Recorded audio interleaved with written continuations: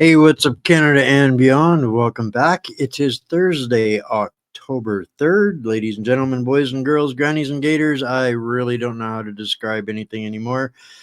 I was talking about this with people that are kind of in the same space several times over the last few weeks. And it's like, how do I keep coming up with some kind of headline that's, at least interesting to continue to describe in different ways the absolute insanity that we're experiencing, not just here in Canada but everywhere. This is an international community already. We've been at this a long time. We've got friends all over the place. By the way, guys, I love it when you chime in from what part of the world that you are watching from. Let us know on one of the platforms. It's there's something going on with the platforms. Uh, I know that you guys are giving lots of love to this platform. You guys are hitting the likes, the thumbs, the hearts, those kinds of things. But we still seem to be having difficulty breaching the censorship. And it's one thing to think that it's just because I'm over the target I'm getting censored. Well, if nobody's seeing it, am I really doing that much good? Or is there something else that I'm missing, or something else that I should be covering? Or is there more that we can do? Hey, Pittsburgh, Pennsylvania. Uh, awesome to see you, South River. Hey, Tom, good to see you on time, Mountain Man. I hope everything's okay there. Where are we? Central Alberta. I see Alameda and not California. Awesome to see you guys. Haven't seen you guys for a little while. But yeah, so just want to make sure that you guys understand that how grateful I am knowing what you guys do, trying to get these shows out there. And you're in turn yourselves getting probably suppressed and shadow banned and lowered in views, because it's our work, our community stuff, that efforts that you guys are uh, trying so hard to get out there. So you guys are all appreciated in all of this. I don't take it for granted. This is something that we've known here for a long time, that we are all in this together. We started together, and this is how we're going to finish. Win, lose, or draw is together. Port strike is over. Well, that's good news, I suppose. Although it didn't really impact me, and I didn't see it turning into anything. There's just too much going on for them to allow that to drag on into anything significant. So tonight's show is going to be a little bit shorter, guys. I'm going to have to pull a plug a little bit early tonight. I know you're all disappointed, right? You don't get enough of my voice, my rantings and ravings and uh, stories and swamp goo and all of that stuff. But I guess I'll just get started with what I've got here. I wanted to. This is a quote that I've been really loving the last little while, and I just wanted to share it with everybody again to kind of set the tone that we are in troubled times indeed, and those who expect to reap the blessings of freedom must, like men, undergo the fatigue of supporting it.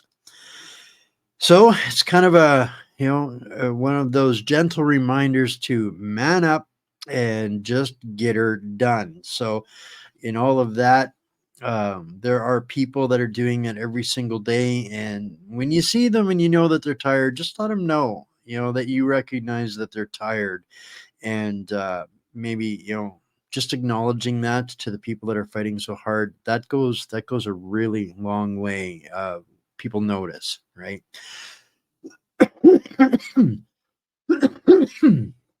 Excuse me, still got a lingering cough from whatever kicked my butt last weekend. So next up, um, that shouldn't be there.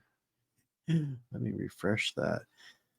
Getting into things here, guys. As always, I want to remind everybody, get plugged into the Substack for free. Um, with in the blatant censorship that we are experiencing, We've got 37,000 followers on Facebook, but 1,000 viewers per stream. So like 5,000 views per week on streams on Facebook when we have 40,000 followers. That is systematically reduced. So we're working very hard bringing our community together elsewhere on other platforms. Substack has been phenomenal, not had any issues, and our community is growing very quickly over on Substack. If you're not familiar with that, I suggest you get there soon, as we're probably not going to be at all available on some of these platforms the further we get into the dark days of election shenanigans and World War III and all of the other gobbledygook that they keep throwing at us. But Substack is the backup place to go. Of course, as always, it's free. If you choose to subscribe there with a paid subscription, that's totally by choice, voluntary, and much greatly appreciated. I think it's $8 a month. You can support us that way, 50 cents a show. You can find that here on our main web page, our home base, headquarters, whatsupcanada.org. From there, the other things that I want to tell you about is, just for a quick second, why this dock workers strike didn't bother me. And I've had some discussions about this the last couple of days too, in that if it's made in Canada or North America, it doesn't have to come in through ports. And we've lost the understanding of the value of what North American made is really about. So at this point, without even actually realizing it, I replaced most of my product consumption a year ago and now. And at that time, I was motivated by not being able to get into stores because of, yeah, safety measures for your safety. Remember that? Well, that was kind of what prompted me to look into this. And now I am so drastically reminded that there is no supply chain interruptions in North American or Canadian made, regardless of it being better value for the dollar spent. So this is why we partnered up with Patriot Switch in the first place. So I just wanted to kind of remind folks of that a little bit as to why we're their partner. And now we're going to get into some of the funner stuff. Funner, right? How Canadian is that? Funner. If you're not following me on X, you should be, right? How many throw a thumb or something into the comments, guys? Let me know. I know that there's 31 folks watching on X right now. But if you're on one of the other platforms, let me know if you have an X account, because I'm going to put a link up to the show, the space that's going to be going on right after this show, as to why we're cutting it short a little bit. So we're going to be a guest with Big Dragon Energy and a star-studded lineup. Vince Gersey, a whole bunch of other folks are going to be in there for this X event. If you're not familiar with X, this is kind of like a dial-in radio show, pretty much. There's no video feeds, but we get to interact in a town square fashion, and some of these have been absolutely monstrous for making change and bringing people together. So I encourage folks, and I'll put the link into the chat to this so that you guys can find it, and I'll put it up. And I think it's going to be recorded, Little Farmer. If it is, I'll see if I can get that afterwards. But X has been a phenomenal place for us to be heard lately. I don't know, maybe somebody can tell me, if you don't have an account on X, maybe you can still open it up and listen. Maybe somebody can let me know. Facebook doesn't like me sharing that link. Sorry, guys. Interesting. Tells me an error occurred. Try again. All right. Well, I will try again. I don't necessarily believe anything Facebook tells me, but it's also in the chat, pinned to the top of the chat on Rumble. See, there's some folks on X. I'll throw the link in over there, and I think I've got it everywhere else out there. This is exciting because what this is this group coming together with people of influence that are taking on this abomination that's in the Senate, Bill C-293. This is the existential threat to everything that we hold dear in Canada. If you're in the US, uh, there is no way that I can overstate how diabolical and evil this bill is. If this bill passes, you guys are going to have a very different neighbor to the north. So I hope that some more of our neighbors down south get wind of this and start to use the levers of their opportunity to bring awareness to this and say, nah, no, sorry, guys, this one you guys don't get to pull over on us, right? So we're gonna get into some of the what my headline was about today. I debated bringing up some, how shall I say, graphic images and video, that kind of stuff.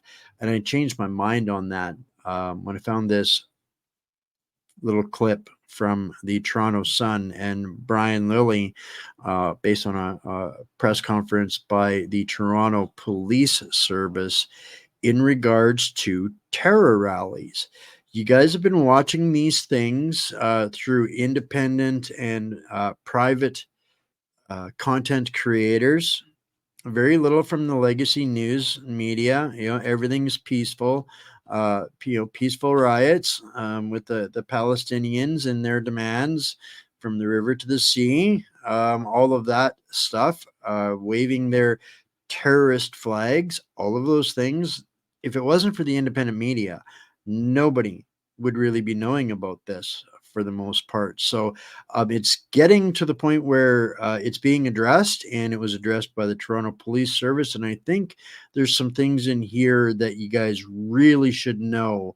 And I'll try not to interrupt unless we get to a couple of the really juicy parts we need to think on it for a second. Our officers will not hesitate to enforce the law and make arrests for warranted. At least he started off with a funny. Chief, your leadership of TPS and TPS has faced a lot of criticism over how the protests have been handled. I think to the officers and the top protesters on the bridge. Remember that? Prime Minister. So, given the track record, why should people feel confident that things will be better? As the protesters are clearly saying for a big celebration of the 1 year. I appreciate your perspective, Brian. But I will tell you that we've repeatedly talked. So Brian's concerned about an escalation with the anniversary of October 7th coming up. We brought this up and talked about that a little bit last night as well. And Mr. Officer, you see him peacock his chest out there and dismiss Brian for his opinion about the entire context of what we're dealing with. And I think it's important to reflect on the fact that our members have risen to the challenge our city has faced day in and day out, to over 1,500 events. And while 1,500 events.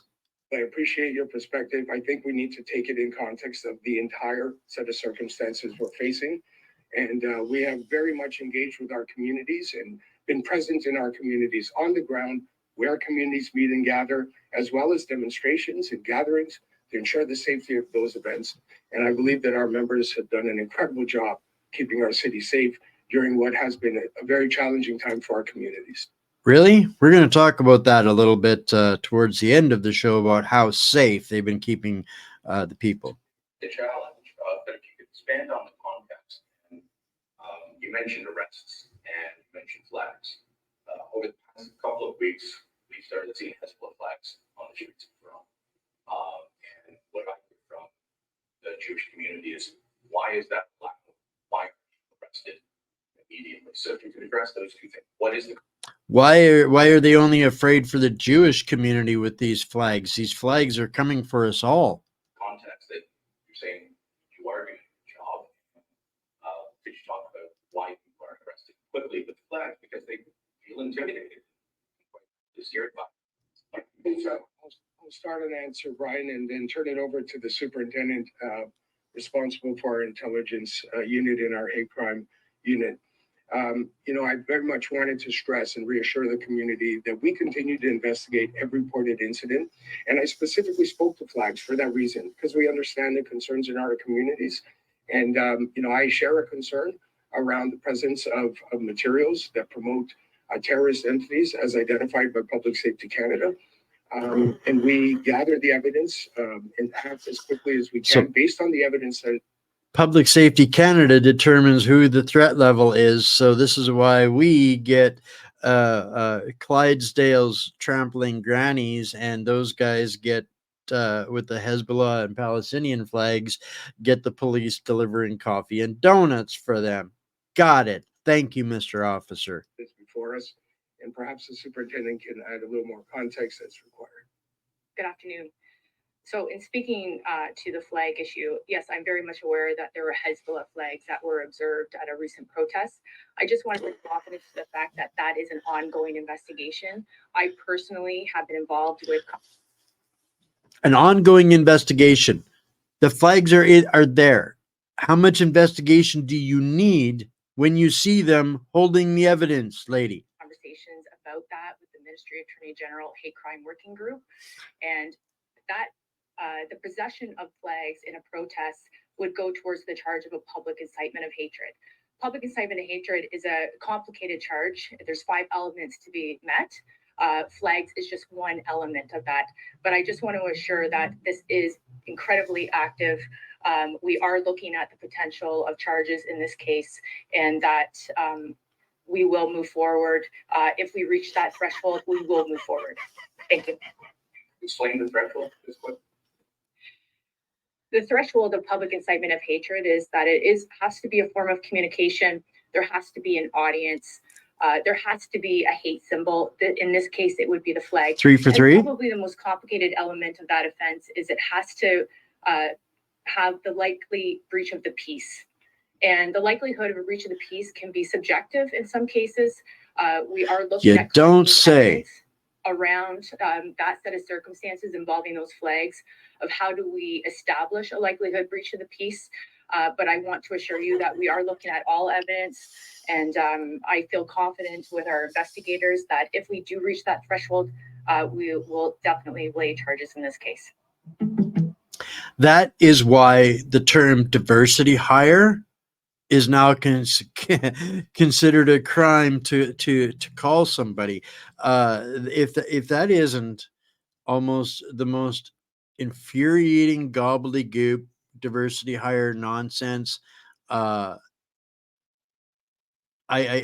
just don't know how to describe it. The pompous preening, Mr. Puffing his chest out, dismissing legitimate questions. And I'm becoming a little bit finicky about Brian. I like to pay attention to his stuff because as far as for the establishment media, he's the only one that even seems to ever catch a sniff of anything interesting or has the guts to ask anything interesting even. But I understand fully who he works for, and it's these kinds of things that really starts to grate on me here now, why it's only the protection of the Jewish people from this testosterone overloaded invasion that we've got going on here in Canada, right? So what do we got up next here? Another quote, tonight's quote night, I guess, from Marie Le Pen. And I think that this is important to just tuck in the back of your minds and remember, because we talk about this often, and this has made it to the top of the political spectrum is now identifying and replacing the globalist meat muppets right? Canada's political system hasn't caught on to this yet. We're still, playing with Meat Muppet globalist police impersonators. But Marie Le Pen says the divide is no longer between the left and right, but between patriots and globalists. And that is the most accurate statement I have heard any politician say in some time, at least from Europe, the EU. And for those that aren't really aware who she is like the female version of the Donald Trump in France. And she is fixing poised, should probably be the leader of France already, but due to this same globalist cabal that's been that has Canada captured, they also have France captured, and she's clawing her way to the top of the swamp there. And this one hurts. This one hurts, guys. I haven't been able to cover the devastation in the States. I went down and I've seen the damage with my own eyes. I lived it when I flew into the last flight going into Orlando the day that Hurricane Irma hit Florida, and I spent the next couple of months there in Florida, seeing, helping, living through that. It was devastating. So the difference being here now, why this one crushes me so much is this post right here. Feds say there's no money left to respond to hurricanes after FEMA spent $640 million on migrants. So this Democratic Party of swamp zombies working for the World Economic Forum Fourth Reich drained the piggy banks so desperately that actual Americans cannot get the help that they need, and they're dying, and more will die. This is going to be absolutely devastating. People remember what happened in Louisiana. This is going to be even worse. I don't know how many billions Ukraine just got from Joe, but no, Americans are asking more than they have to give. That kind of sound a little bit familiar. That's the line Trudeau uses for Canadian veterans. So they've this is should be taken as a dire warning. Up here in Canada, we have some extreme adverse weather conditions, and we've seen the same things happen here in Canada, where uh, the wealth of Canada has been absolutely stripped, and the first time there's a problem, there is nothing left for us. And I think this is it's dangerous times we're heading into, knowing some of the things that we cover on a day-to-day basis here. So I'm happy to see Americans coming together down there. I know the Trump team is doing everything that they can, while the Biden team is doing everything they can to get in the way. So this is a quick little clip from Blender News. Canada and the West need to stop trading freedom for safety. The government has never cared about you, and it never will. What percentage of politicians are psychopaths? This is a brilliant little 1 minute and 14 seconds. Y'all need to hear that after we just talked about what we just did. So the longer we trust the government to be our caretaker, the quicker we march towards our own demise. The Western world's blind faith in the state has led to a they'll spend it all on migration. Dangerous delusion that our governments are of the people, by the people, and for the people, but they never have been and they never will be. Machiavelli, the famed philosopher of power, understood it well. Political control thrives on deceit, manipulation, and a willingness to sacrifice morality for self-preservation. We don't live in a democracy, we live in a managed democracy where data, surveillance, and media are weaponized by the state to shape public perception, manufacture consent, and create the illusion of choice. Psychologist Andrew Lobachowski, who lived under Soviet totalitarianism, saw it clearly. Power doesn't just corrupt, it attracts the worst among us. Psychopaths driven by a lust for control. These 100% mask their tyranny as compassion, always claiming to champion the unfairly disaffected. But power, especially in government, is always abused. The more we surrender to the state, the less we have to protect ourselves from its predatory nature. Government doesn't care for you, it cares for itself. feeding off your trust while selling you safety at the expense of your freedom. Nailed it. 100% nailed it. And what we're seeing here happening now with all of these crises is the forced dependency on the state, perpetuating the problem. These evil psychopaths are cornering us so that that's the only option left out. And when we think about their plans, with a digital ID, digital currency, digital economy, what happens when the power goes out again, folks? Remember that? What happens when the ships can't come in again, folks? Remember that? Right? This is just absolutely absurd. Thank you, Lisa, for noticing. Yes, I did get my ears lowered, as a matter of fact. My, my Tucker Carlson do is getting a little wild and woolly.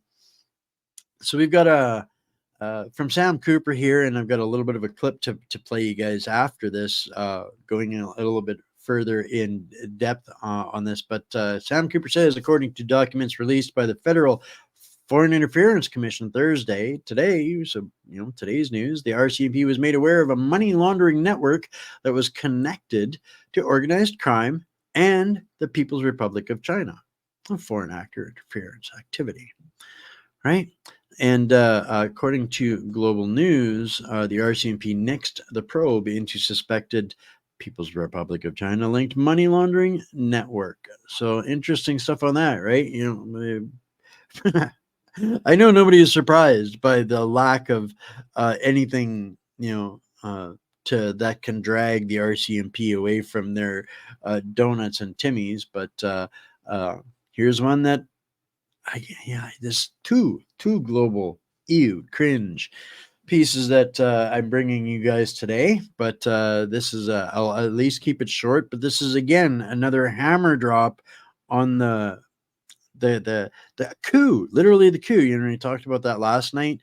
How this by definition is a coup of Canada. Here we go. Two more pieces of evidence for the pile. Well, in the first case, Carolyn, CISA says a former Canadian politician tried to influence the work of Canada's Parliament on behalf of a foreign government. But in the documents put on the public record by this inquiry, much detail is missing. The politician is not identified. It is not clear if it's an MP or a senator. The foreign government is not identified. And there's no indication when this took place. Good morning, Commissioner, witnesses. CISA's officials say they have to protect those secrets for national security.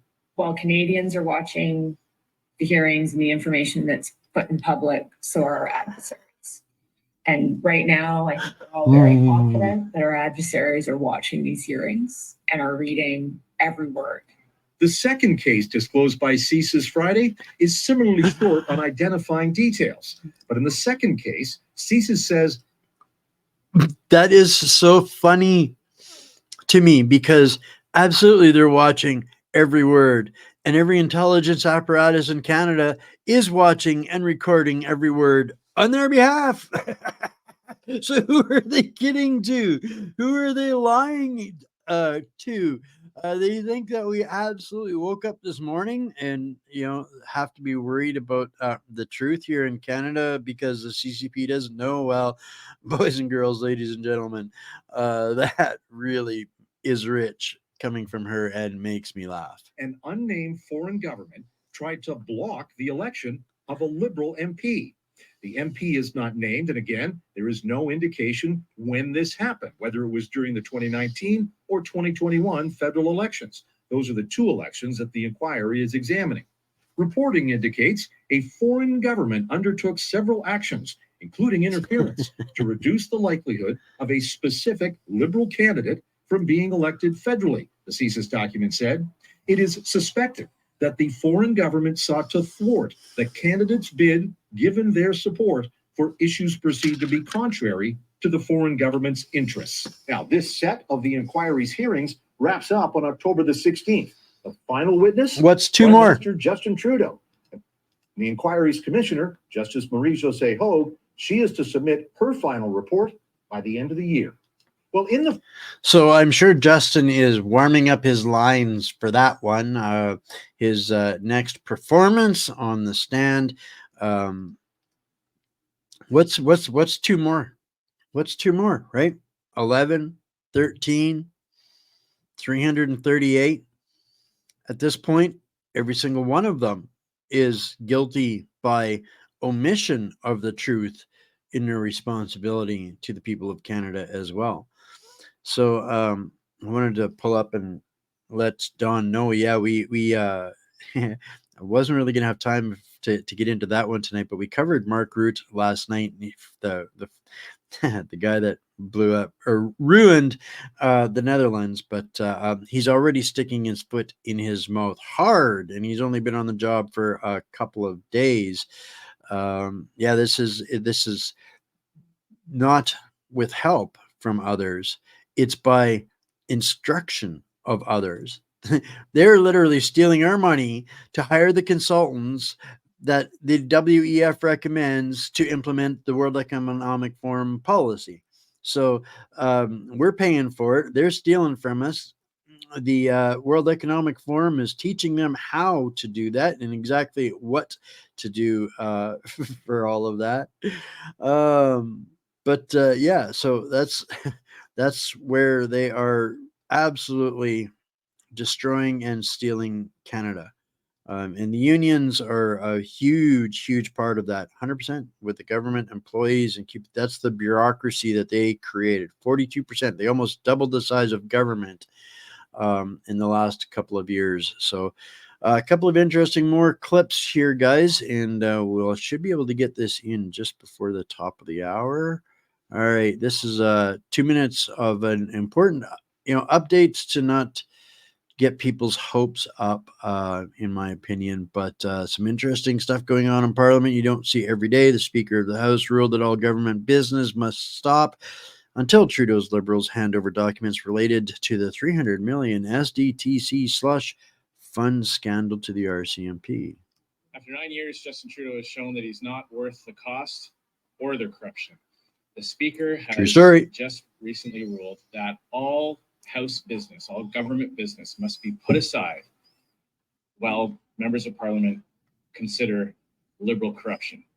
First, we had the case of the Green Slush Fund, the SDTC fund, where the Auditor General found over $330 million funneled to Liberal insiders' own businesses. She found massive conflicts of interest. Basically, these Liberal appointed board members who made the decision as to which companies got money, taxpayers' money, from this fund, were funneling that money to their own businesses or to the businesses of their close friends. So the Auditor General has blown the whistle on that, yet the government refuses to hand over the documents to the RCMP. The House of Commons passed a production order demanding that all documents, all information that the Auditor General uncovered, plus any documents that might exist in any government department related to this scandal, be handed over to the RCMP. The government is refusing, and as a result, the House will be seized with this corruption matter until they hand over the documents. And then we have the case of the other Randy, where a senior Trudeau minister. The crime is so good, they're cloning each other. The cabinet table will also involve my other brother Randy. Affairs. His business partner was summoned before committee and refused to disclose all the information, refused to name who the other Randy is, refused to hand over all the documents and answer the questions that were put to him. And as a result, the House is seized with that motion as well. So what we're saying today is that the government will not be able to, the House will be staying on these corruption matters until the Liberals hand over all the documents to the RCMP. So I wanted to talk about this for just a second here. Sorry, guys, and kind of how did they get Ferguson to flip? I don't think he did. I think this is basically lip service. They're all going to get a 2-week holiday. Nothing will pass in the House. Trudeau will get us to forget about what he wants to get to forget about. We'll march on behind the scenes. They will not provide the information like they did last time. They'll be held in contempt. And what is that contempt? $500 fine, I think it was. So I don't think that it's anything that. I think this is just more theatrics. So I don't know if there's actual a flip, but more of more theatrics. And yeah, good point, Don. Even if they do hand over the documents, anytime they do, they are extremely redacted. The block is what's going to make things more interesting, and I'm going to take a little bit more time with that early next week and tell you guys, a little bit. We'll revisit some things that we've covered in the past. Remember, about a month ago, maybe 2 months ago, I reminded folks, or I brought it up here, that this was the bloc was going to use this collapse of the Liberal NDP charade as an opportunity to push for separation. And I'm standing on that. Everything I've said, they've been doing exactly as I expected they would along the way. And there's it's when I was talking about that, I didn't want Canadians to get blindsided. So I'm glad you guys here got an inside track on that and are or yeah, they have immunity. That's my thought too. Major distraction, giving Skippy more time to think of something else to screw us all. Yeah, they're right now they're bailing, trying to earn back brownie points because they know that there's going to be an election, and they're trying to bribe enough people and enough unions to at least provide the plausibility to make it look like, well, maybe he did win legitimately, when they actually, in fact, will go and steal it again. I do hope this destroys the Liberal government. It rightfully should. Right now, though, we're going to cover a little bit more of why we're not going to see the election we want right away. Everything's inverted. Everything's upside down. Right, exactly. The bloc is playing political chess, and the power, exactly. They are robbing the Titanic when the security and the crew is passed out drunk, right? So, boy, lots of comments. Awesome stuff, guys. I just want to kind of scroll through some of this. He would have lost his job if he didn't do it. Pretty much getting to that point. Yep. That's why, it's all part of the theater. We've seen this before. Same people, same players. Nothing happens. Nothing changes. I 100% agree. The RCMP needs to start getting called out.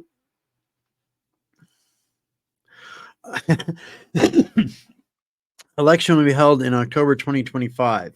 Now, the reason, I don't know if you guys have heard this yet. I haven't got the clip or the soundbite or the actual quote yet, but apparently Trudeau needs to hang on so that he can finish the book and be the prime minister that the prime minister elect that his son gets to vote for. His son is almost 18, so he's got to hang on long enough so that his son can vote for him. Like, it's just sorry. It just makes me gag. CSIS is a neutered toy in the hands of our corrupt, captured government, right? Yes, thank you, Wanna Keeper. Those thumbs up absolutely matter, especially on Rumble. Rumble is all about how many comments you get and how many thumbs up you get. That is really what drives the algorithms on Rumble. There's very little place you could share to on Rumble, but to get shared within Rumble, that's what makes it drives the bus there. So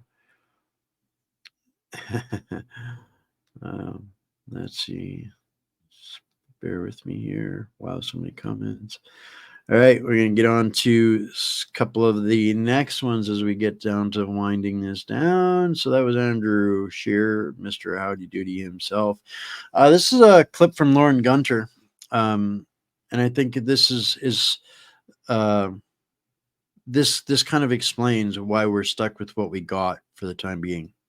You keep hearing talk about why the NDP won't pull the plug on the Liberals. and force an election.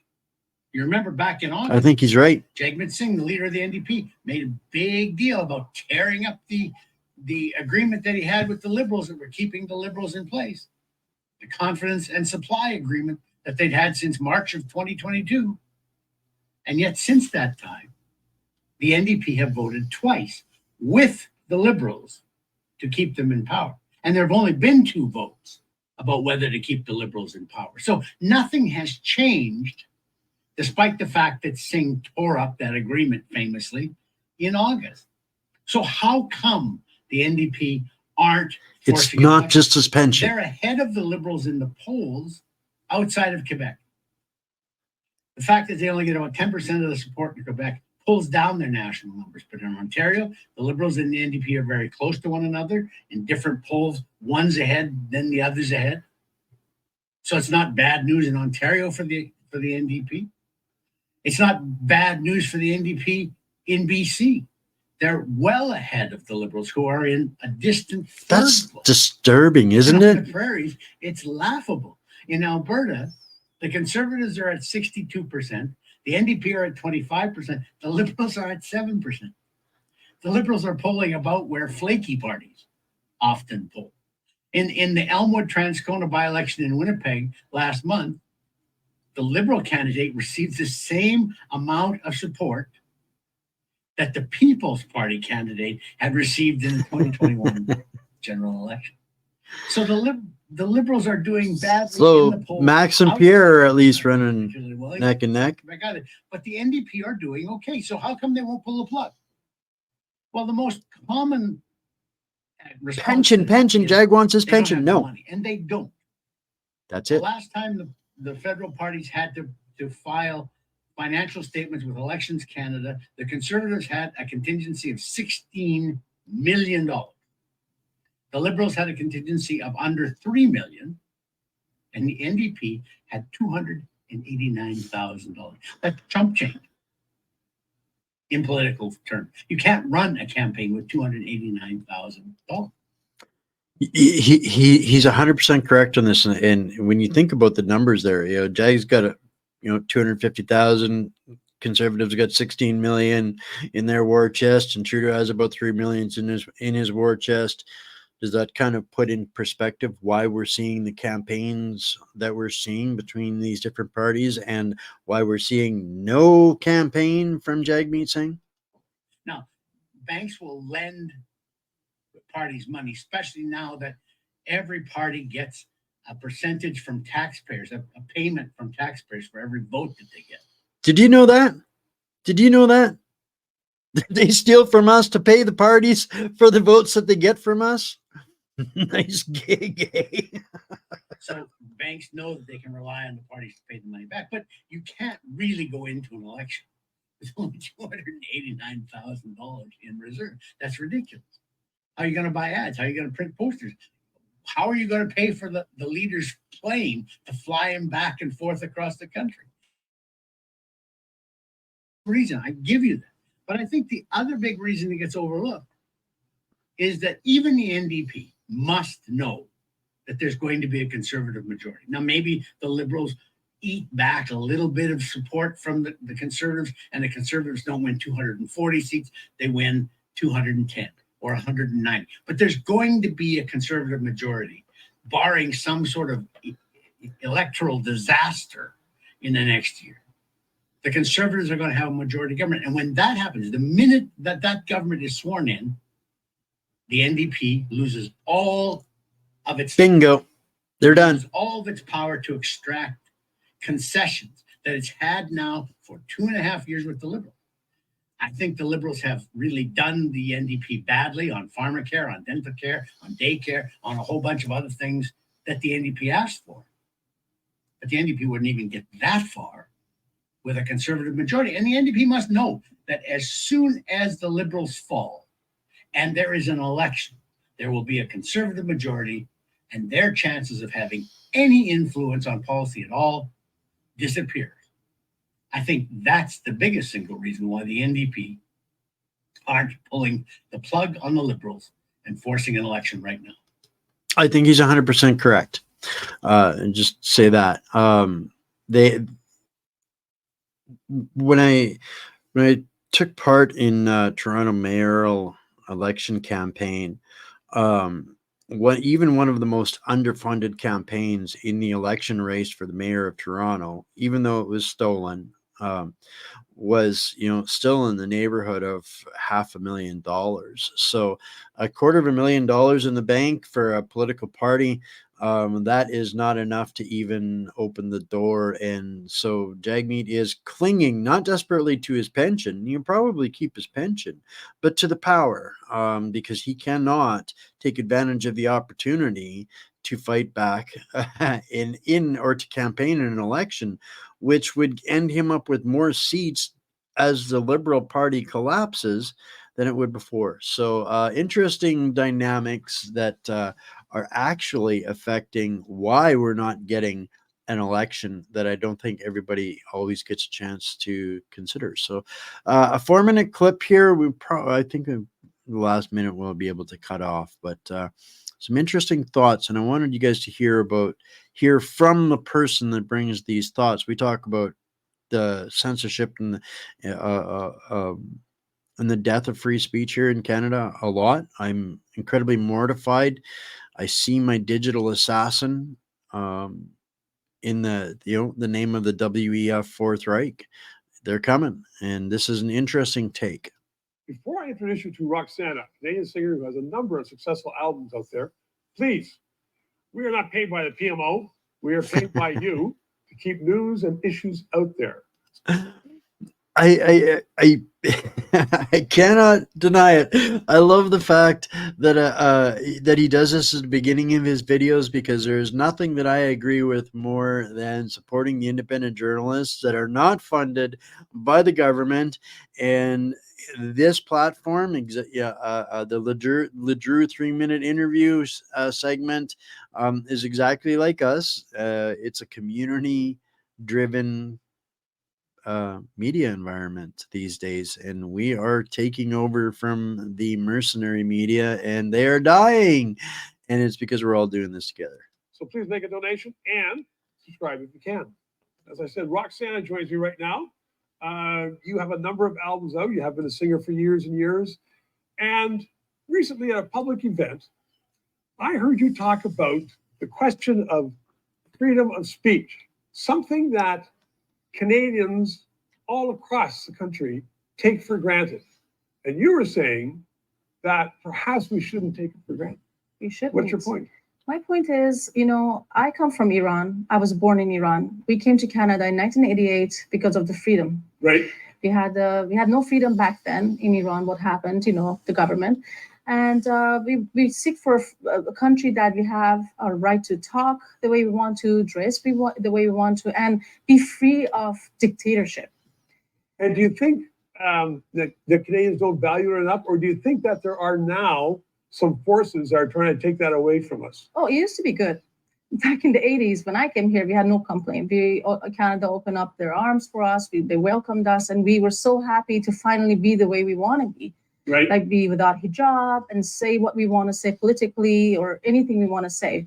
Right. But I find during the past few years, I wouldn't say even 10 years, less than 10 years ago, things are changing. How? Because I believe that people are coming. I mean, who am I to say? Many people may say something bad about what I'm going to say, but say it. I mean, everybody comes here from different countries, and they bring their cultures and religion and their beliefs, and they want us to accept it. They want us to not only they want it, they force you to. And God forbid if you say something against their religion or culture or the way they are, they call you homophobic, sexist, racist, something phobic, you name it. They label you and they prosecute you. You'll be lucky if they just call you names. But then recently, I heard people in Europe even are suffering with that. They go to jail. They're being prosecuted because where's the freedom of speech here?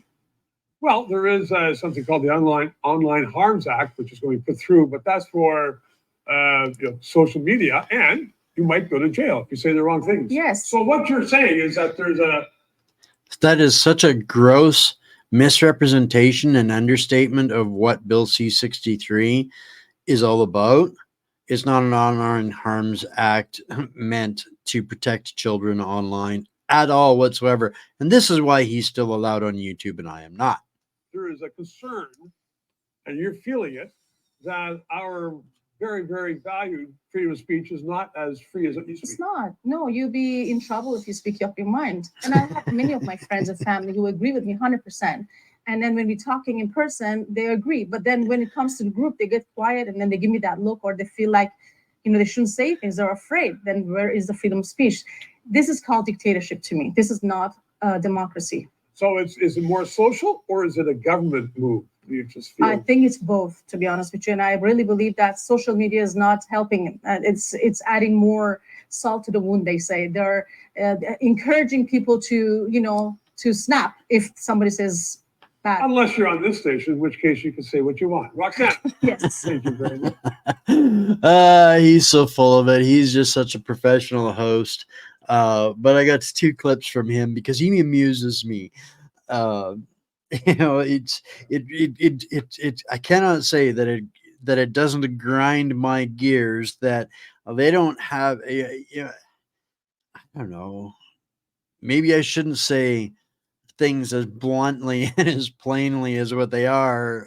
But then I don't think, it's like that. It doesn't come through. It doesn't come across as genuine. Her statements do, his do not. He's, setting up her to take the heat with the response, and he's really not taking any risk in that. But, power to him. He's trying the best he can to stay on YouTube and bring up relevant subjects, whereas I give 2 shits about YouTube or any of the social media platforms because I'm banking on you guys will track me down and find me because I will not be silenced and shut up.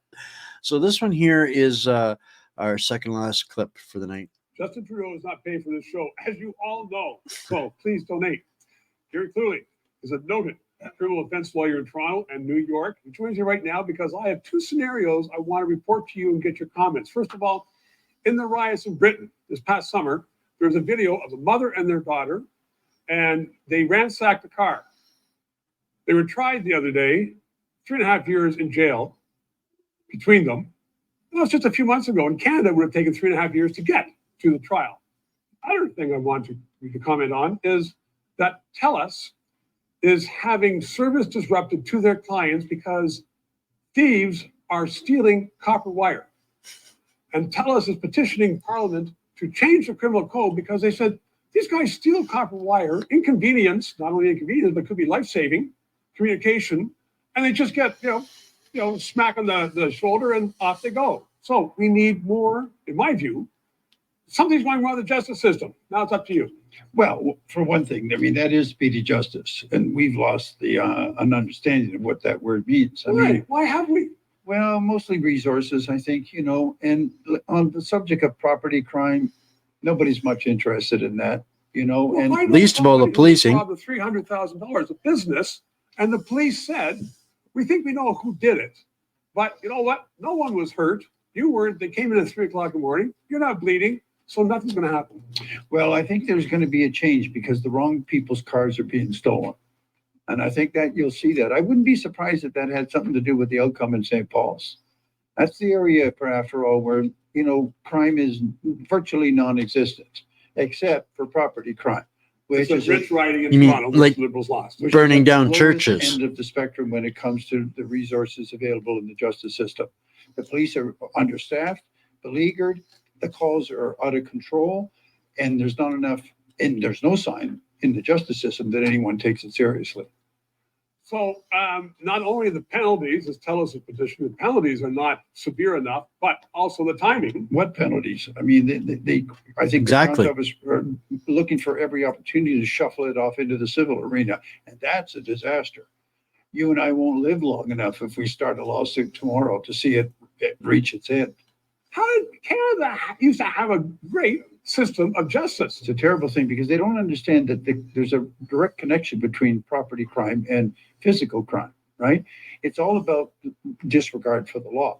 So look at the car theft, for example. It's one thing to have your car broken into the driveway, but when nobody does anything about it, breaking into someone's home to get the keys follows like night on day. Well, I just think that I'm glad you're here to talk about that. And I think that it's crazy, but people are actually getting their own police forces now. I know in Well, some they are. areas. They are. It'll be like Manhattan in the 80s and 70s. Those little phone booths in the corner that had a security guard in them. How far behind can we be? Very clearly. Thanks very much. Not that far behind. It was just this week where a person had just installed a new wall, gates, security, and still got killed by 3 home invaders that came in and took over his house. So this is the last clip tonight, and then I'm going to go through a couple of scroll back through some of the comments. There was some there that I hope I didn't let get too far away, but I'd like to address. But this is an interesting clip from Clinton Jaws, who I only actually just discovered today. But this is a great clip. Clinton Jaws, please subscribe. It's the only thing I care about. Today, question period. A powerful moment. You got to watch what Polyev says, and then you got to watch I agree. What the response is. Something bad happened to a Toronto police officer. But I'm even more concerned that he does understand and the charter rights of Canadians are not important to him. Nazi princess. The honorable leader of the opposition. It should be no surprise that Liberals believe that white-collar criminals can hand over $400 million to their own companies, because we see the case of the dirtbag Tibor Organo, who shot a police officer in the stomach yesterday while he was out on bail after having been arrested for 24 offenses he committed while he was out on probation. So let's get this straight. He's out on probation for many crimes. He gets arrested for violating probation, so he gets released on bail and shoots a police officer. Yeah. When will this government finally accept that their hug-a-thug, catch-and-release system is putting our people at risk? It's coming. The honorable leader of the 24 crimes. I think it was 22 that this guy was had committed before he shot the cop. government of the House of Commons. Thank you, Mr. Speaker. Mr. Speaker, our hearts go out to the police officer. Sure they do. No police officer should be hurt in the line Of course not. duty. But Mr. Speaker, what is extremely concerning is what the leader of the opposition is doing in this House today, What? where he is trampling the charter rights of Canadians. Whether it is in this House, whether it is outside, Canadians need to be extremely alarmed about the fact that when it comes to their rights, his first instinct is to trample over them. Who is the worst diversity politician in Canada? Maybe I'll run a poll on that somewhere. He's the only one talking about this, guys. He's a powerful voice. The honorable leader of the opposition. I think you have a charter right to get released after 24 offenses while you're already on probation and shoot a police officer in the stomach. I'm more worried about the charter rights of the police officer who's recovering from the gunshot.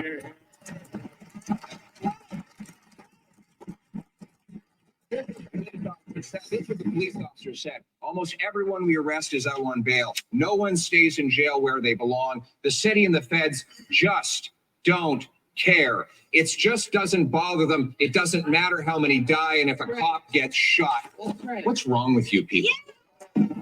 That's what I'm talking about. That is the most honest, genuine, heartfelt few sentences I think I've ever heard Pierre say, and what everybody should be asking of every damn liberal and every clone trooper and every cookie cutter globalist cardboard cutout. What is wrong with you people?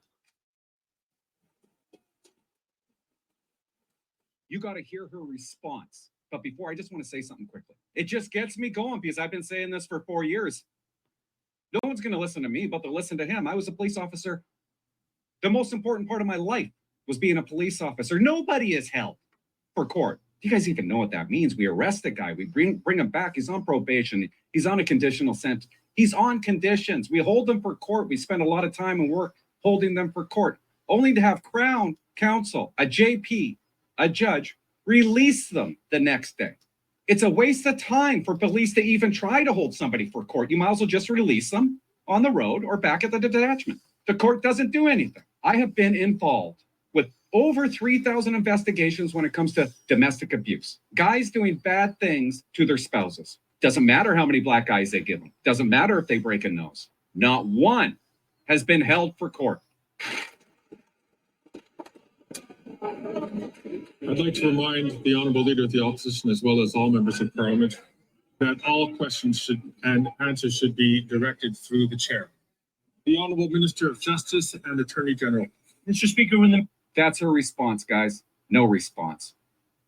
Let's listen to what this dipstick has to say quickly. in terms of decisions that are made about bail, these are important considerations. Not us. Considerations where we've made amendments to the bail regime. What happens after amendments are made at the federal parliament? Well, they listen to you. The ball turns over to the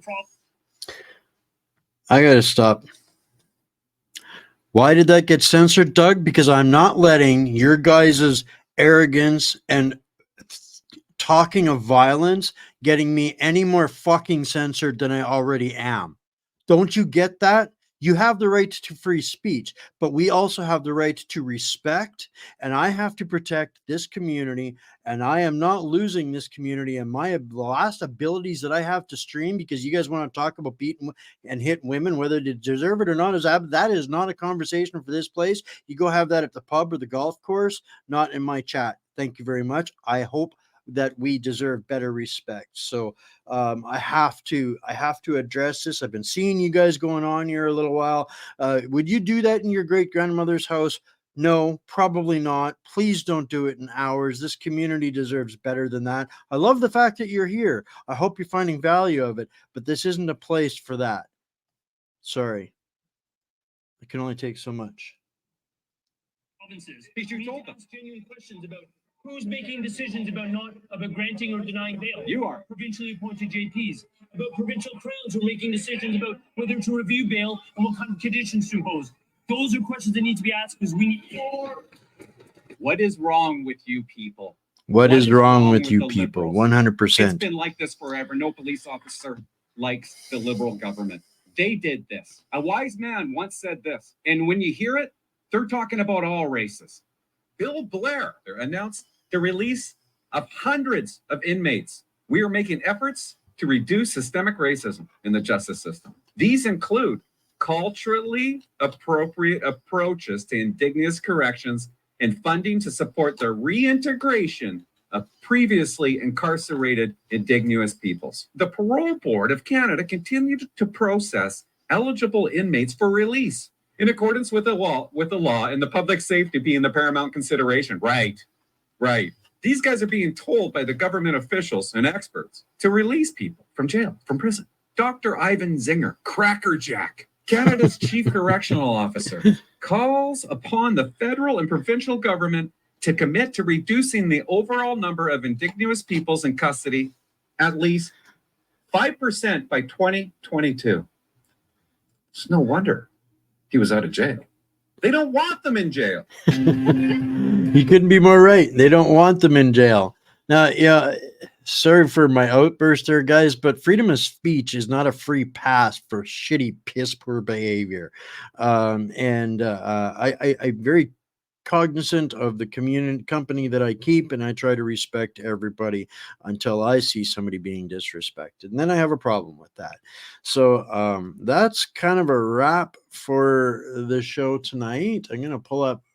They're probably already started over here on this. Yeah, I think they were starting at 7:30. Let's see. Maybe I can pop this up and play this for everybody live.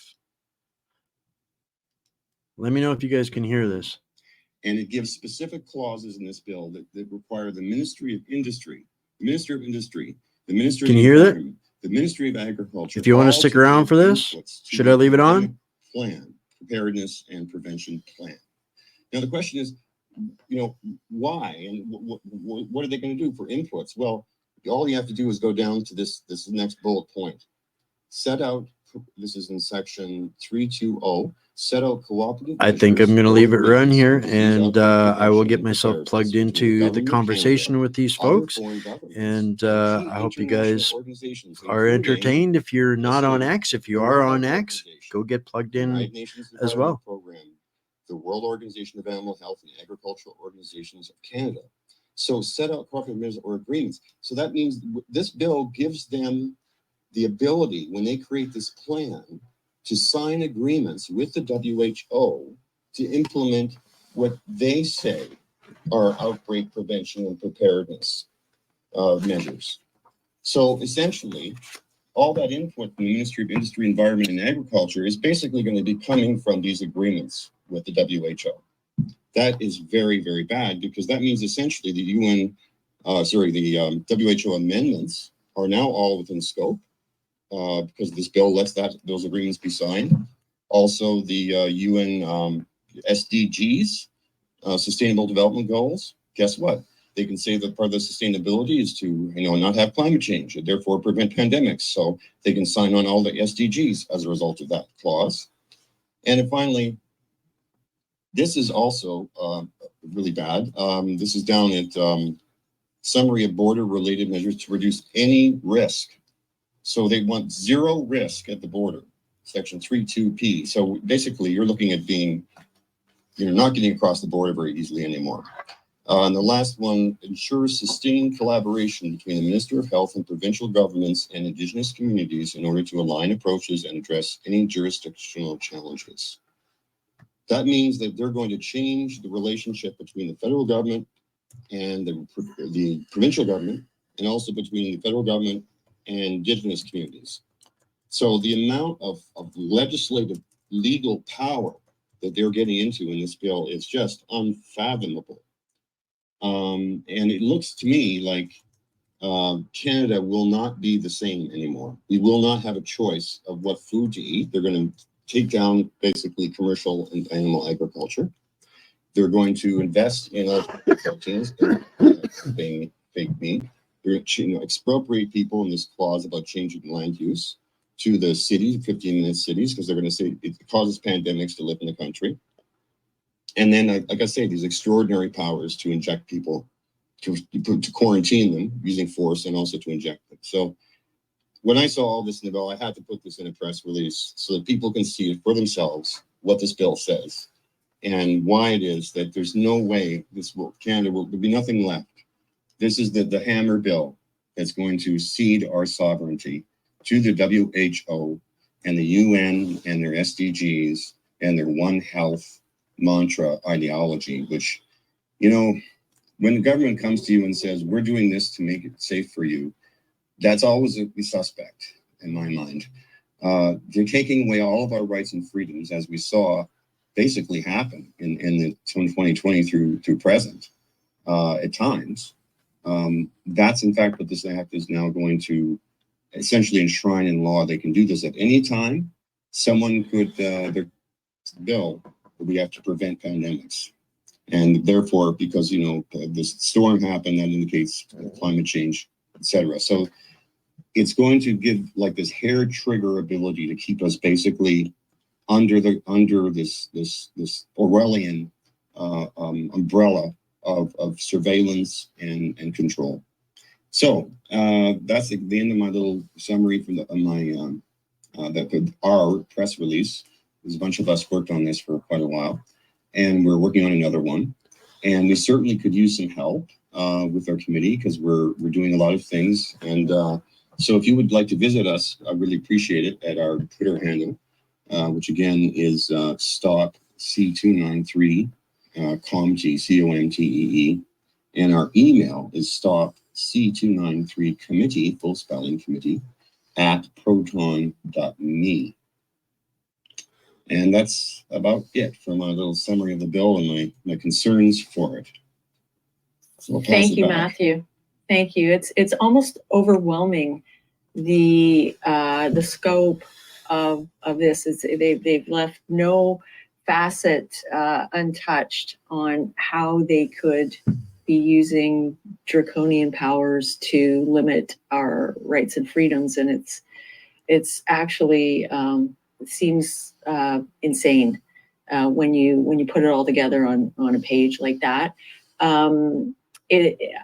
Now I'd like to actually welcome Wayne Peters to our room here, and Wayne, you are the host of What's Up Canada. I understand that's a daily show that you have going on. It can be seen on your website, whatsupcanada.org, And I also believe that it streams on YouTube and Rumble. And I hope I got that correct. But thank you, Wayne. Thanks for joining us. Oh, thanks for having me. YouTube is pretty much out. Anybody that actually tells the truth is no longer welcome on that platform. But yeah, we no kidding.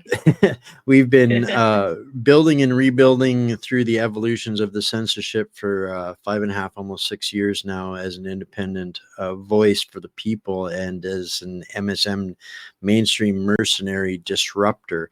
And when it comes to this particular bill, I think that this is as close to an all hands on deck moment that our country is ever going to experience if we do not want to see the absolute end of everything that we hold dear and everything that we need to live and prosper and thrive in this amazing country that we have is absolutely going to be stripped from us through not just the passing of this bill, but the bureaucracy and the implementation of all of the machinations that are included in this. This is like such a giant, overwhelming, thumbs up to every globalist enforcement agency and NGO, nonprofit, unelected entity to have their way with whatever they deem as a threat in the moment.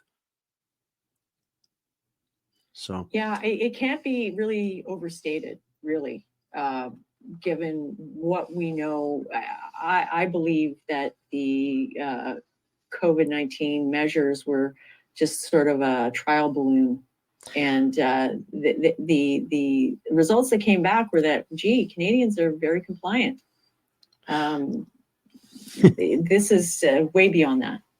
I think that one of the things that we are perhaps under aware of is the level of trauma and abuse that our entire, not just our nation, but every nation that's been subjected to these far away unelected policies that are being foisted upon us through these bilateral non-binding international agreements. It's really had such an impact.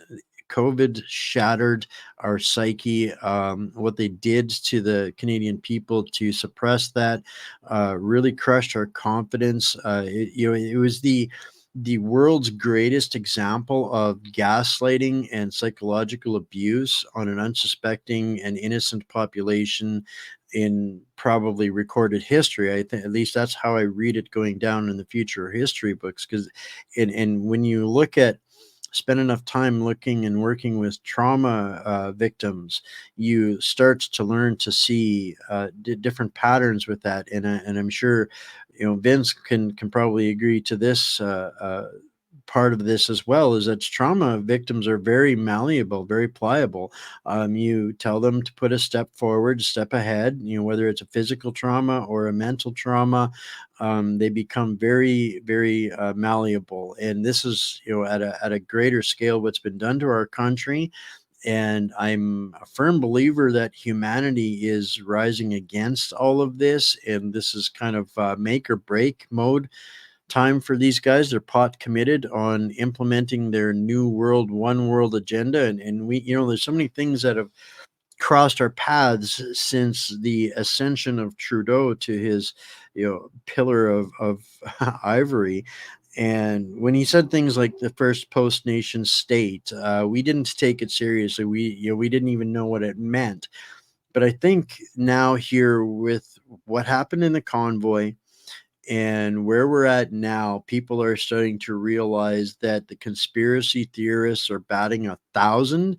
And if they want to survive, they need to make friends with one really, really quickly.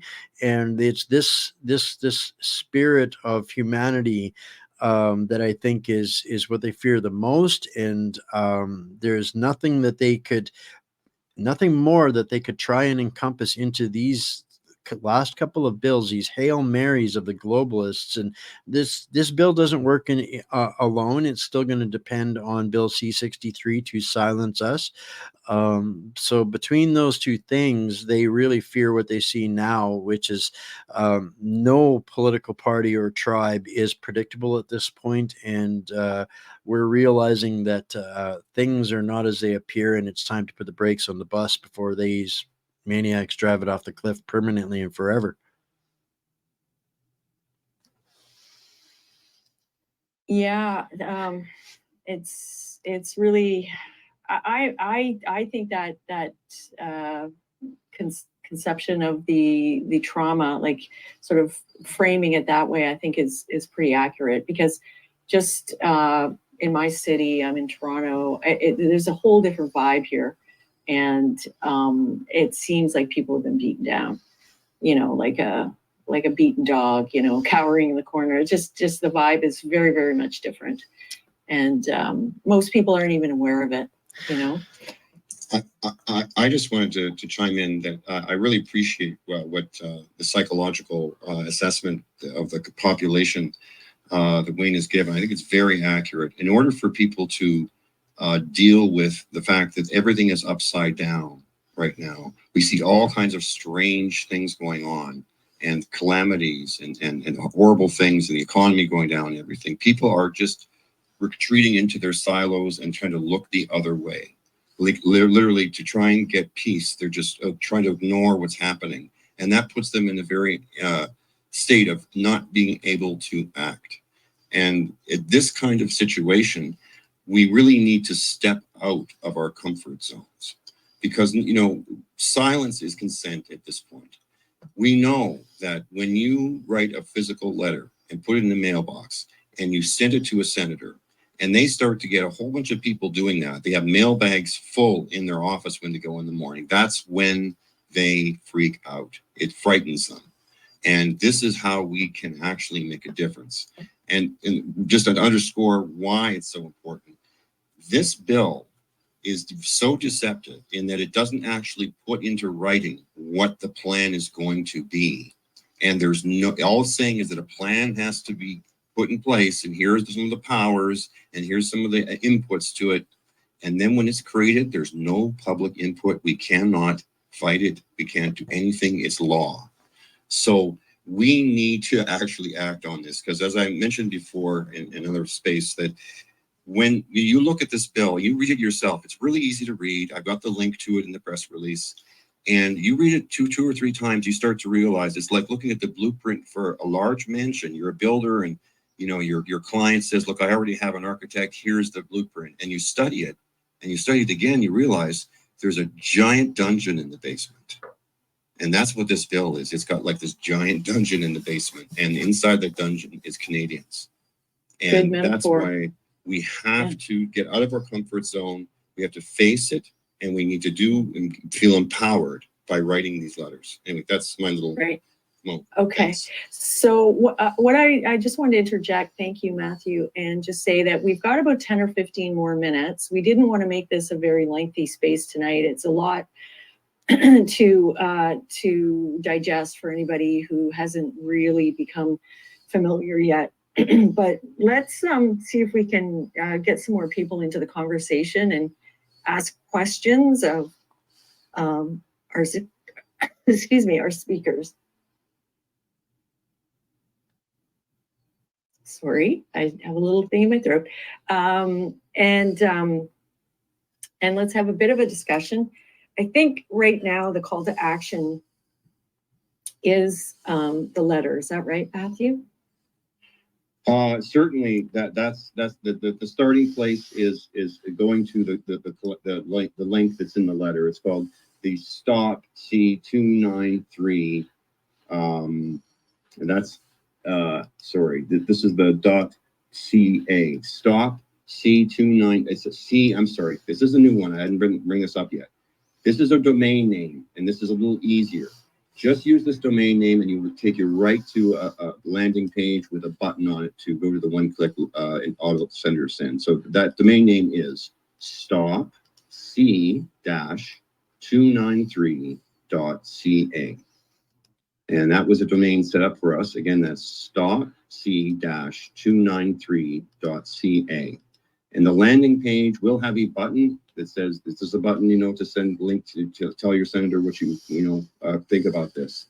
Click that link. It goes to a very professionally done site with a form that captures your information, because this is going to a senator. You have to identify who you are and your address and your postal code, and then it will send it. If you're in Ontario or Quebec, it's sending it to every senator for Ontario or every senator from Quebec if you're from there.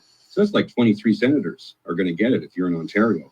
So it generates a lot of input, but again, it's critical since it's an editable letter. Please go in and put a sentence or two at the top saying, hi, I'm really concerned about this because I have my children and I want them to have a future. And I don't want to have, have to move into, the city, and I don't want to have to be at risk of being forced to be quarantined. I don't want to have to stop eating meat and not be able to feed my children the way I think they should be fed. Put in something personal at the top of the letter and it will have 10 times the impact. And for those of you who are real gung-ho and really want to make a difference, send a physical letter in the mail, Canada Post, to your senators. Thank you. I understand. Thanks, Matthew. I understand that, the physical letters, apparently they do take them more seriously than an email or a form letter. And for people who have time to do that, that would be awesome. I also want to let everybody know, again, please follow Stop C293 COMTE, C-O-M-T-E. If you go down to the purple pill, you'll see that is where that press release is, and that was posted by the Stop C293 committee account. And if you go to their profile, you will see that they have their information. It's actually on the tweet too. That's very good. Okay, it's right on the tweet. So all you have to do is just go down to the purple pill and you'll see the comment itself. It has the tinyurl.com/stopc293. And that is the link to the form letter. It also has the URL for the website itself, stopc-293.ca. So please, everybody, if you could do that. This is just a really easy call to action to do this. It's not going to take you that long to do, but it's going to make such a big difference.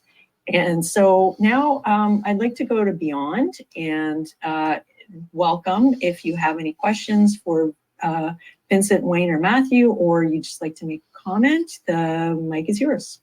I just wanted to talk about myself for a little while. Is that okay?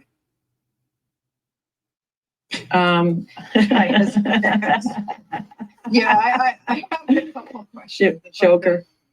Yeah, go right ahead. Is your name Mimi? No. Anyway, we also had Dominique was asking for a mic and then she dropped down. So Dominique, if you're here and you want a mic, go ahead. But let's go with Beyond first. Okay, so the first question is for Vincent. Vincent, in regards to the request for this documentation to be handed over, which has caused the fuss right now, if the Liberals hand those documents over, are they visible to the Parliament or would they only be visible to the RCMP?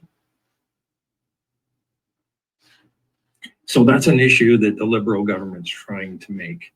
They're trying to suggest that they're going to hand the documents over to the RCMP, but in fact, the way the policy is written within the legislature, that it has to be handed over to the House for all of the MLAs to see.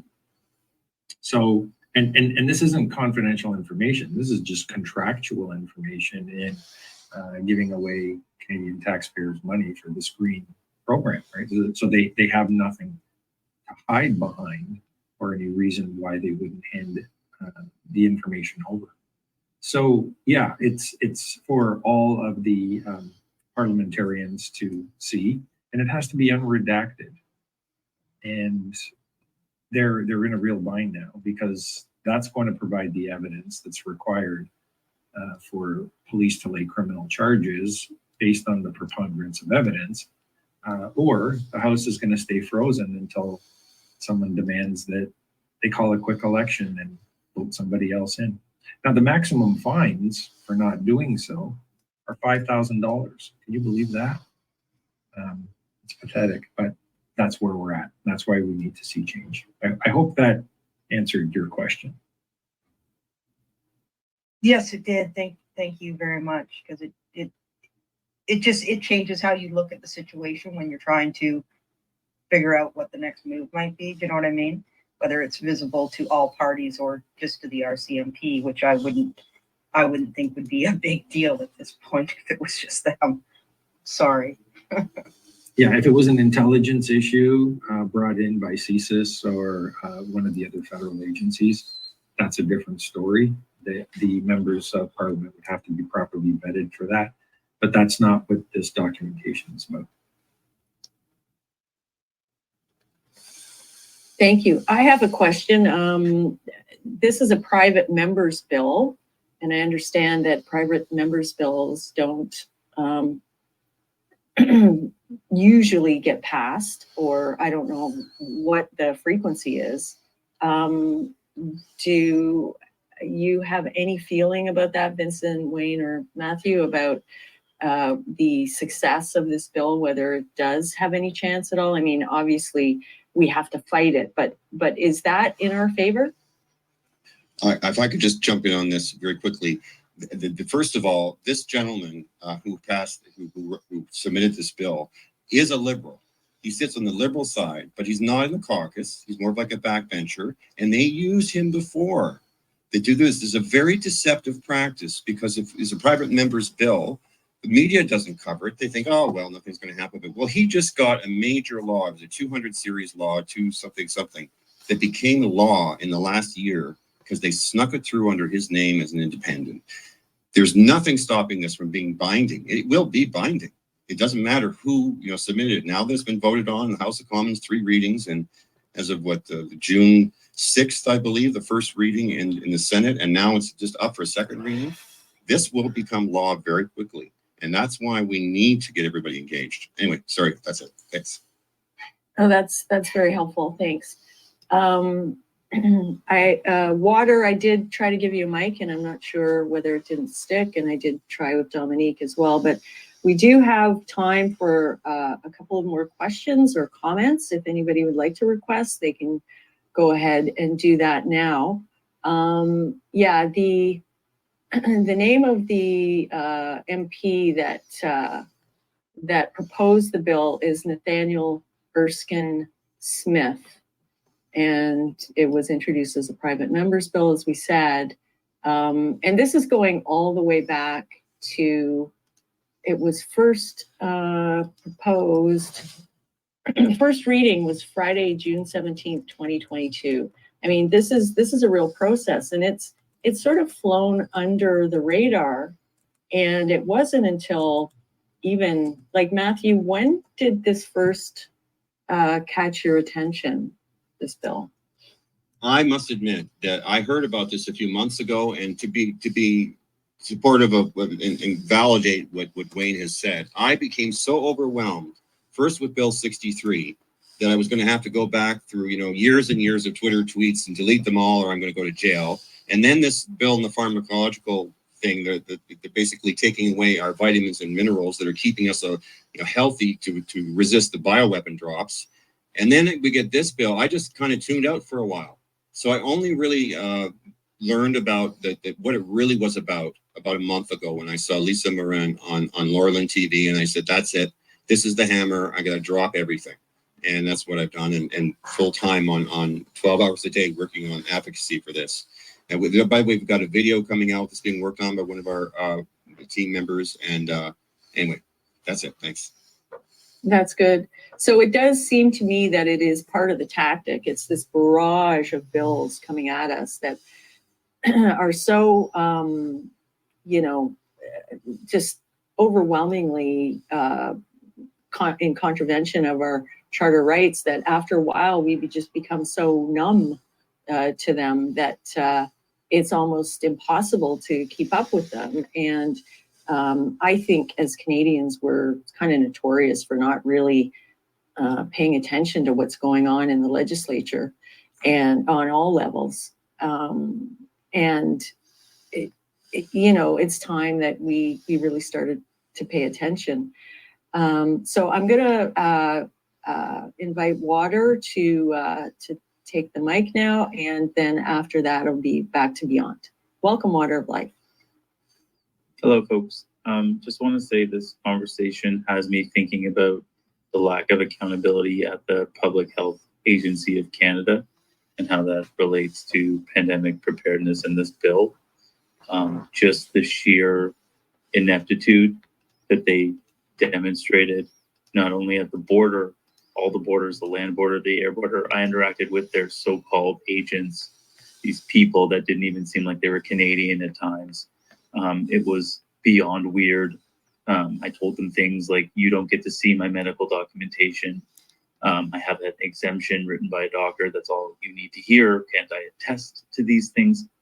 The bigger thing is, I'm not sure if they're directly named in Vincent's lawsuit, but once there is more case law, I think more Canadians should have a class action against that, and there should be ways, like there's no ombudsman for that agency. It's just a very weird thing to exist in our country, and there's no way to challenge that fork in our, let's say, democracy, that wedge of communism. So sorry for that, but that's what I have. No sorries. Too Canadian. No, you make a very, very good point, is that it seems like the disconnect is just so vast that we're on the ground, we're living it, and yet there's, you know, in Parliament, there's like, la, la, la, la, la, nothing going on here. It's like they go out of their way to actually avoid interacting with the electorate. Wayne? A couple of points there, Water, very nicely brought up. Thank you. That are important to consider. Absolutely, the barrage that you mentioned there is a huge part of it in this bill, kind of because it was the tactics that were used to put it through there. Even did get a lot of the watchdogs by surprise a little bit. Didn't really come into the light until it got into the Senate, which means that it had already gotten through the Parliament. But the big point that Water made that was critical to this is there's been no accountability for the devastation of the pseudo fake false controlling measures that they engaged in through the entire first scamdemic. That there's been no answers to any of that yet. Now they want to amplify that and magnify that for every other possible potential hazard that might have them hiding under their beds. Now they're anointing themselves the power through this bill to invoke whatever they did before. They can basically do it again under any premise. They get to pick the experts. There is no input from anybody. And this is just a recycling of cronyism through this bill. But that lack of foundation of accountability for anything that has been before, they're unburdened by that moving forward with this bill. And that's something that we can and should collectively stand against until there's accountability for what's been done already. How can they even dare consider moving something like this heinous act through? So I just wanted to touch on both of those points. So thank you, Water of Life, for a great comment. Absolutely. Yeah, the very fact of the zero accountability is really the height of an authoritarian regime. You know, they do whatever they want, and there's no outcome, there's no justice, there's no accountability. So it's extremely disconcerting for those of us who are watching it. I did try to give Peaceman a mic, and that there's something going on with the space. I'm really sorry, everybody. But Faith has asked for a mic, so I'm gonna go ahead and see if that sticks. Peaceman, I don't know whether you're still in the room. Sorry, I did hand you a mic, and now I cannot see you anywhere. So let's go back and let's go back to Beyond. Is your hand actually up, or is that broken too? No, it is actually up, but it's a quick. Okay, question. It won't take long. Go right I ahead. just wanted to ask, now, 293 is a private member's bill, as you just stated. That is exempt from the freezing of bills right now, I believe. Is that correct? That any Senate bill still moves forward and any private member bill can still move forward? Does anybody know if that's correct?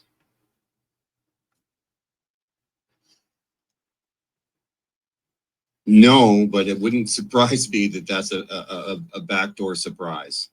So definitely want to find out and confirm that one. That's really bad news if that's the case. Great question. I've got nothing on that one. I've had that conversation.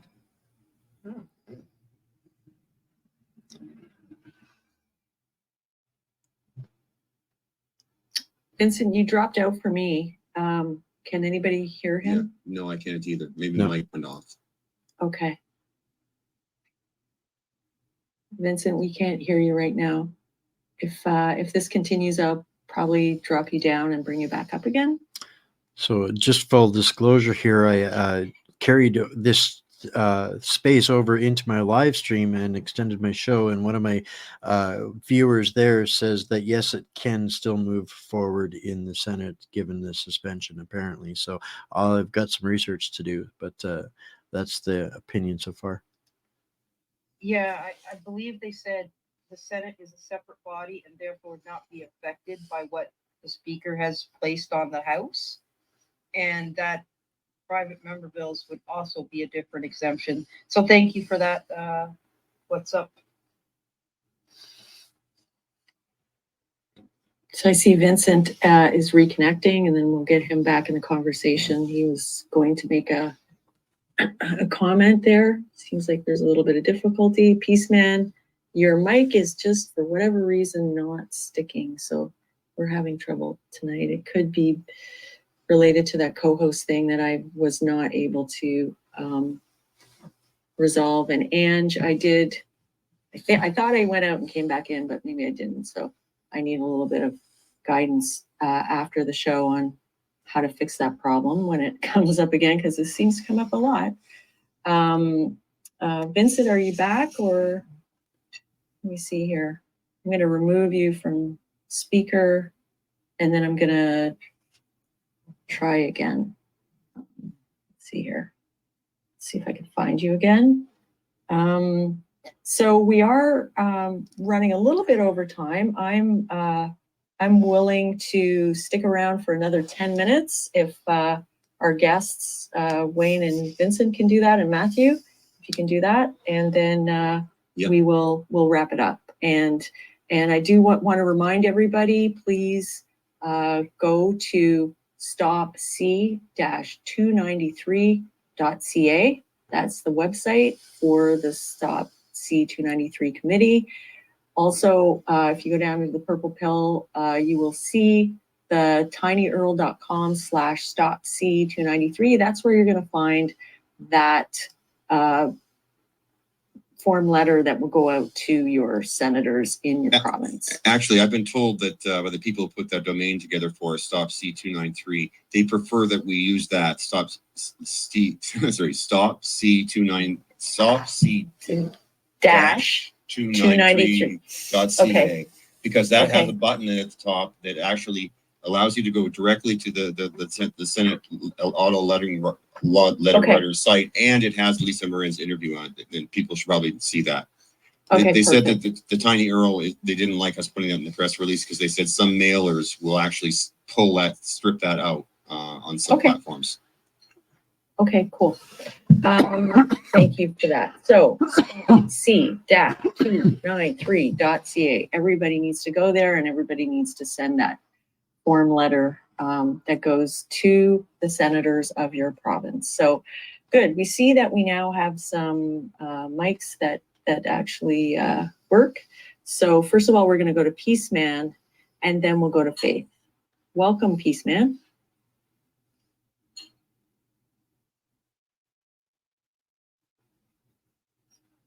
Are you there? And Vincent, I actually tried to give you a mic, and hopefully you can grab that as well. This weirdness going on. Peace Man's connecting again. Faith, go ahead.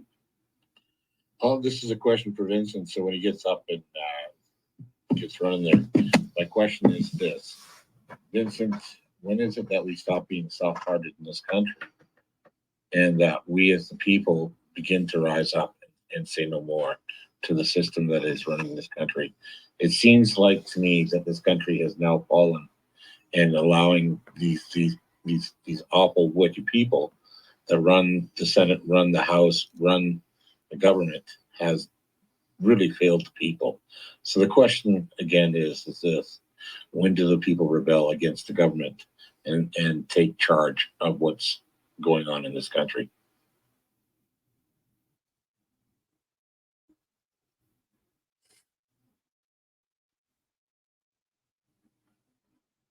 No, his mic is not definitely coming through on the space. We don't know why.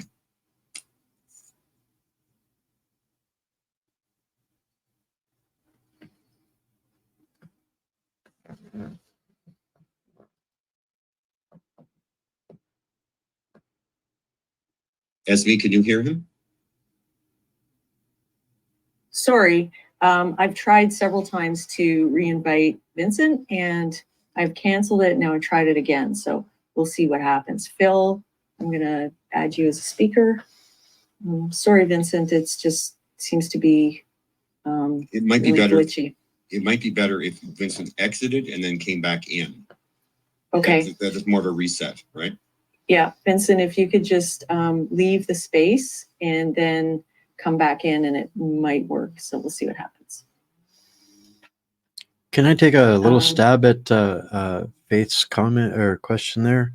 Yes. I think that's a question that each of us is individually going to have to answer is how far are we going to back up? I think long and a lot about the difference between hopelessness and being hopeful, and I've come to realize that it's still a choice, and the results of whichever one of those that we choose, the results are very different. And when we have a hopeful choice, or we choose to be hopeful, we tend to get more done, look harder, work harder, do more, and not back up so much as we do if we are hopeless. So I think that's why what we're doing here right now in this space and in others, and so many different avenues towards this discussion, is to do something about exactly that. What does rise up mean for everybody? We rose up as a nation for the convoy over one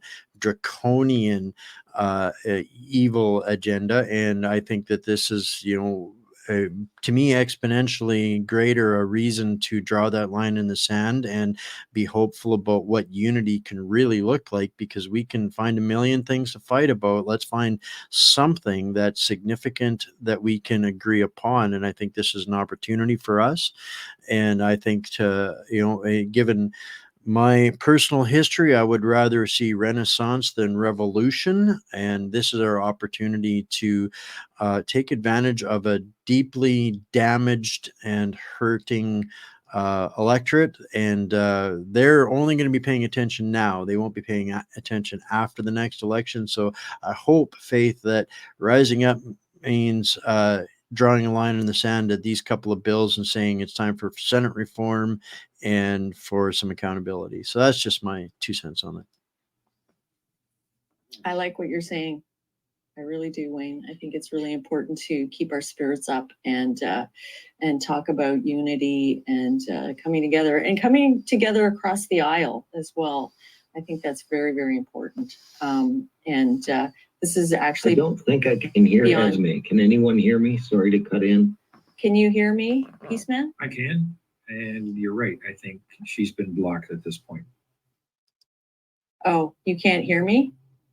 I just heard Vincent. I heard all three of you. Oh, isn't that weird? Okay, it's very. I am on satellite, so I have about a 2-second delay. I'm sorry. Okay, that's all right. So Maybe can I'll anybody just jump in to answer the former question that was asked? Yeah. And maybe Esme's gonna try to regain her audio. My answer is, I jumped in with both feet right from the beginning. I knew when it was time. I knew when the rights were being violated.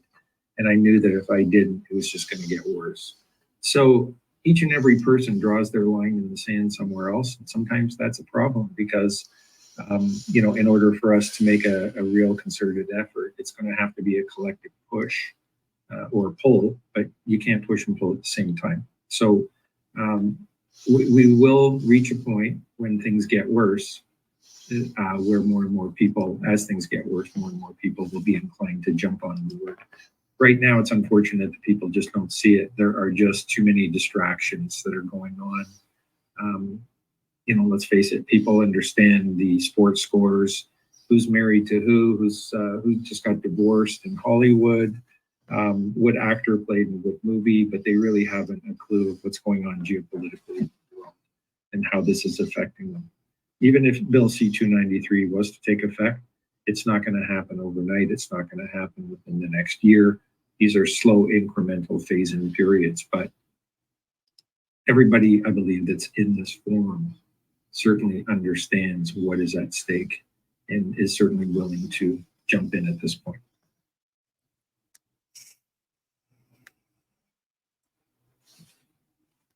Thank you. Can you hear me now? No. Yes. Yes. Okay. All right. Yeah, no, wise words there, Vincent. Rafin, I cannot see your request for a mic.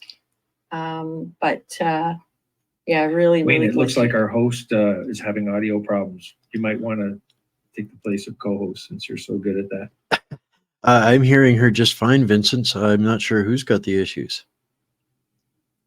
Oh, okay. Matthew, can you hear me? Yeah, I can. And TR6 is got a lot of followers and a lot of experience. And he's starting up another space right now, maybe as a carry on for people who are in this space, since we've had so much trouble and people haven't been able to ask questions, some of them. So I'm just going to wait for him to message me with that. And for people to search, this TR6. He's the only one that's got that as his name. I think it's TR6 guy or something is the ad thing, but just to let you know. Thank you. Matthew, you're going to have to close out the space because not everybody can hear me. And I'd like you to thank Vincent for me. It was Dominique. Okay, let's go. Can you hear me, Dominique? I can hear you. I could hear Vincent. I can hear everyone else. I think the issue is between you and Vincent, and I think you're having issues. You could fix it, but at this point, it's I know. I did try to reset. It wouldn't even let me reset. Yeah. It only wanted me to end. So there's something really, really wrong going on. Yeah. Okay. Well, anyway, so I just had go ahead. Just a quick, I guess, question and comment. So the question, I guess I'll make the comment first. I missed part of the space. I had to dip out for a little while, and I'm not sure this might have been covered, but definitely I do think people are accurately diagnosing the temperature of the population right now. There is a segment of the population who doesn't want to hear anymore. They're tired. They just want to live their lives. They don't want to hear that more bad things are happening. These are the same people when the pandemic treaty was suspended said, you see, we won, it's done, we can forget about it. And anybody who tried to talk to them about it they would get irate and say, why do you have to be so negative? We saw this in spaces, we saw this in communities. There is a fatigue going on. And it's interesting, Matthias Desmet was here just a week ago. He was in BC, he came in here to Calgary, and he was in Manitoba. And he talked very much about this psychological and emotional fatigue, and the importance of continuing to speak out and to speak the truth and challenge the narrative. I'm not convinced, but I'm not going to stop speaking out, but I'm not convinced that people are yet willing to hear and to admit that things could be getting worse. And I'll speak for the Alberta perspective. Albertans, a lot of them, and Bob and Manfred are here, and they may or may not agree with this, but a lot of them are absolutely reliant on the saving force of the UCP and Danielle Smith.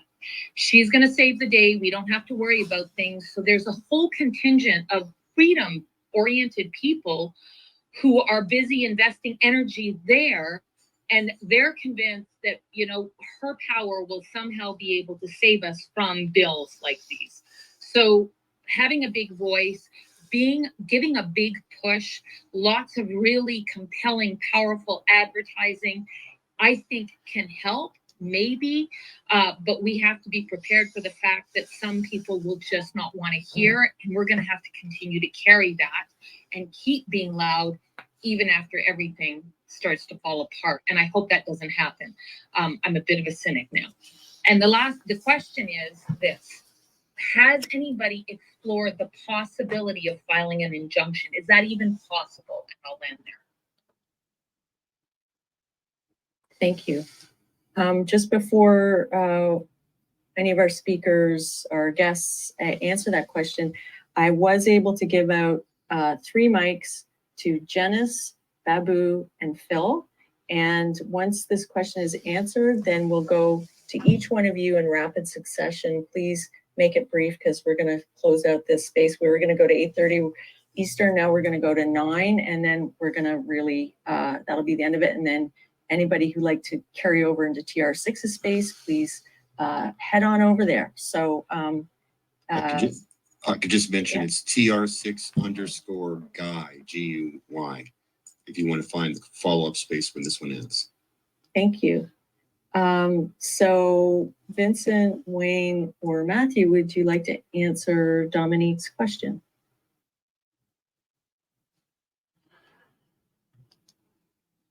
I confess, do you want to restate again? Yeah. Restate your question very briefly, Dominique, please? Yeah. The question was real simple. Is there a possibility of filing some kind of injunction? And has anybody looked into the legality of that and that venue? I can say through any of the organizational meetings that I've been privy to take part in with the representation of lawyers, I have not heard this conversation come up there as of yet. That's not to say it's I'm giving an opinion on either which way, but I'm sure that this whole awareness to Bill C-293 at the grassroots level, I think, is still only 30 days old, and people are still just getting over the shock value of the smack in the face of this. So I'm sure we'll get to every avenue possible very soon. So I hope that these kinds of conversations keep happening on a regular basis, because this is going to move quickly, or the hope is that the awareness moves quickly enough to get ahead of it. So hope, fingers crossed. I'm going to ask some questions though.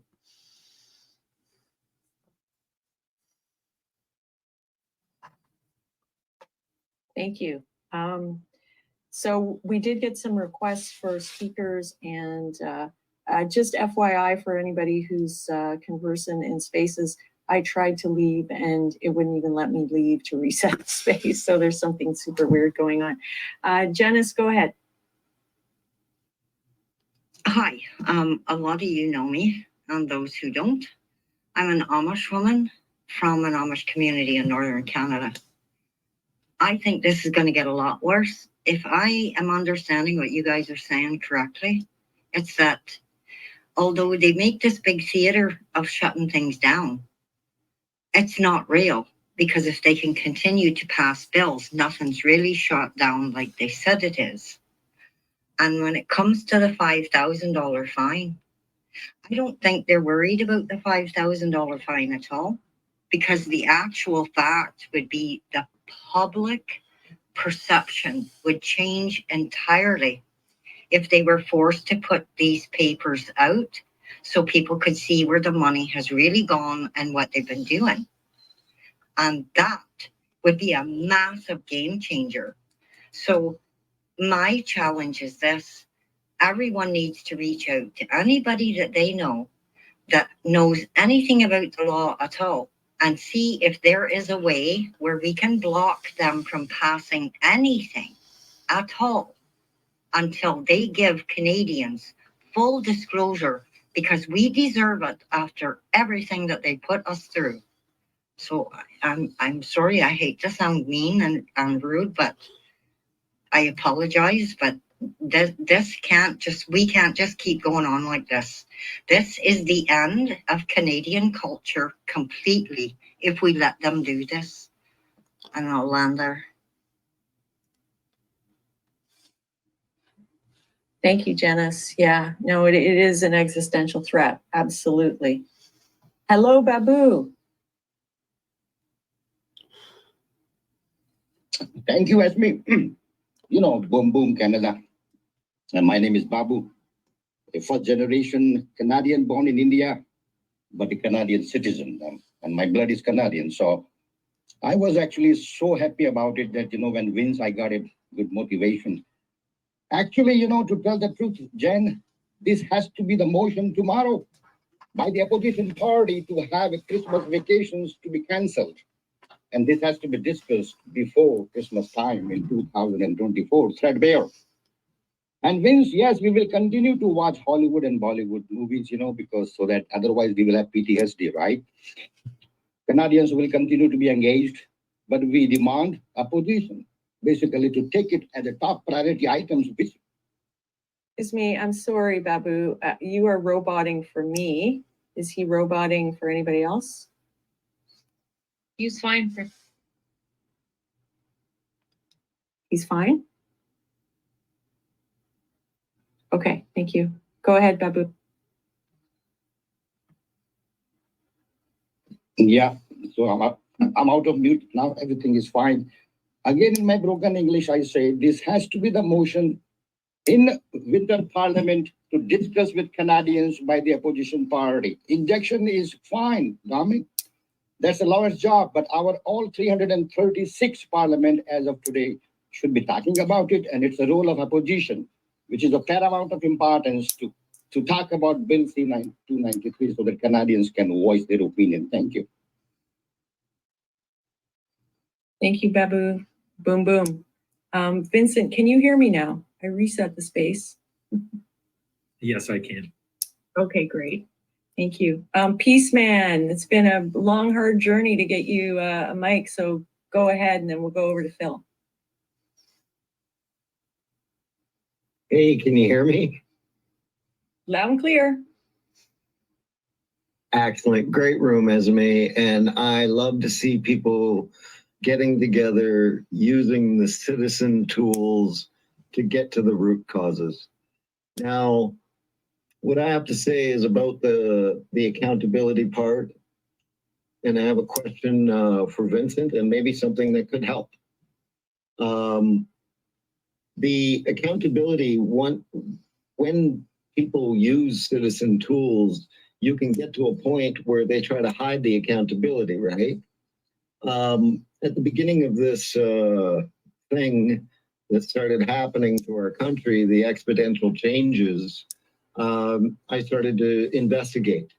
And I would do ATIP requests, like when Justin Trudeau announced 2 federal mandates. The DOJ has now been found guilty of breaking 4 laws against my ATIP request, which was so important because what it did was ask for the legal path, supporting documents, and validity at the DOJ for those 2 mandates separately to be legalized. It is up to our Minister of Justice. It's actually the only job description in our earliest laws all have to do with the Minister of Justice. My question to Vincent is, would it help you if we, to get, before these bills can be passed and stuff, the Minister of Justice and our Justice Department has to okay a lot of these things. And what I've found over the time through all my investigations, and I'm not a great speaker, I'm a much better writer and stuff, so I apologize because I stutter and stuff like that. So over time, my investigation has found that the Minister of Justice has been where the focus should lie, because of they're in contempt of Parliament. Now, I have all those documents for you ready if you want to look them up, and I think it's actually right along with your case. So that's what I'd love to see, everybody getting together and speaking about this, because it's hard, because we don't know what each other are doing, what each other tools we are using, the citizen tools. We have a lot of accountability tools, and Canadians really don't use them that often. So great room. I'll land here, and I thank you very much, Esme. Thank you, Peaceman. Yeah, please, people connect. If you have information and you have techniques and ideas about how to fight back against this, all of this sharing is excellent. And we did have Nines Catudio that wanted to answer Dominique's question, and she sent me a DM. To Dominique's question, no injunction can be filed at this point. That's not rules of injunction. Next, there is a difference between the private member bill and private public bill. At this time, the best way to go is only through public referendum. We have a little clause in our act. Lawyers will do nothing at this point because there's no precedent.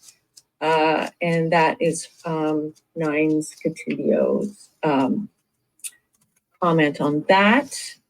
And as to Trudeau must go, I'm sorry, we are going to close out the space, but I suggest that you go over to TR6 Guys space where they will be having an after talk, and we can continue the conversation there.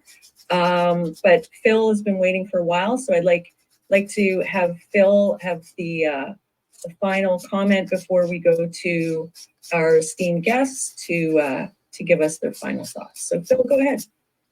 Hi, thank you, Esme. For a while there, I couldn't hear you. I had to listen in on two devices. I apologize if this comment has already come up previously. I joined about a half an hour late, and I would direct my comment for answer or commentary to Wayne and Vincent.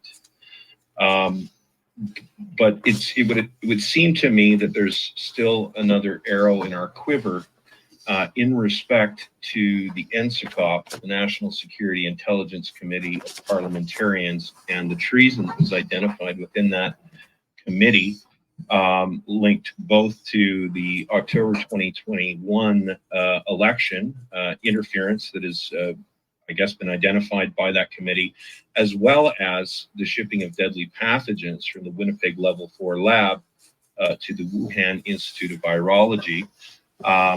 It would seem to me that that's kind of been on the back burner. There's not, it's had about as much attention as C-293. Obviously, C-293 has lit a fire under many Canadians' bottoms. But it would seem to me that a public pressure campaign, specifically on the opposition party, the Conservative Party, would be in order to basically demand of those opposition parties that those traitors that were identified in the NSICOP are named within the context of the House of Commons. We know that parliamentary privilege would protect any member of parliament that revealed this intelligence information. And I do understand that there are some ins and outs regarding intelligence versus evidence. It was dissected by Rosemary Barton back in June, interviewing the current commissioner of the RCMP. So I would just boot this kind of general statement over to Wayne and Vincent, and maybe give us your thoughts on what the implications of this kind of a campaign would be, and what the implications would be to our, what I would call illegitimate government. And now I step back. Thank you. Vincent, do you have any thoughts? And then we'll go to Wayne. Certainly, there are just too many people that are implicated in this. There are too many parties that are implicated in this. The level of embarrassment and transference of control and power that will take place as a result of the revelation of this is not something that either or any political party is willing to take on. And so they're just going to shirk their responsibility and play musical chairs with this issue. I don't believe it's just China. I believe there are other nation states that are involved as well. And, you know, in addition to a comment that was made earlier by another person about their case, they pass it on and they don't deal with it because they can. And the amount of effort that it's going to take a citizen to engage and actually create some form of movement just isn't within the scope of reality. So that's why they do it. And there's no question that there are multiple parties that are multiple political parties that are involved, because it seems to be all theatrics at this point. But something I believe is going to happen in the very near future, and this will all come out. So I'm going to now yield to the next question. Let's have Wayne get in. Do you have any thoughts on this? And then I don't think there are any other hands. I do apologize to anybody who tried to get a mic and wasn't able to tonight. I know there were a couple who asked for them, and I didn't even see them. So, Wayne? Yeah. So I cannot speak from a position of being, public office, any of those kinds of things, but I have an inherent understanding that the court of public opinion is the highest jurisdiction in every land, no matter what. And when they are committed to adjourning and committed to taking part in the civic responsibility of adjourning the court of public opinion, they ultimately will decide at the end of the day what laws stay and what laws go. That's not an easy thing to do. Absolutely not. But this is, at this point, Vincent is, I believe, 100% correct. The level of damage that has been done over, successively over generations of political office is so great and large that there is nobody within it that is capable or willing to do anything about it. So there's nobody going to come and save us at any of those levels. It's going to take the court of public opinion coming together in a peaceful, responsible manner through, as was addressed earlier, there are an awful lot of mechanisms that we have still yet at our disposal, but it's been, unfortunately, that knowledge and wisdom of the general public has been stolen, and we're still in the learning curve of coming together against all of this. So the sooner we speed that up, the sooner we accept the responsibility of what it takes to live in a democracy, which is, not an automatic in any capacity, right? And you remember Thomas Paine, who said, those who expect to reap the blessings of freedom must, like men, undergo the fatigue of supporting it. And these are the things that we can do, getting together, conversations like this, furthering the knowledge, the information, and coming into alignment on what makes sense to move forward, realizing, doing triage, all of those things, it all makes an impact. But at the end of the day, the only thing that's going to change the political spectrum is the civic spectrum. Andrew Breitbart said all politics runs downstream of culture, and our culture is really messed up. Hope that makes sense. I really agree with that. I do believe that it's the court of public opinion is really our supreme court here, and in any society, as you say. So that's why it's so important to raise public awareness and sway public opinion. And that's what we try to do when we do these spaces, and just be sharing information and perspectives. And I think that's really important. I think, Matthew, if you'd like to have any final thoughts and brief thoughts from Vincent and Wayne, and then we're going to close out for tonight. Sure. First of all, I just want to thank you, Liza, for doing an outstanding job as host with no co-hosts, with a broken space. You managed to still keep it going here, and I really appreciate the excellent work you've done. I also want to say especially thanks to Vincent Gerses and Wayne Peters for joining this space and contributing so much to it. And it's unfortunate that it kind of broke a little bit, interfering a little bit with Vincent's sharing. I just want to remind that TR6 guy has another space waiting to go. I dropped it in the purple pill below. And you just go to TR6_guy. I'm sure you can see the post there if people want to. But this is not going to be the official space carry on. I don't expect all the speakers to be there. I'm going to go over. Others, may or may not go over. First of all, I just want to say that on the point of the psychological impact of the trauma and people being unable to act, that I know that since I've in the last month dropped everything and worked 12 hours a day, harder than I've ever worked in a couple of years at least, I feel some peace inside. I don't feel the fear and paralysis I felt before when I was looking away and trying to not pay attention to these other bills because I was traumatized. I feel much better and much healthier and happier. And I encourage people that if you step into this and say, I'm going to step out of my comfort zone, I want to save my country, my community, my family, you will feel better if you get involved. And again, it's the Stop C293 COMTEE is our Twitter handle. And thanks to everybody for contributing and attending here tonight. And that's all I have to say. Thank you. Thank you, Matthew. Wayne, final thoughts? These are the kinds of things that I see and am inspired by daily now that didn't even exist 6 months or a year ago or 3 years ago when we first got assaulted as an innocent, unsuspecting society. So time to Canada up again and show the world what we're made of. I think the world is our oyster to set humanity free. The world is watching. I do a lot of work internationally. They're absolutely paying attention, probably more informed than most Canadians are. And that, unfortunately, as much as it's an unfortunate challenge, is going to be up to us to make happen. So thank you all for taking part and doing everything that you do with whatever you've got, wherever you're at.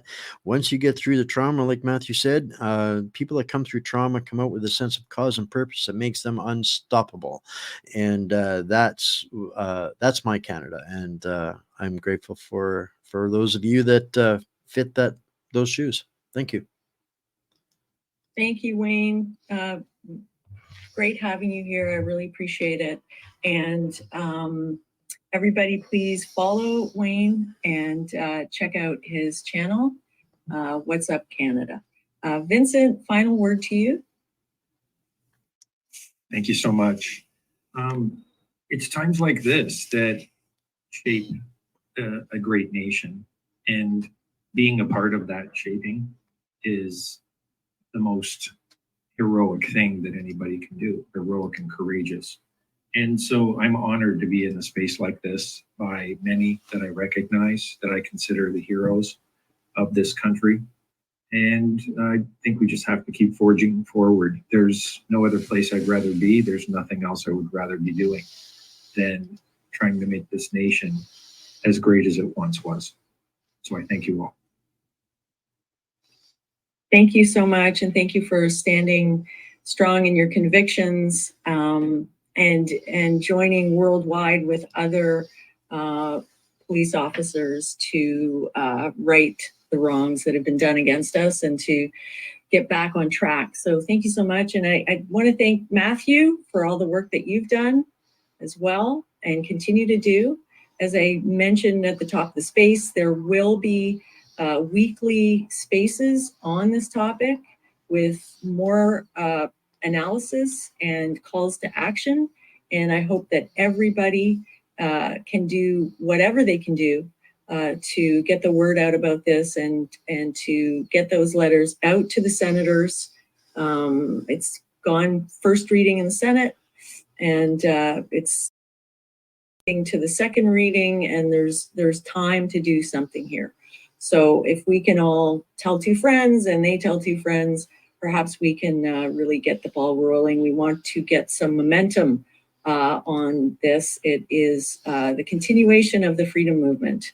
and we're not going to stop until we get things right. So again, thank you to our guests, Wayne Peters and Vincent Gerses. Thank you to my co-host in spirit, even though the space was broken.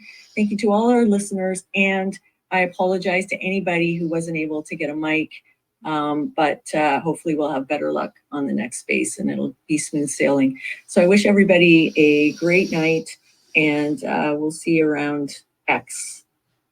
Thanks, everybody. Okay. What did y'all think of that? There's another space going on. I see it's already fired up, as you heard there,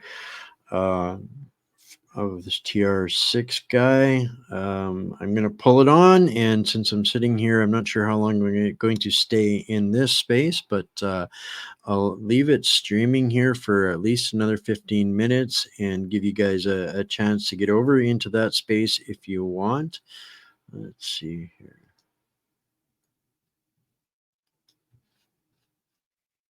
Came out of the realization that there were so many witnesses from 2023 and 2024 that had such specific testimony related to children and the effects of COVID on children and the effects of the last 5 years on children.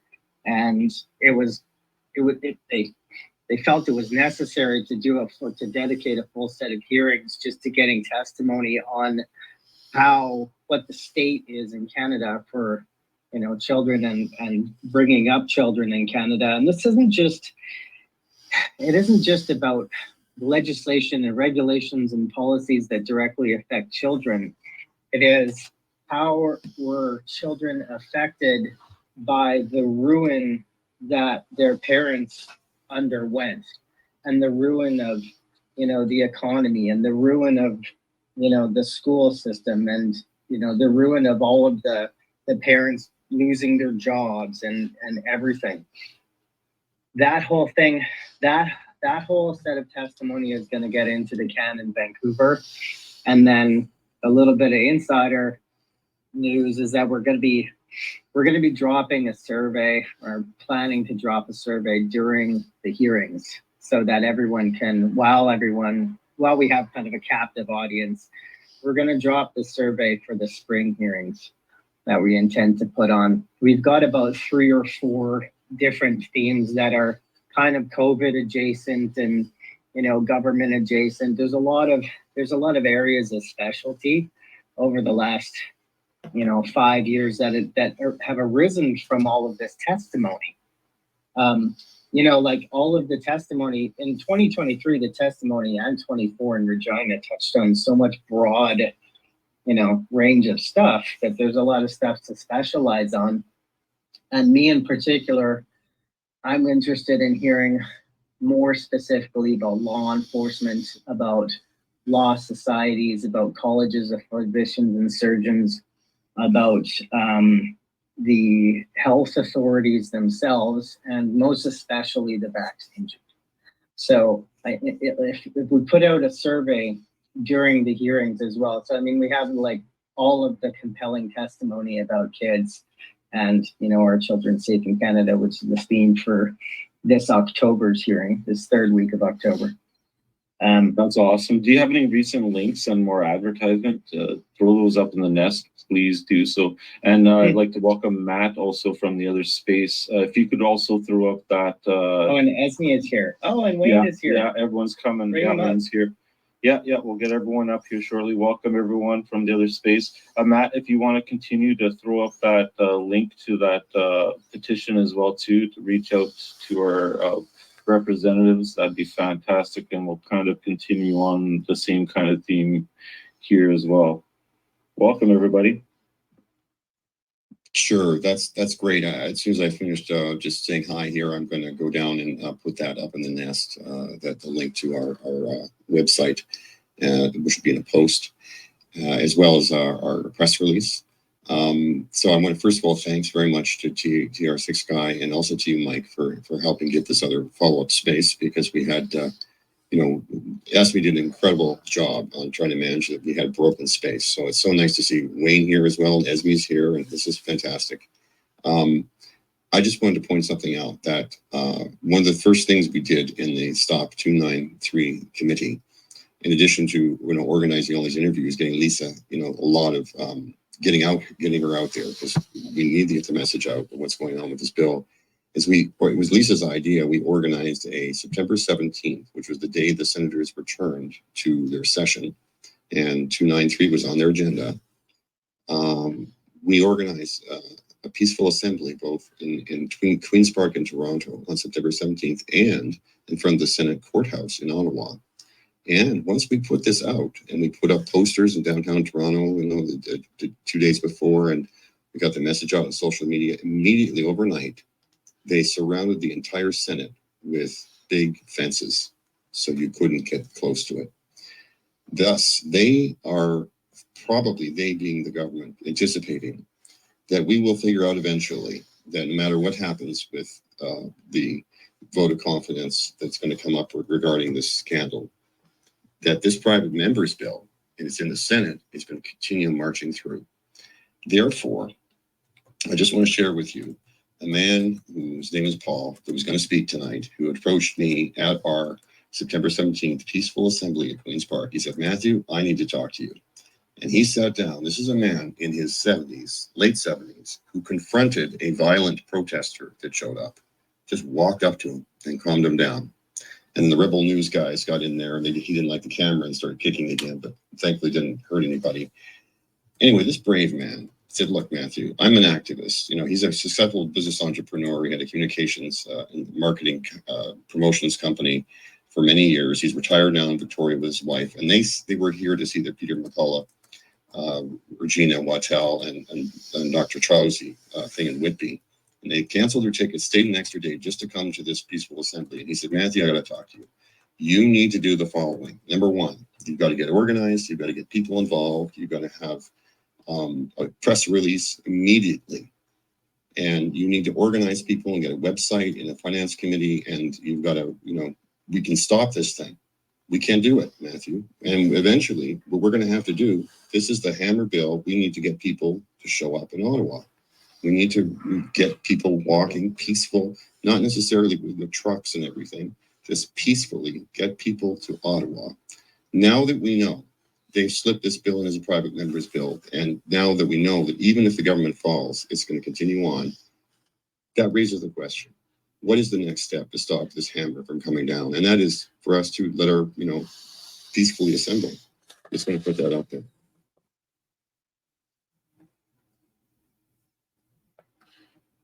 That actually segues into one question that I wanted to ask you earlier, Matt, on the previous space, was that given the amount of the deep dive that you've gone in and the amount of the depth of work that you've done and the knowledge level on this bill, if and when, we'll just say for argument's sake, when that this bill eventually does become law, two questions. One, in your mind, is there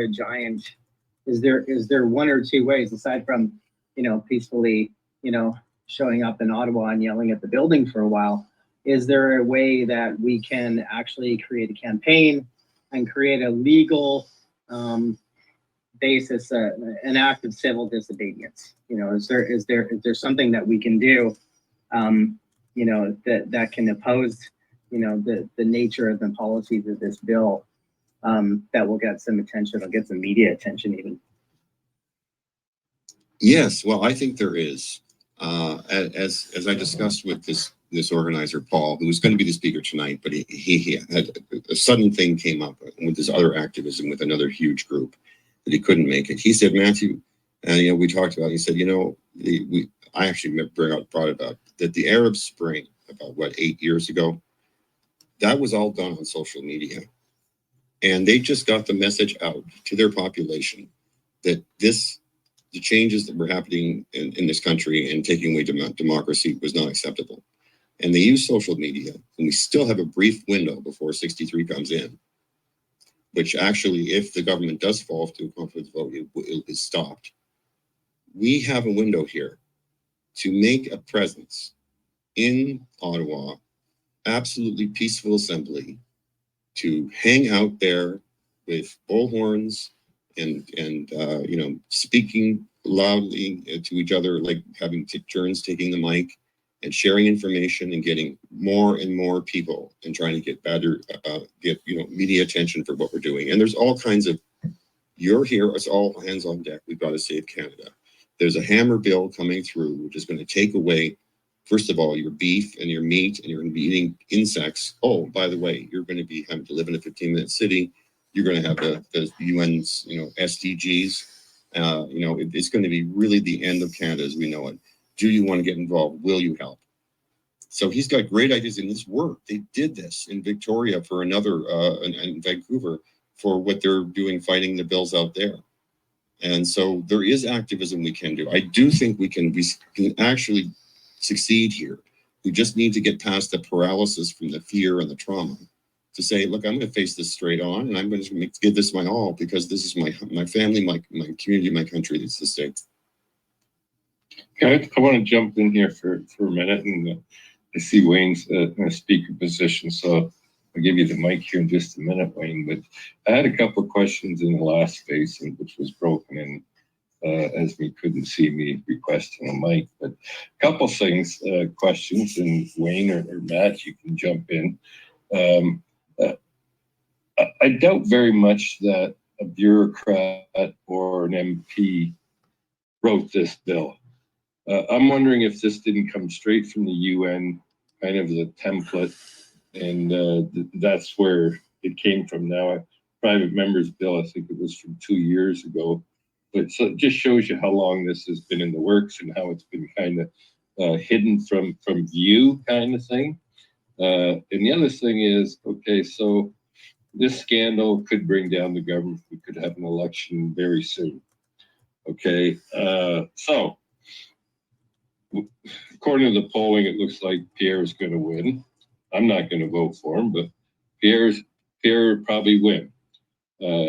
What is the likelihood that if this was to pass, that Pierre would repeal it? I doubt that he would, but that would certainly show Canadians what's really going on, because he's not going to get rid of it either. If it passes before this election, but I doubt that it will, because I think it has to come back to the House. And if the House is prorogued or the writ drops or whatever it's called, everything stops. But if Pierre wins and if this continues to move forward and gets passed, now I know the Conservatives all voted against this in the House, but you have not heard them talking about this bill either. So it's all kind of a bunch of mumbo jumbo. So what do you think about any of that?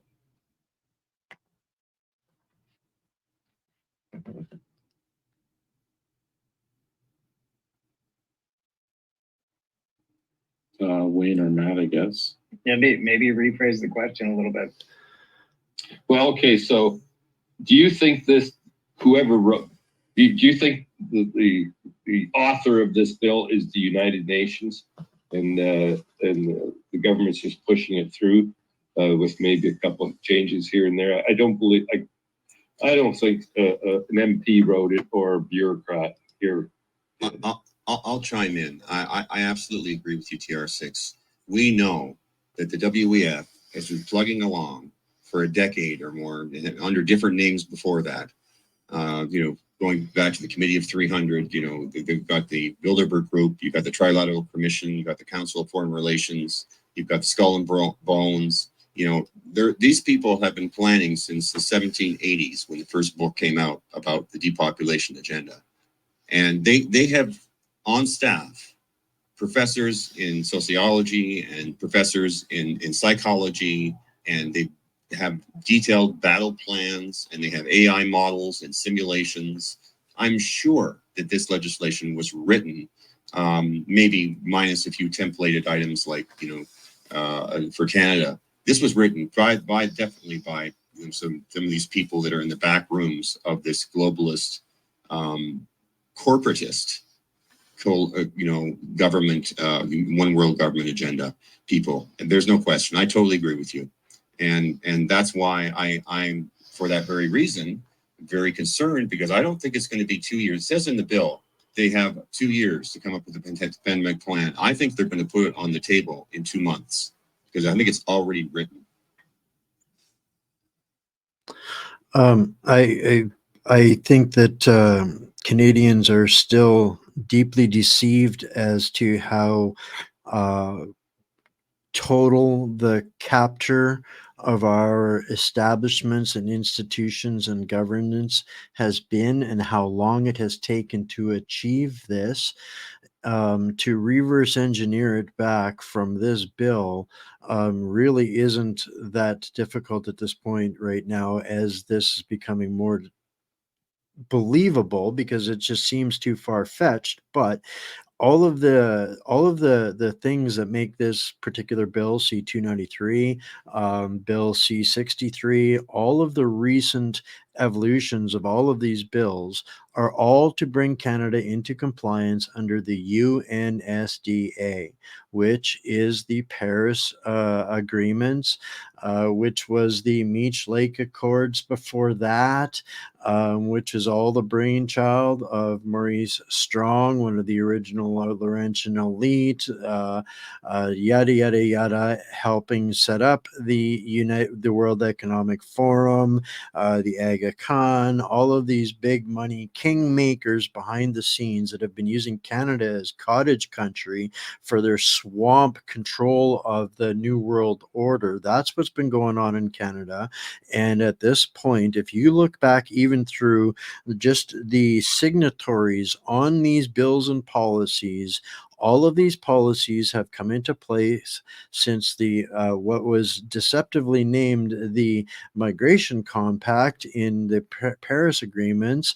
Those were the original omnibus bills that set the stage for this dissection of Canada through policy crafted by unelected foreign entities in Geneva, Davos, and New York.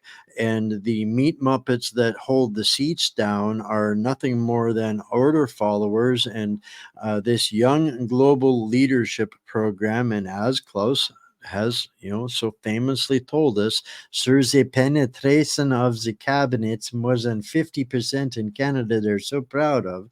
If the same lenses of treason and foreign influence were applied to World Economic Forum members as they were to CCP or India or any other country that was taking part of literally the coup of Canada, every single one of those members in our parliament would be considered compromised by unelected foreign entities, be it nonprofits, NGOs, or lobbyist groups. That's all the United Nations and the World Economic Forums are. And if you think about what the mandate of the World Economic Forum is in itself, is to facilitate the international global partnership between governance and policy. So these guys are literally the rebranded version of fascism applying to technocracy. And this is at this point, the only thing they're fighting for in elections is who gets to drive the bus over the cliff while we're locked in the trunk. And they are compliant to the policies that they themselves have signed. If you go and you look at the Paris Accord agreements, Pierre's name is on there too. So is Andrew Scheer's and all of the Conservative Party. This has been the people that Jason Kenney, when he was working for Stephen Harper, was the chief architect of these agreements that now enslave us. So anybody that expects the Conservative Party to come to the rescue on this is sorely deceived. And this is why, Pierre, and there is no political appetite. There will be no space in the mercenary media for this discussion because they're all guilty, all of them. So I don't know if I can make it any more clear than that, but we are 100% captured. This is by definition an auto coup. It's not a hostile coup. They came to power legally, but now they are using every illegal means possible to keep control and create a dictatorship. Mark Carney was parachuted in as Klaus's right-hand Mr. Fix-It, and no amount of conflict of interest is going to take his power away from controlling the Liberal Party and telling them what to do. And if that is not by the definition the coup, then I genuinely don't understand what is, and I need to go back to kindergarten. So that's me going sideways. Sorry, guys. No, well said, Wayne, and that kind of answered the second part of my question. There was what if we have an election right away and Pierre wins, which nothing it's changes. forecast that he will not repeal or stop this bill. Nothing changes. If we don't stop the Senate, we could elect a rock and nothing will change unless the Senate wants it to. Yes. And the Senate's all been mostly Liberal senators appointed by Trudeau. So and they have two jobs right now. Give control of every metric of tokenization of life that Canadians need to control of foreign entities, and Bill C-63 to shut us up if we dare ask a question why. Those two bills end Canada. Yeah, I said that earlier in the pre-space that if 11 and 63 go through and then 293 does, we can't even protest or we'll be in jail. People like me, I'm afraid, will be in jail for a long time ago already, because there's no way I can wipe out 6 years of challenging our government like the media is supposed to.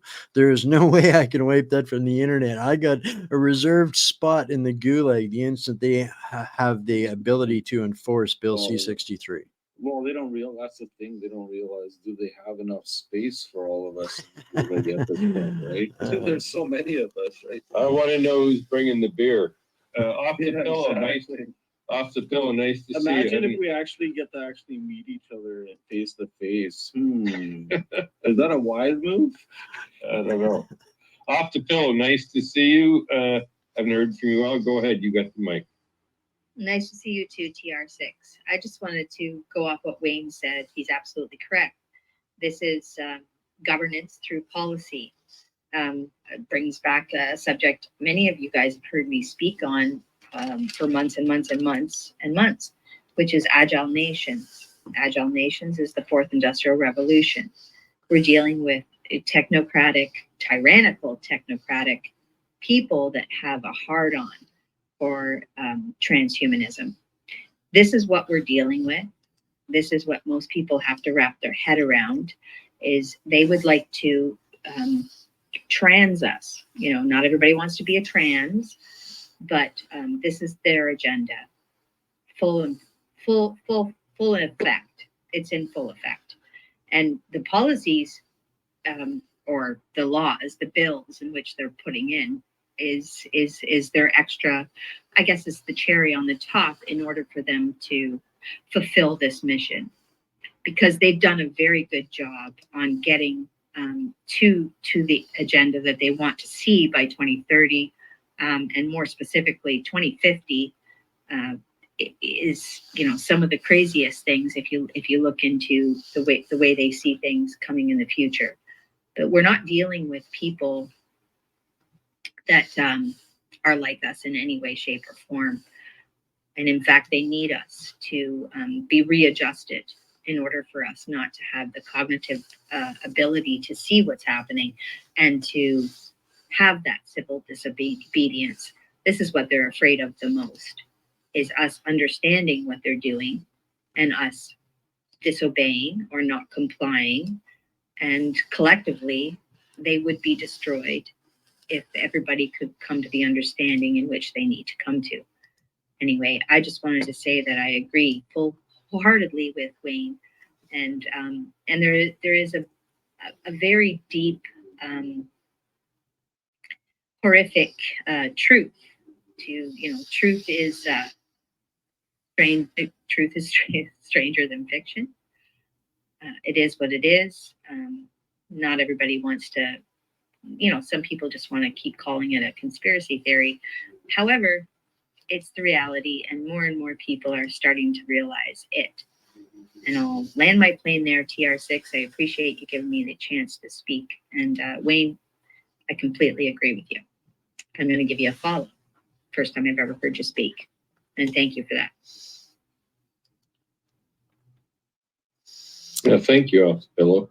Matt, I'm wondering, did you want to speak on going forward, how you're going to do these spaces, when they'll be, how often, and like, are you going to run them for an hour? I know tonight's was kind of short, but maybe you can update everybody as to what your plans are for further getting this word out. Sure, I can attempt to do that.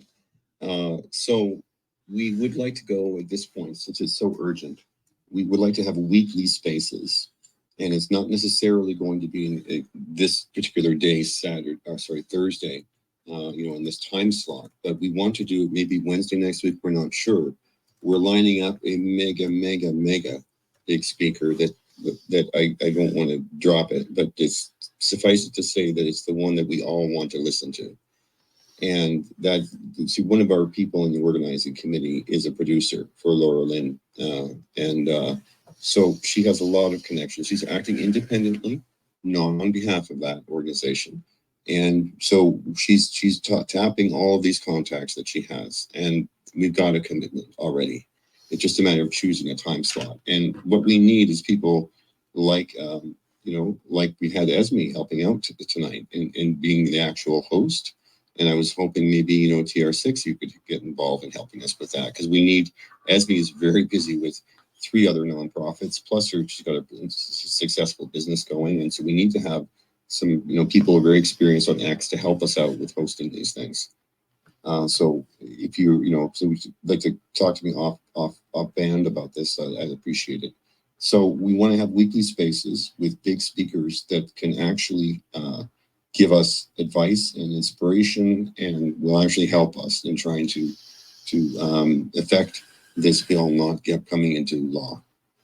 And we'll keep going every week until as long as it takes. Great. And yeah, I'd be happy to help out anytime I can. I'm retired. I got lots of times on my hands. So just you can contact me on Signal or DMs here. But yeah, I'd be more than willing. Mike and I have hosted hours and hours and hours of spaces. We know how to get around things. So yeah, well, we are the Amigos after all, and we have some others too. We've hosted literally hundreds, if not thousands, of hours. And as you could see, the flow of this space with the technicality, we're usually on top of them right away. So yeah, more than obliged to sit where we can. Thank you both, TR6 and Mike, for the offer to help. We'll definitely be talking to you about this, because we're right in the middle, like I said, trying to organize a big space next week. So yeah, thank you so much for that.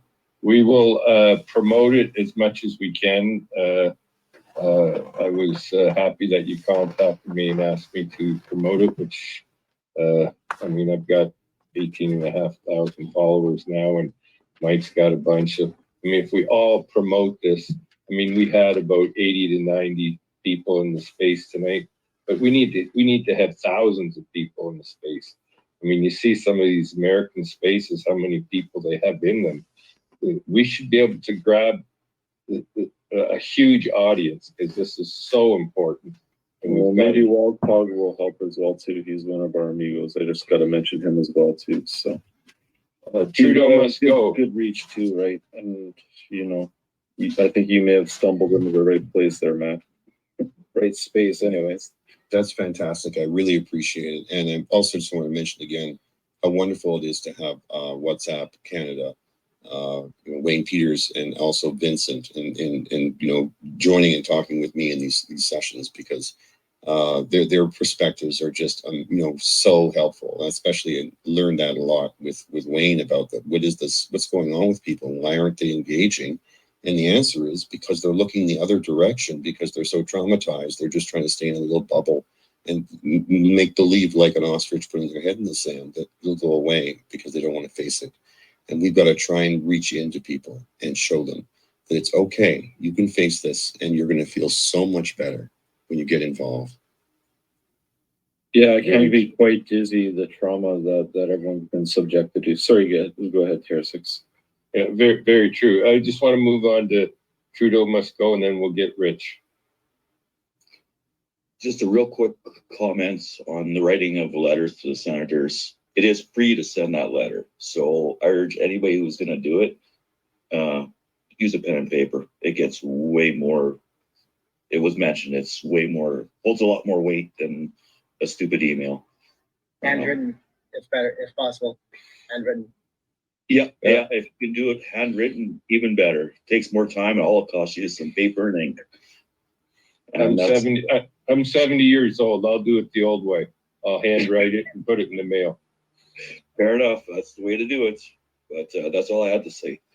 And thank you. That's no joke. Maybe we have to actually teach people how to actually write a letter and actually post it in the mail. Sadly to say, right?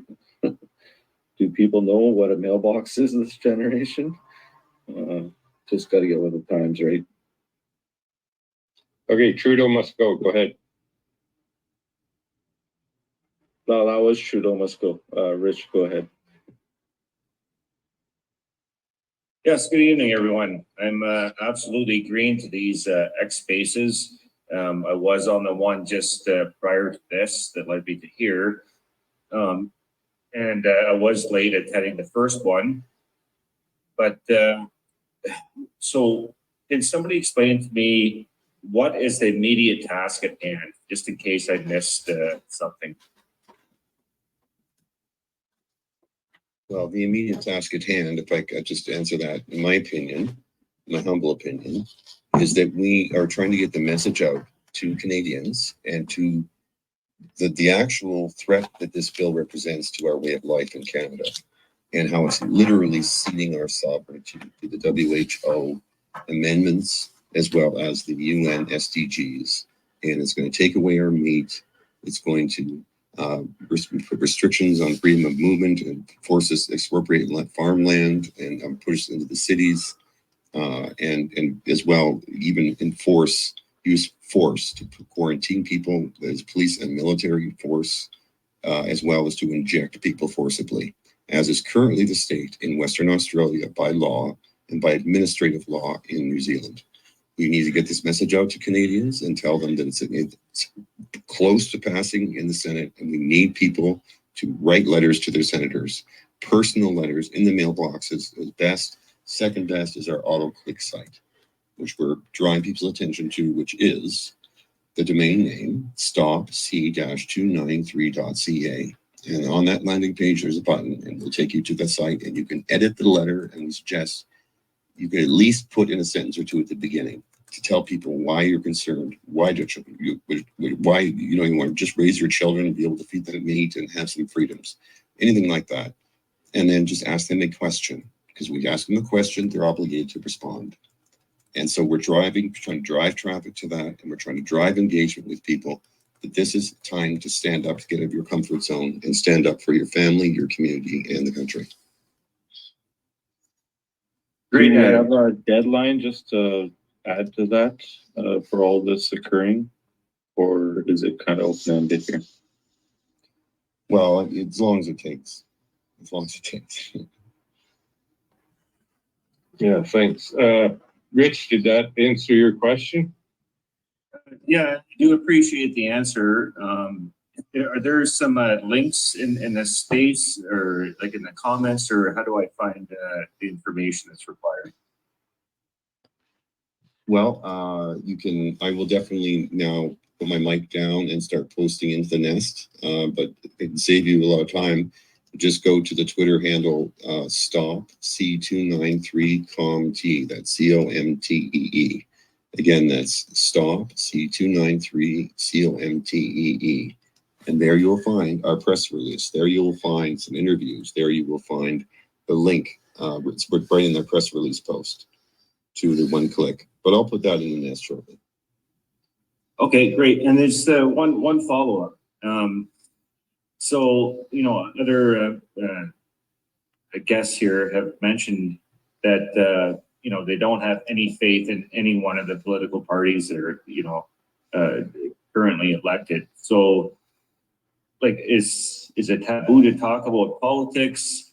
Do we like to focus on maybe the PPC, or like, what are your thoughts on that? Can I give a quick response to this one?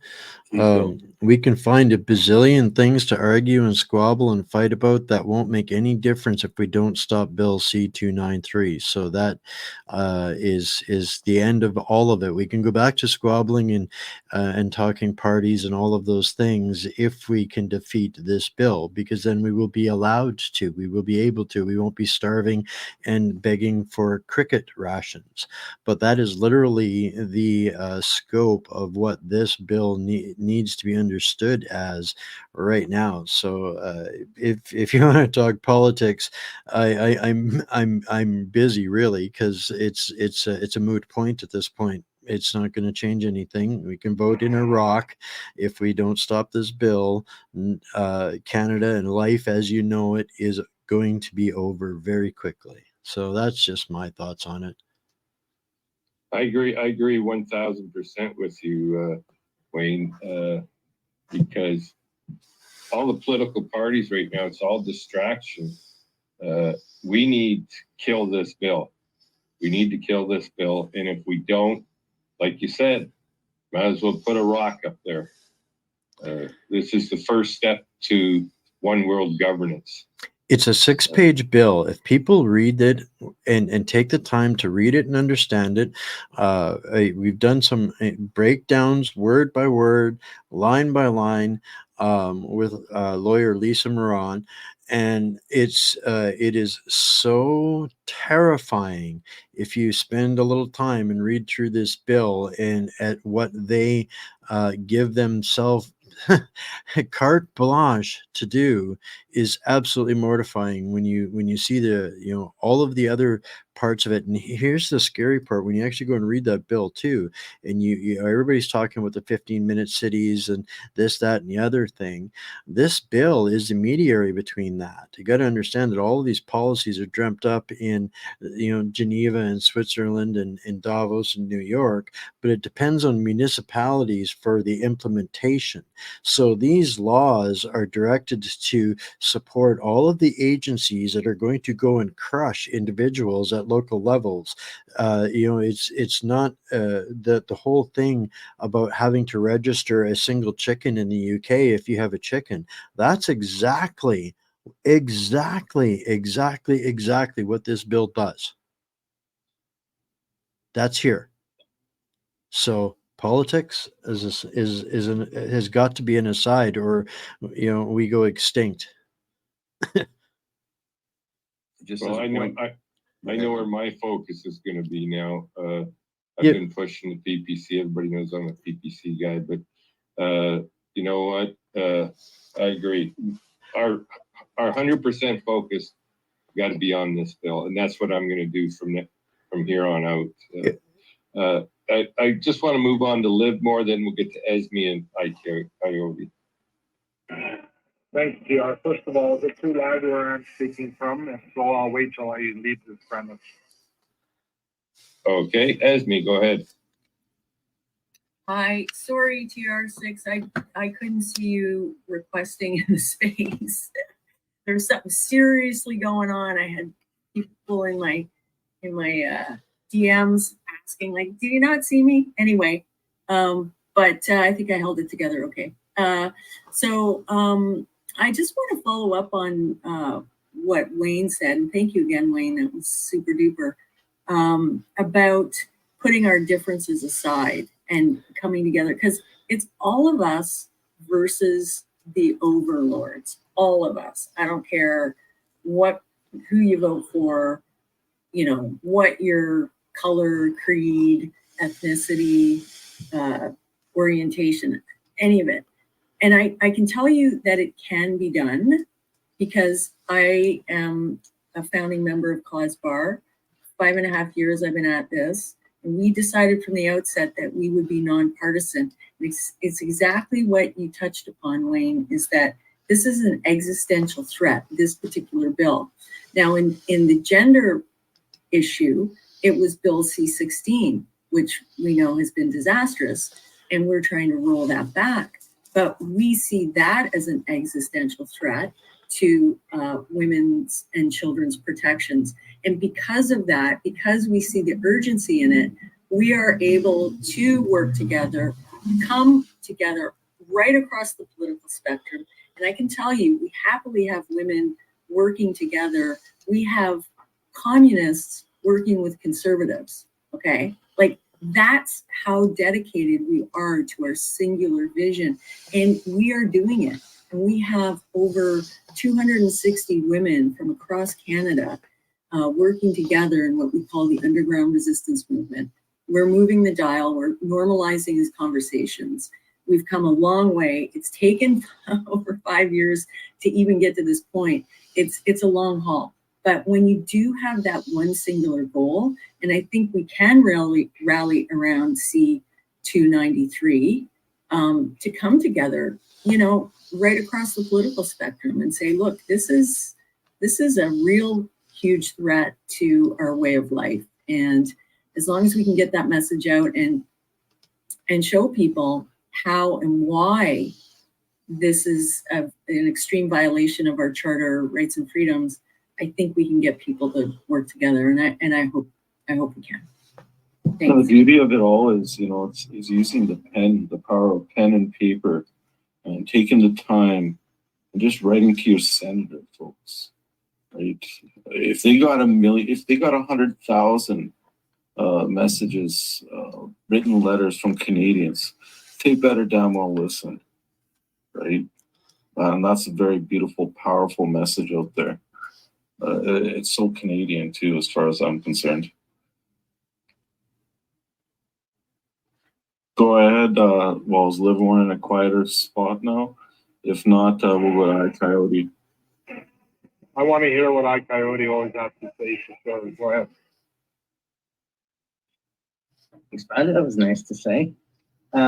There's a couple of things that I would add to this conversation that I've been racking up here. I just want to frame a few things from the standpoint of humanity, because just to complement what Esme was just saying too, being bipartisan, it's super important, and I'm speaking from personal experience here.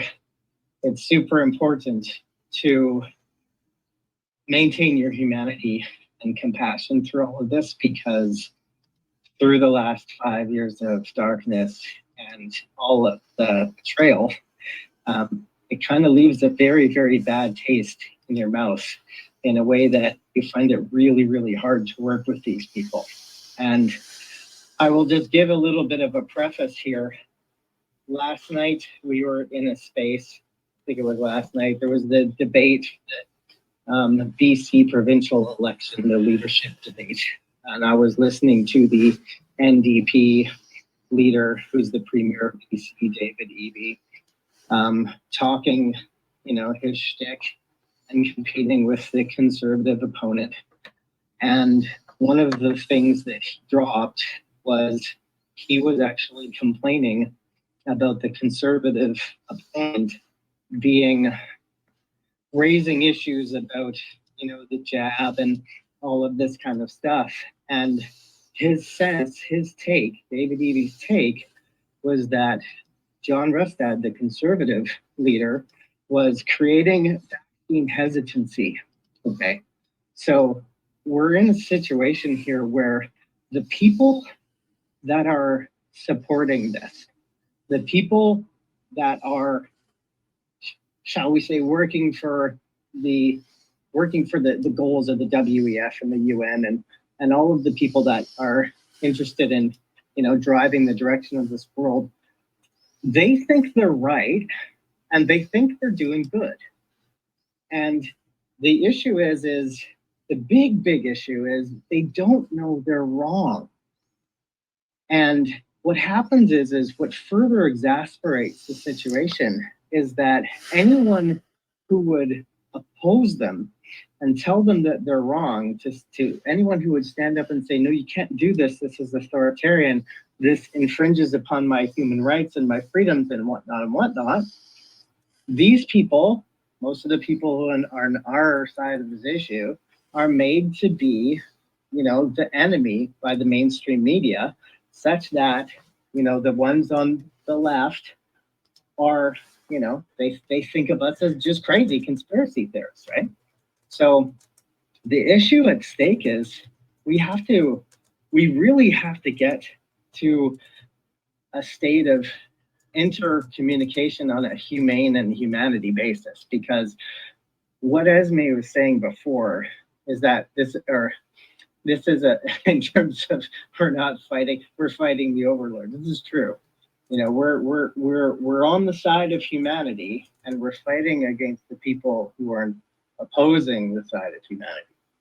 And so from that context, no matter what happens over the next 12 months, it's super, super, super important to get yourself on a first name basis with your member of parliament and your member of legislative assembly, or your MPP. It is, and from as far as I'm concerned, the BC election is October 19th.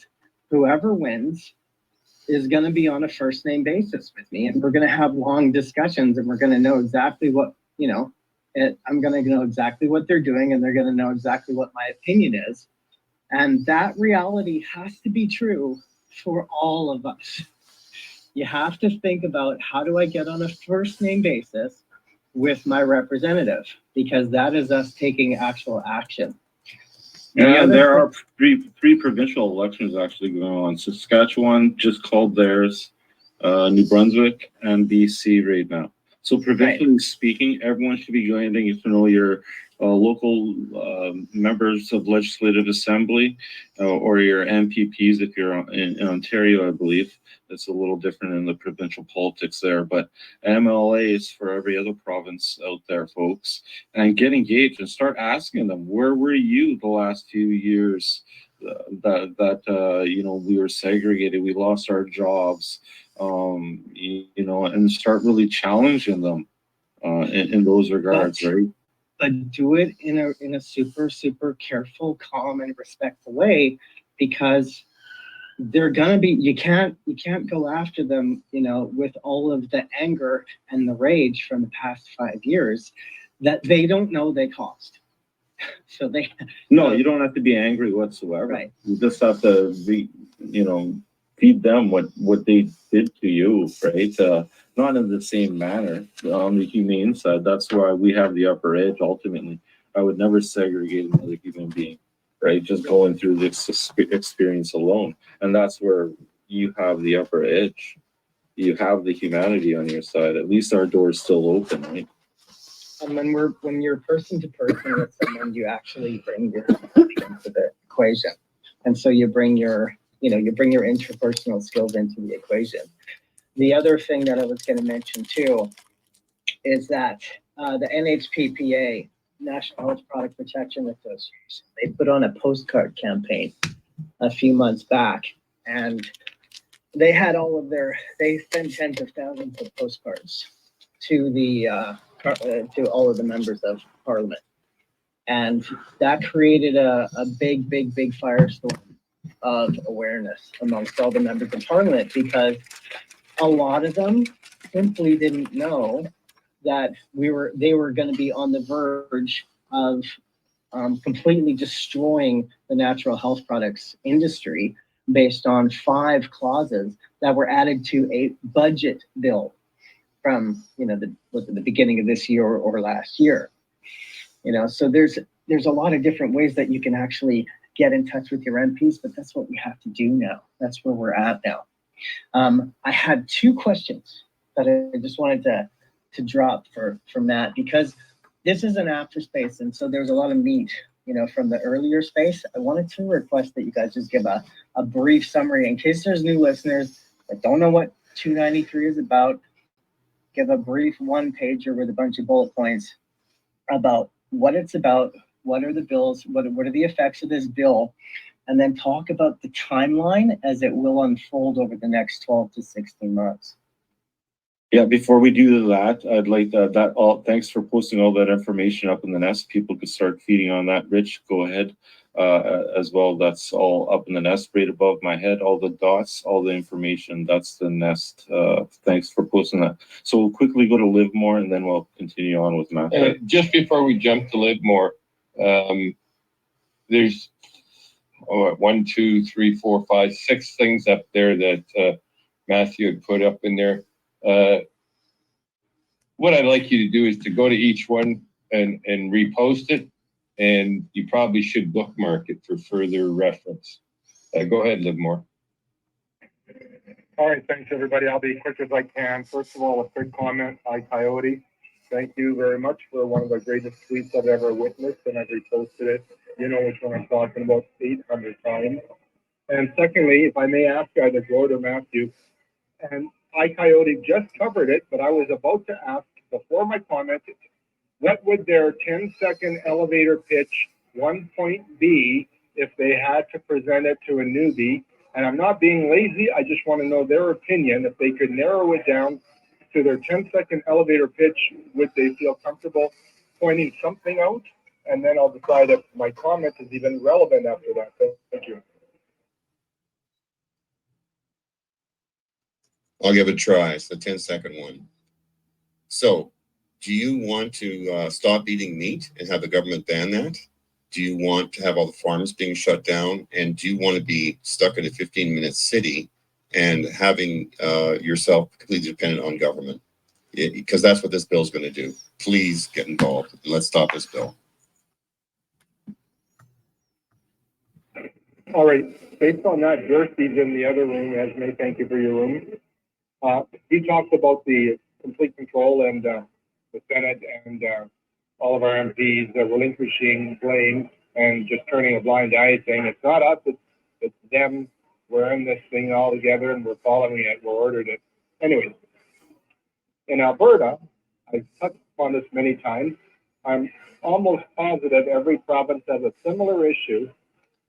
And we already have this problem we're facing on a federal level under our Public Health Act, because they do have what I call the unfettered God clause, carte blanche, all the say-so in the world to do everything and anything they solely and strictly deem justifiable. And that is law on a provincial basis. This tyrannical statute in play, working against us at any moment. It's just waiting to be triggered in Alberta, I can say for sure. Now, any other ones in any other provinces, I'd love to know. If you guys have even paid attention to it, because nobody in Esme's space said anything about that, and I'm bringing it to your attention as far as Alberta is concerned. Thank you. To the previous question about what is the best thing to learn quickly about the bill, I draw your attention to the poorly labeled nest item I put up. It starts with hashtag stops to C293 and stop scrap C293. It says use these links if your browser doesn't support clickable links in the image below. The image below is the press release, and that's got a very detailed breakdown. It shows you the actual text. I actually quoted the text in many different clauses and gave interpretations of what this could mean. So I draw everyone's attention to that one. Thanks. If I had to give somebody a 10-second statement, I would say ask them simply, did you like COVID measures? Because 293 makes that looks like kindergarten. Do you want to talk about it? Brilliant. I like yours better. Yeah, first glance at that document, it's fantastic. It's a great, super detailed one pager. So check out that link and definitely share it.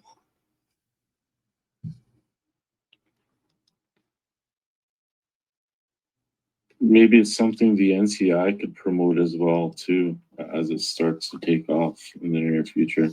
We can't really promote stuff unless it's been given under testimony, or if it's related to a witness's testimony or what have you. But it's a great, I would segue that into it's a really good topic, or it's definitely a good topic for the spring hearings that we're planning in the East, because the intention is to have hearings for the spring hearings to be in the East.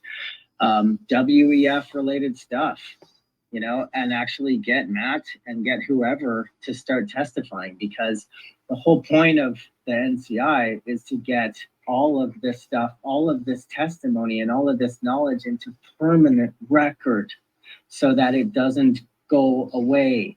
In our news cycle, we are just, this is part of this whole demoralization and, you know, exhaustion that we're all dealing with, you know, and, you know, this is what Matt and Wayne and a few of the other guys were saying earlier, is that we're continuously bombarded with the brave new world of, you know, stimulus and all of this distractions. And after having been completely traumatized by the last 4 years, we're all emotionally exhausted. And then, you know, this bill that started in 2022 is finally making its way. And now we're finally, okay, now we have to do something about it.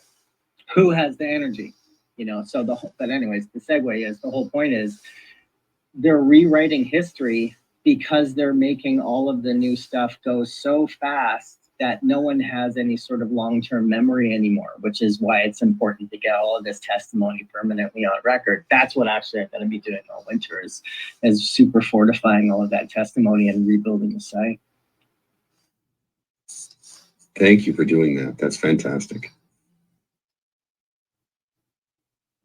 Esme and then Rich. So for the elevator pitch, Wayne, I think there's a lot of people who still think that the COVID measures were completely reasonable and kept people safe. Like, there are too many Canadians who think that. And so if I don't know whether I would do that, ask them, did you like those measures? Because a lot of people, I'm afraid of the answer. I think they did like them. I think they thought that, yeah, you know, Trudeau and his cronies say, we did such a great job in Canada of keeping people safe. We did better than a lot of other nations, right? And so they think that somehow this saved people, which we know. Like Dominic LeBlanc, the main person responsible, is very honored and proud that, Yeah. and he would do it again if it happened again today. Basically, that proud. Yeah, exactly. So I personally would favor Matthew's approach. Like, do you like to eat meat? But I would take it one step further and maybe turn it on his head and go, so do you like to eat insects? Because that's what C93 has in store for us. We, you know, no more steak. You get to eat insects. Would you think you're going to like it? I mean, I don't think anybody really wants to eat insects, except diehard Marxists. And see, that's where they're weaponizing that kind of language, though, too, right? You see it right now in BC as he brings up certain types of conversation in those regards, and they're trying to slander him on the opposite side. So you have to keep that in mind, because they are a demise in their own ignorance too, right? So. That's true. He was speaking to his supporters when he was saying that too. You know, like he's fully in that belief, like fully in that belief that, you know, all of those measures were good and that we were trying to protect everyone. And the idea that anyone should actually oppose something that they dictate to be the common good doesn't compute, right? So we're dealing with people, we're not dealing with people on the same level of consciousness that we're dealing on here. So you have to recognize that. Yeah, it's Rich here again. I actually like the elevator pitch about the COVID measures and how did you like that? This is, you know, what's coming down the pipe is going to be even worse. And the reason I say that is out of, you know, every 100 people I talk to, maybe 5 of those people who are on the other side of the fence have started, you know, hopping over to our side of the fence. So I don't think there's a silver bullet here. I think we're just going to have to pick away, grind away, And So those are my thoughts. In fairness to both sides of the discussion here on this, for me, given the role that I've played throughout this whole time frame, and I bring maybe a little bit of a different lens to this in having interviewed more than 50 of the world's top actual experts and scientists on this early on. For me, I'm comfortable in my skin to ask them this question from the COVID measures, because regardless of their response, I can gauge my response accordingly, right? I can't, my best weapon is my ear. So the very first thing that I'm going to do is take the most generic, broad spectrum, tough subject question that everybody has an opinion on, and you'll know in seconds whether this is, where to engage in from there. So, this is just my personal how I regard. I mean, it would be very different. Like you walk into a room of teenagers, and I'd ask, "So, what's your favorite cricket recipe?" Because that's all we're getting this time next year when we plan our next event, right? So, I mean, there's all different approaches for that are available, but it's being human. Definitely agreed with the cricket recipe, because you start talking about that, and it's going to be like a deer in the headlights. They won't know what the hell you're talking about. Wayne, I get your point. You're bang on. The point being is that we have to meet people where they're at. Absolutely. So you send out the test balloon. Yeah, I gotcha. Yeah. I just want to chime in that I actually agree, Esme, that I came to sort of this conclusion last week, and I sort of forgot about it, but you reminded me of it. When we divide the population into three groups, right? You have the brainwashed who are watching cable TV and wearing masks and are completely brainwashed, and let's call them like 20% on one side. And then you have the people that are quite awake and aware of what's going on. Let's call them, 15, 20%. And then we've got a bunch of people in the middle, like 60%. We'll do what we can. And those people in the middle are our target. We're not going to get the people in the first 20% that are brainwashed. So what do the people in the middle have in common? Well, everybody cares about food. No one wants to eat bugs. But a lot of people are still hung up on whether or not the measures were all good. But most of the people in the middle have an inkling that something was wrong. And so I think that going at it from the more horizontal thing, like a marketing perspective, the people all care about their food, and they all care about their children. And so if we phrase it's about your food for your family, and it's about your children's futures, something like that. Well, ultimately, I think it is in the center of everything. We're literally, because you don't want the extreme of the right and the extreme of the left, because those are very terrifying. So ultimately, in the middle, like I'm being segregated now. I'm literally hopefully one Canadian of many millions here in the middle, trying to pull us all together in the center here, because that's the powerful strength when we're all working together, right? And it's tough. It's tough to organize people. I've lived that experience as well too. So, but ultimately, we have to meet in the middle here and fly this baby home, I think, because the potential here is endless.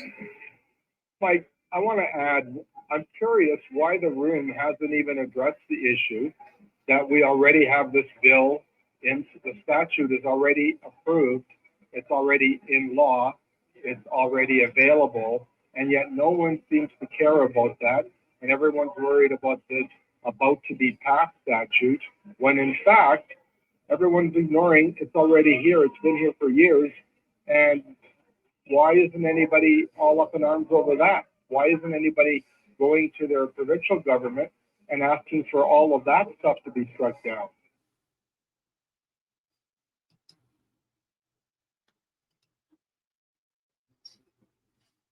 Who knows what the play is? Well, the play is exactly the same as everyone in this room and in Esme's space has been discussing. It's already there. I'm speaking as far as Alberta. And I'm positive, excuse me, BC's worse than Alberta. So Coyote, you would know under your Public Health Act, it's worse than what we got. I would imagine Ontario is leading the country. Sorry, go ahead. Sorry, go ahead. No, you keep on. No, I find it just very, very, very puzzling why everyone is up in arms and all concerned about this federal bill that's going through the Senate. And they ignore that we already have this tyrannical, draconian provincial statute in effect currently. And nobody wants to talk about it or pay attention to it because you're all going to be ending up hostages and have no say in anything because it is literally the unfettered God clause. And it's still out there and no one is making us think about it. Well, that may be the case, but what we're facing is in other provinces, like in Ontario and Quebec. I mean, I don't know about this unfettered God clause, but I do know the C293, it's right in front of me, sets out cooperative measures and agreements for the government of Canada with other key industrial or international organizations, including the World Health Organization, the United Nations. It brings SDGs into law. They can do that with this bill. And therefore, I think this is something we should be concerned about. It's also got all these clauses, 1, 2, 3, 4, 5, all to deal with shutting down farming and raising animals for food. Okay, Matthew, I'm sorry, I can't look right now. What province are you in? Ontario. Please have a look at your Public Health Act, please. And when you're done looking at that, compare it to Section 29(1) of Alberta's Public Health Act. Send me a DM. I'd love to hear your thoughts. I don't want to hijack the room. Okay, I'll look at the Public Health Act. Thank you. So one way to maybe look at this bill and how it stands a little bit different, and I'm kind of speaking in maybe too small of a broad of a brush on this, but in looking at the health bills, the health acts, you're correct. There is basically unlimited powers in the Health Act bills, but what the 293 does is it takes everything and puts it under the Health Acts under pandemics. So this is every industry is now compliant under going to be the health department is going to be the only department in Canada, and it will be perpetual pandemic measures. That's basically what 293. It's like the Lord of the Rings, the one ring that binds them. This is the one bill that binds them. Is what they're trying to push through with 293. So not to take anything away from your argument about the health bill, but it's not the only bill. I want to add one thing, Gord. If I said to you, this statute is even worse than what you just described in 293, and the evidence is that it only requires one person to make all of those decisions, and it covers absolutely everything you just mentioned. Please have another read at it, and then I'd love to know if you'd still disagree with me. Thank you. Well, what 293 is, it makes that the person who's the head of the WHO, Tedros, now can impose lockdowns on us.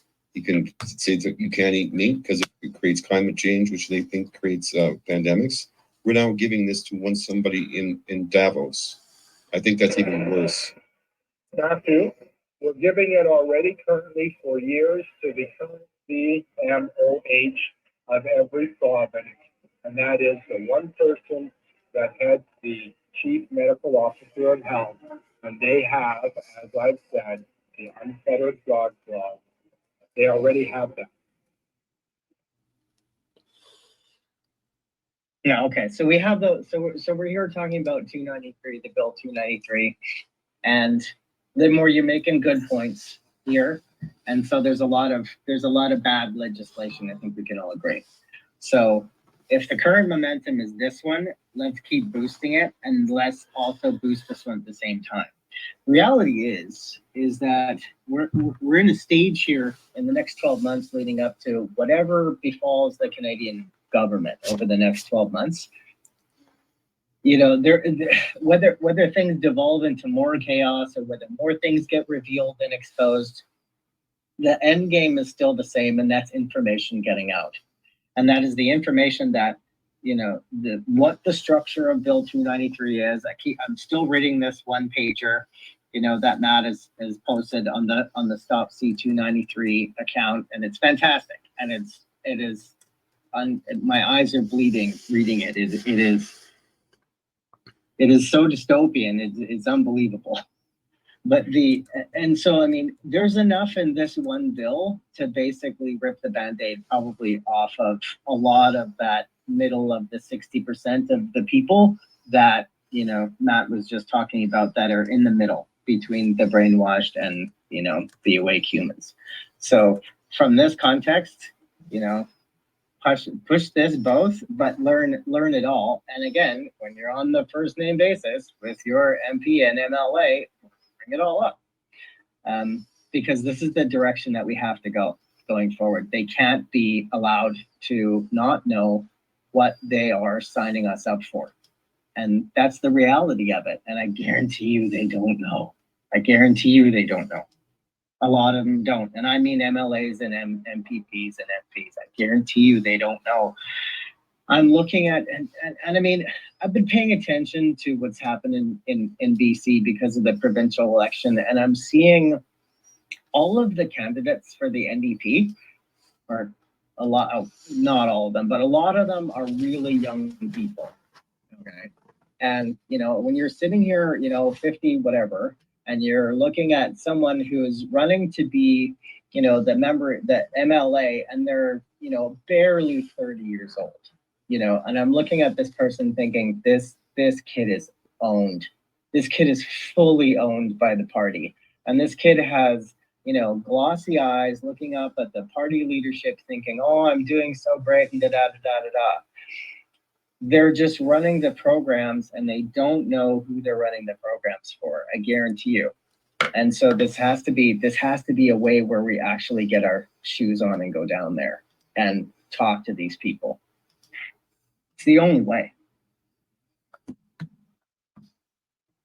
You're off the pillow, and James, welcome. Go ahead, off the pillow first. Well, thanks. I just wanted to touch on the comment Esme made and the response that Matt gave. There, you know, the target is the people in the middle. And I just wanted to remind everybody, we can all look at vaccination uptick, you know, how many people went for their boosters, and we all saw the percentage of it drop. So that is the target. You know, as soon as the coercion dropped. Yeah. So, you know, I think some of them kind of realized, you know, it's not that big of a deal getting to go to the restaurant or, you know, what have you. And I think a lot of them are running into some health issues, whether people want to, you know, realize that or not. I think everybody's got their personal thing. There's a lot of reasons why people aren't speaking out. There's a lot of people that don't want to know. They know, like, you know, many people have said this in the room. They actually know. They do. They intuitively know something's wrong. Something's wrong here. But finding the courage to want to hear it. You know, I've had this, you know, discussion with my sister multitude of times. She doesn't want to know. But under these circumstances, what we're talking about in this space right now is they have to know. And I truly believe, you know, and this is where I'd like to just share that with the rest of the room, is we have to, we've got to realize and recognize that there is a lot of people out there that do know something's wrong. They don't want to talk about it. They're struggling with admitting they made a mistake. They're struggling with admitting someone else was right and they didn't listen. There's a multitude of reasons why they do not want to face this. And they do not want to face, you know, what we're all facing. in these rooms. We're sitting around talking about what the fuck. We know what's coming. They don't want to. It's uncomfortable. It's very, very uncomfortable. But those are the people we need to reach. And I think speaking every chance you can get, whenever you see a window of opportunity within a conversation to speak about things. I mentioned Agile Nations 2 days ago as I was trying to find some garlic to plant in my backyard. So I was just chatting with a farmer. She didn't know about it, but she was very curious. So we had a great conversation. I go back to see her next week. I'm going to bring her some of the documentation I spoke about. So I can give her a printout so she can read it further, and maybe she'll investigate further.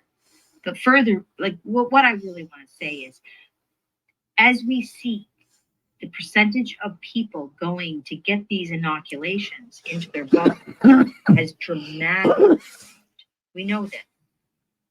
To me, I think if they had any idea as to where these people want to take us with regards to forced vaccination, someone had mentioned this is, absolutely established in other countries.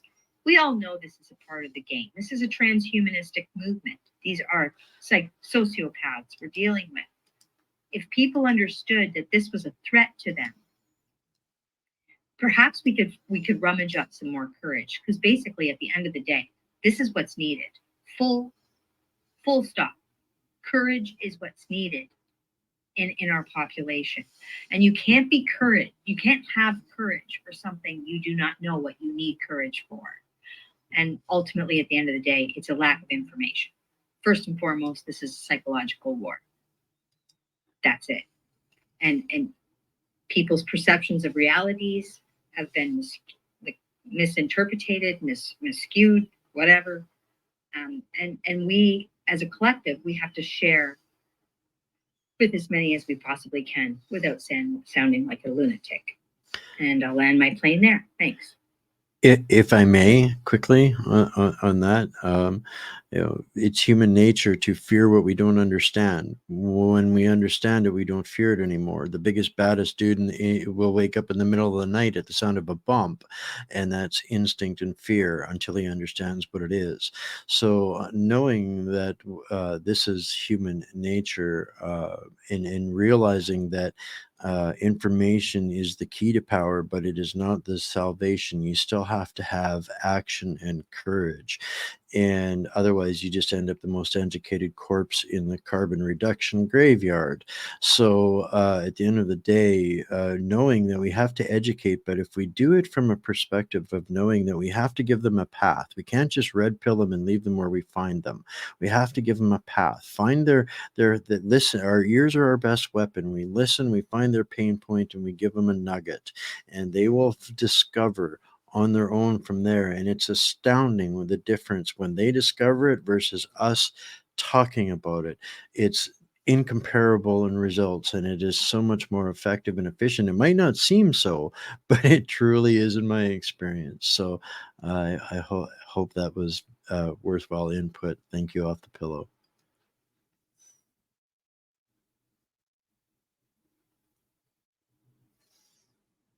I'll jump in here. Just really quickly, maybe the point the fact that most points about why this is so much more important. This is a federal bill that usurps the province's authority. This is in part of the reason why my so egregious. They had to basically bribe provinces to get them to go along last time, and this would remove the necessity of having to get the provinces on board. This would just it's egregious that it would supersede provincial authority, and I think that's actually a really big deal. Though you're absolutely right, with more some of the stuff in the provincial agreement is just as bad. But this is just centralizing power. Anyway, I'll go back down to this. I didn't hear that point come up, so I wanted to bring it.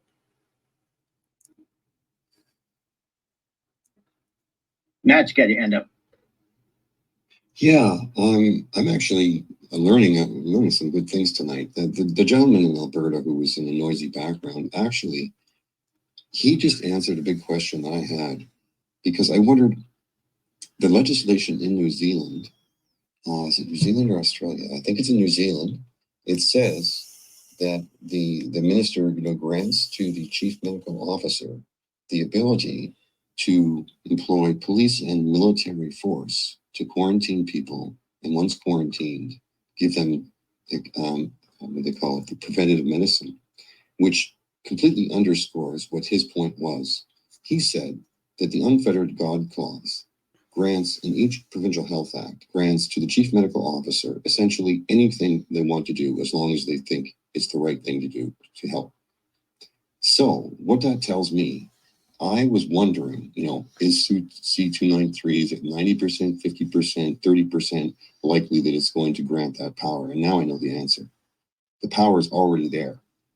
And all they need to do is explicitly name it in their plan, that the chief medical officer of Canada, or that would probably be like WHO, Theresa Tam position, but the provincial ones will have the power to invoke military and police for quarantine, because it's already within their rubric, but now it's formalized. That's what's different. Thank you. Fucking months and months and months for one person to actually figure that out. I appreciate it. Well, thank you for hammering it home. It woke me up. Thanks. I'll take it a step further. It's slavery. So if they have it's one thing to lock you up because you refuse to follow a regulation, so if you refuse to, take this medicine or take this medical intervention, that's one thing. Okay, so that's already egregious, and that already, is in violation of Charter number 6, which is your right to personal security. If they actually hold you down and inject you with that, you've lost your all humanity. So you've lost your human rights, you've lost your everything, and you're a slave. And so you are property. You are no longer your own property. You're the property of the government. When they can basically force, it's essentially assault. So, if I was to do that to someone else on the street, if I was to hold them down and inject them with something sharp and poke them with something sharp, that's assault. But if the government legislates it and says that they can do it to me, that means that that's assault on me, except where we're talking about it's in the law. And so therefore I'm now a slave and now I'm not property. So that's a big problem. So I think that's a rabbit hole definitely worth going down. I want to jump in here for a minute. Livermore, thanks for nailing that home. I just want to comment that maybe this Bill 293 thing, a little bit of a difference being that Tetros now has the ability to call a worldwide pandemic, and then that's when all these public health guys will jump in on their bandwagon and do their shit. So I think that might be the extra impetus on 293 that an outside unelected body can then dictate to these public health officers, by the way, that all make $500,000 and $600,000 a year. Go do your shit. And they can do it on every climate extreme arbitrary justification that they want to dream up. That's what makes this one so diabolical. Now the climate crisis is now a pandemic crisis. By law, these people will do exactly what they want to do. So if they discover a snail in danger in your province, you're going to not have any chickens, and that's their justification at that time for you to go on a cricket diet. And if you don't like it, well, then you got a problem. It would be so nice to have Vincent in this space right now and listen to the last 10 minutes of this conversation, and just get his reaction on, what our, rights would be in that particular situation. Well, logistically speaking, if people really understood the size of our beautiful nation here, we could just run to the woods or run certain areas and avoid all this insanity. Ultimately, it's that big of a country, folks. It's that big of a country. We could separate from this governance and create our own civilization within our own nation here. It's that big, folks. It's like, remember, big equation. Second largest country on the planet, all the resources we need, small population. Huge factors, folks. That's true, but we shouldn't have to. Should I put my hand up to tell you guys a small thing? I'll put my hand up. I know you guys were talking about something else, but just go, man. You got the floor now. okay. Oh, okay. I could put no. I'll put my hand up. Sorry, somebody else was going. I apologize. I just want, before we get past this, I just want to make a very, very quick observation. I think, based on what was hammered home to me tonight, I think that we should consider 2 points for the middle. The food. Do you want to eat insects? Oh, and just by the way, this is going to allow the use of force, because other Commonwealth countries, New Zealand and Australia, facing the same thing, awarded the chief medical officer the right to use military and police force to quarantine, and once in quarantine, to give a preventive medicine. That will scare the crap out of people who are already wondering about the injections. That's something that they would really, really, really key to, like a magnet. And then we just say, all you got to do is go click on this link, send a letter to your senators, put a couple sentences in front, hit send, and it'll go to 23 senators in Ontario, 20 something in Quebec, and then in your province, that many. That's the 2 points that hits the middle the hardest: the food and the force injections. Psychologically speaking, I don't want to traumatize anyone anymore. And using fear is one of those bases of all the trauma that we've all been subjected to as well, too, right? So another angle maybe, because I don't want to use any in fear or in intimidation. We have to be human here and just tell the truth, right? The truth shall set us free, after all, shall it not? Well, I agree. The truth is the most important thing, Mike. And I'm going to share with you why I think this is important. I have someone very, very close to me who for months would say, don't talk to me about this stuff. I don't want to hear about it. And they were really serious about it. We couldn't even go on a nightly walk where I couldn't share anything about this stuff. And then I finally sat down with them and said, what happens when I bring up these things? I talk about what's happening with the World Economic Forum or with Bill C-293. How does it make you feel inside? What's underneath? I mean, look what you've been through in your life and growing up in your communist country. And she said, well, I guess it brings some fear. So that's the thing. The reason why they're putting the ostrich head in the sand is the fear and the learned helplessness. If we, speak passionately and say, how do you feel when I don't know how you're going to feel about this, but, we might be into forced injections, and we really don't think that's fair to people. And it's against all of our bodily autonomy. And that's one of the 2 points, the food and the forced injections that this is going to make legal. And we don't think that's right. Will you help us?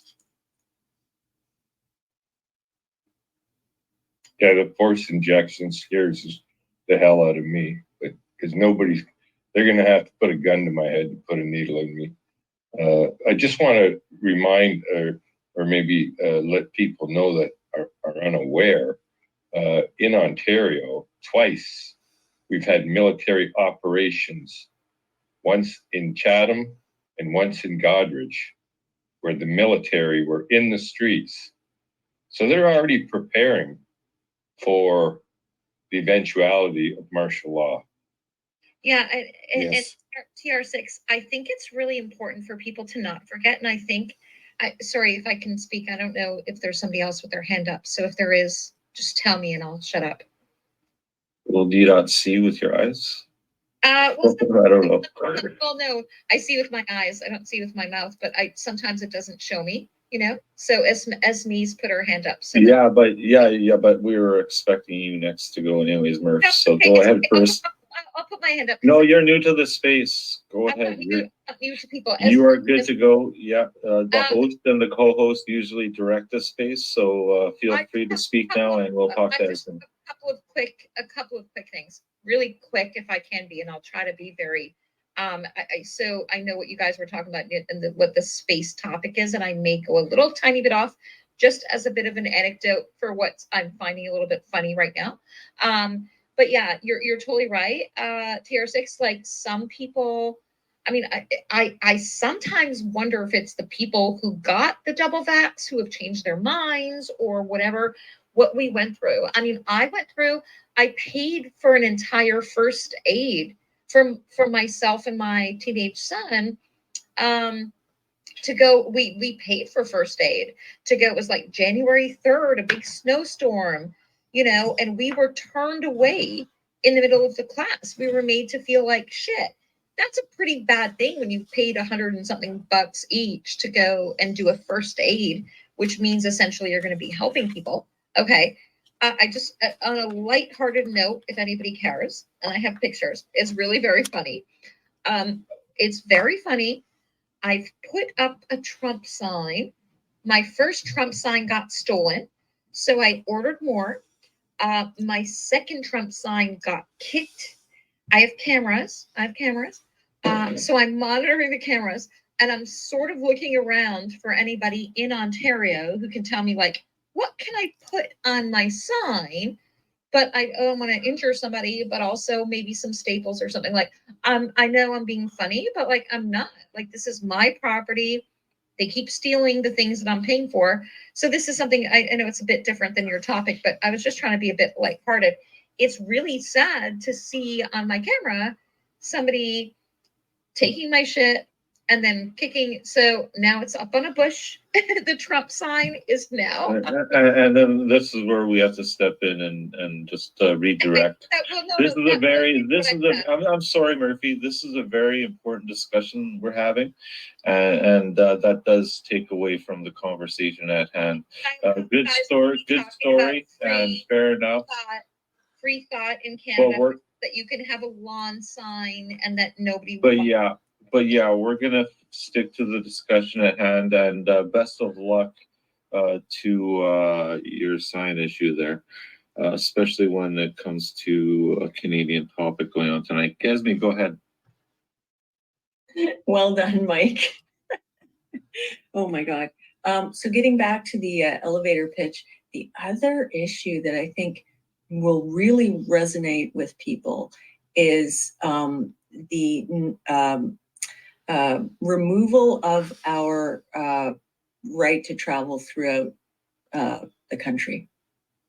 So we saw the MP, I don't know, I forget his name, Liberal MP, standing up and Holland. Yeah, talking about, and people are taking their families on trips. They're so selfish on road trips. I'm like, so here's the other one. Hey, do you like road trips? Yeah. Do you even like going out over to the other town to go to a farmer's market? Or do you like, taking a country ride to get out of the city? Or do you like, well, that's at risk. I think that's something that will perk up their ears, right? Well, the other thing is that you want to find out what it was like to be unvaccinated and how you were how they were treated, because you will with this bill. Oh yeah, that's a good one too. Yeah, that's a really good one. So and then forget who else mentioned about. I think it was Off the Pillow. One of the indicators that people are like kind of skeptical now is that they've stopped getting the shots, right? So that can be used in the sense of, well, the government is recommending that you get your shot. Like you should be up to 6 or 7. So now you're an anti-vaxxer. So what if they said, no, you really have to get it. And you didn't want it. You didn't want 6. You didn't want 5. You didn't want 4. You didn't want 3, maybe even. But now the military can come to your door and administer it to you against your will. How do you feel about that? Would you like that? Yeah. You know?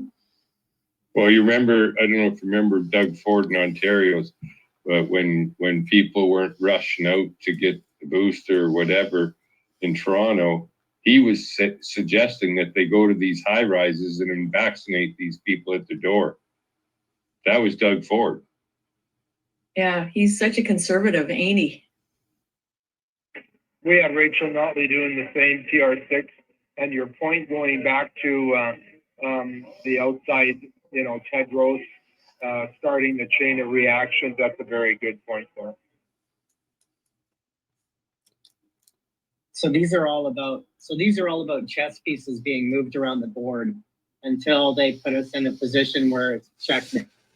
And you know, it started with what Livermore was talking about at the provincial level, you know, and then all of the pandemic preparedness measures and their measurements and their polling and all of the data that they had in order to determine how compliant were we going to be and what level of coercion was going to be required in the future in order for them to put their necessary plans in place, you know, for the military or what have you. So from all of this perspective, you know, we're in this situation now where it's like, okay, stop this one bill that is the trigger for all of this stuff. If Tedros and the WHO is the trigger that gets to pull the trigger, if we do stop the bill, they're gonna find just some other stupid way of doing it, or they're gonna do it anyways. But what we just need to do is at least fight it, stop it. Livermore, you got to mute your mic. Livermore, you got to mute your mic. No, it's me, man. I'm on the street.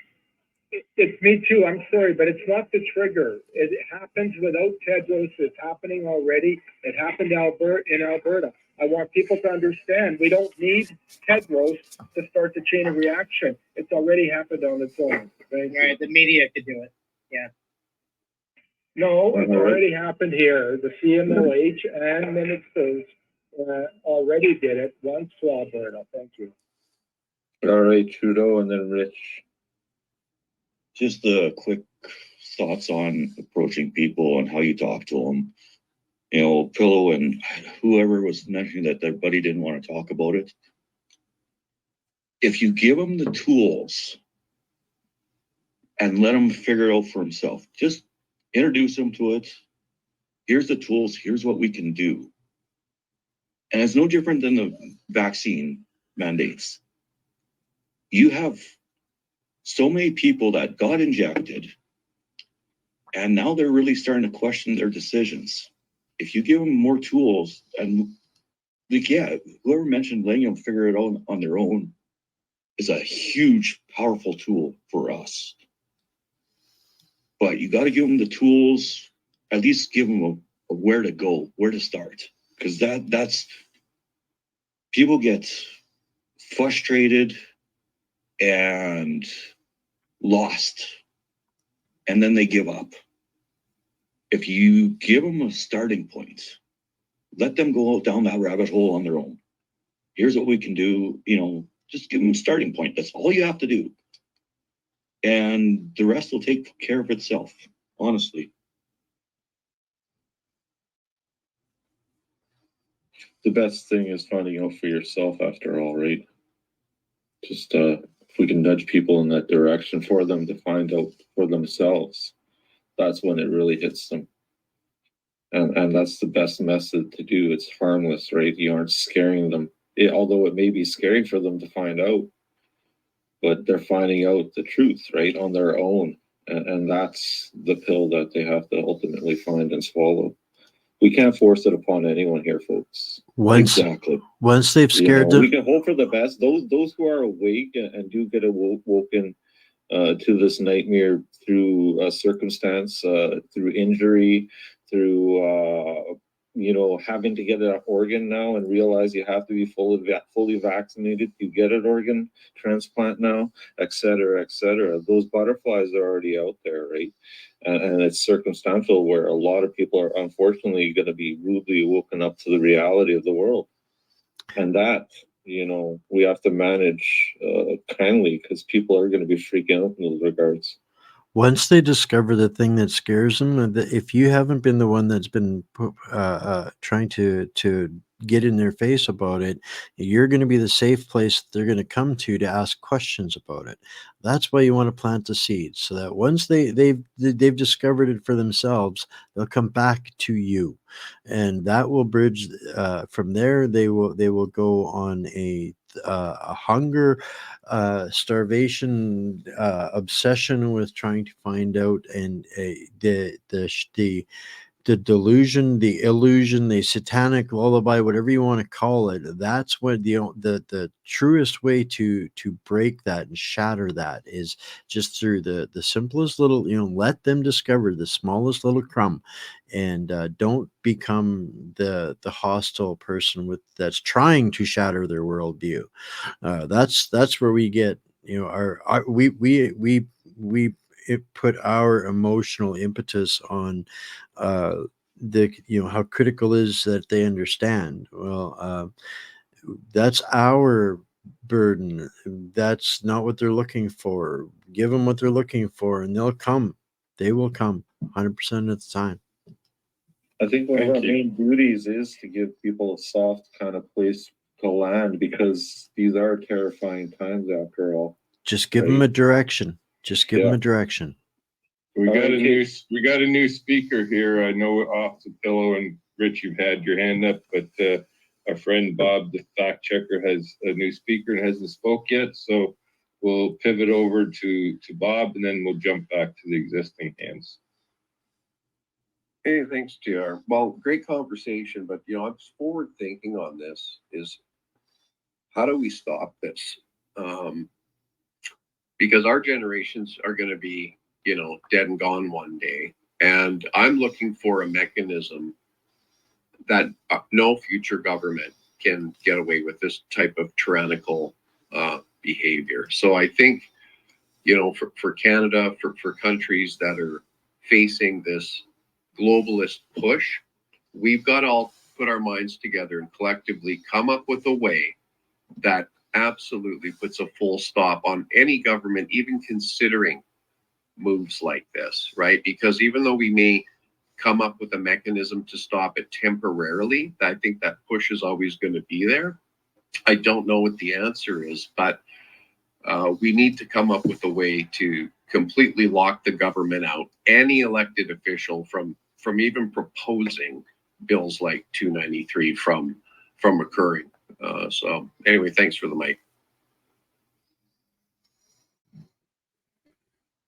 Thanks, Bob. I don't know if you were in Esme's space or listening earlier, but we are going to start having weekly spaces about this to further get the word out and maybe more direction as to what we can do.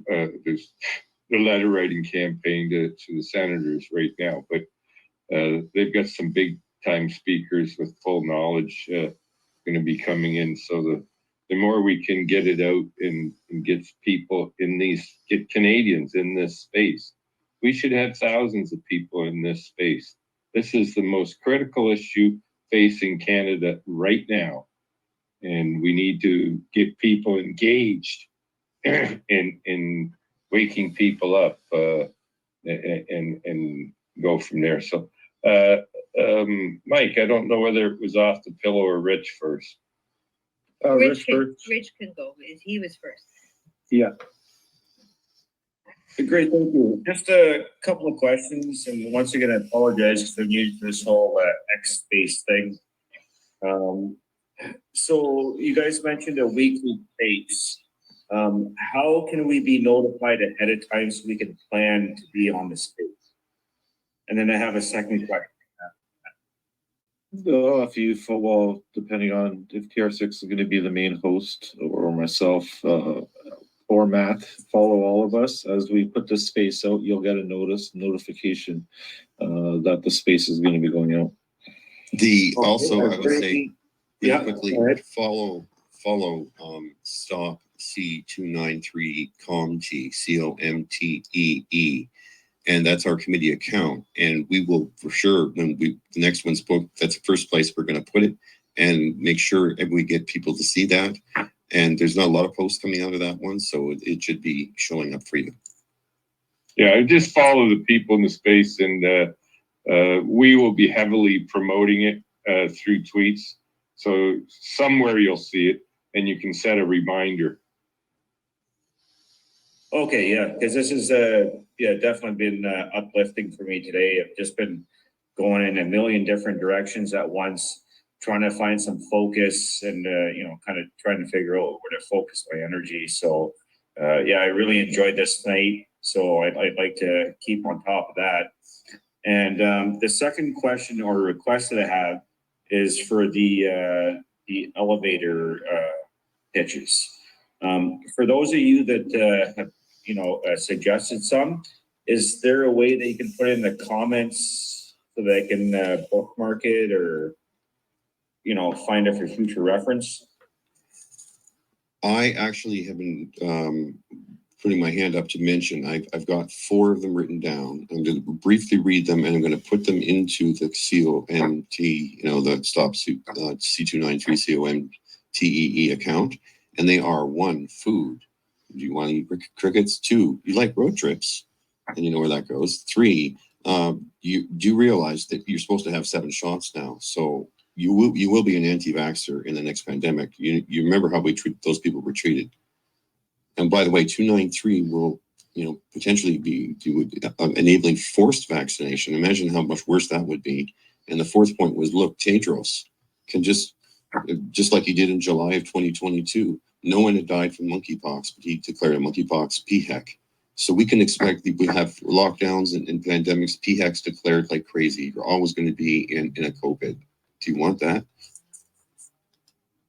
Okay, and that was at the Stop C293 committee.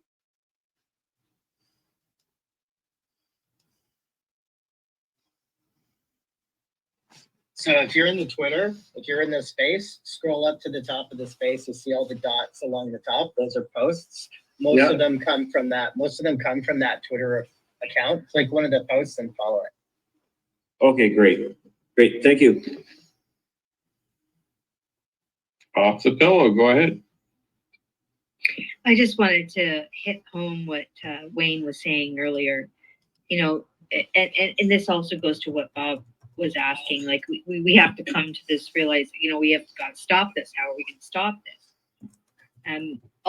Ultimately, it's enlightenment.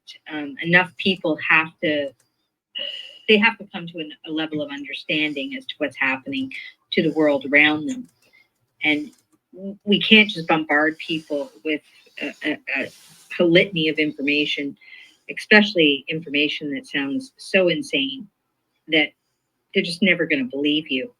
So it is ultimately about planting seeds first and foremost, and then following through with them.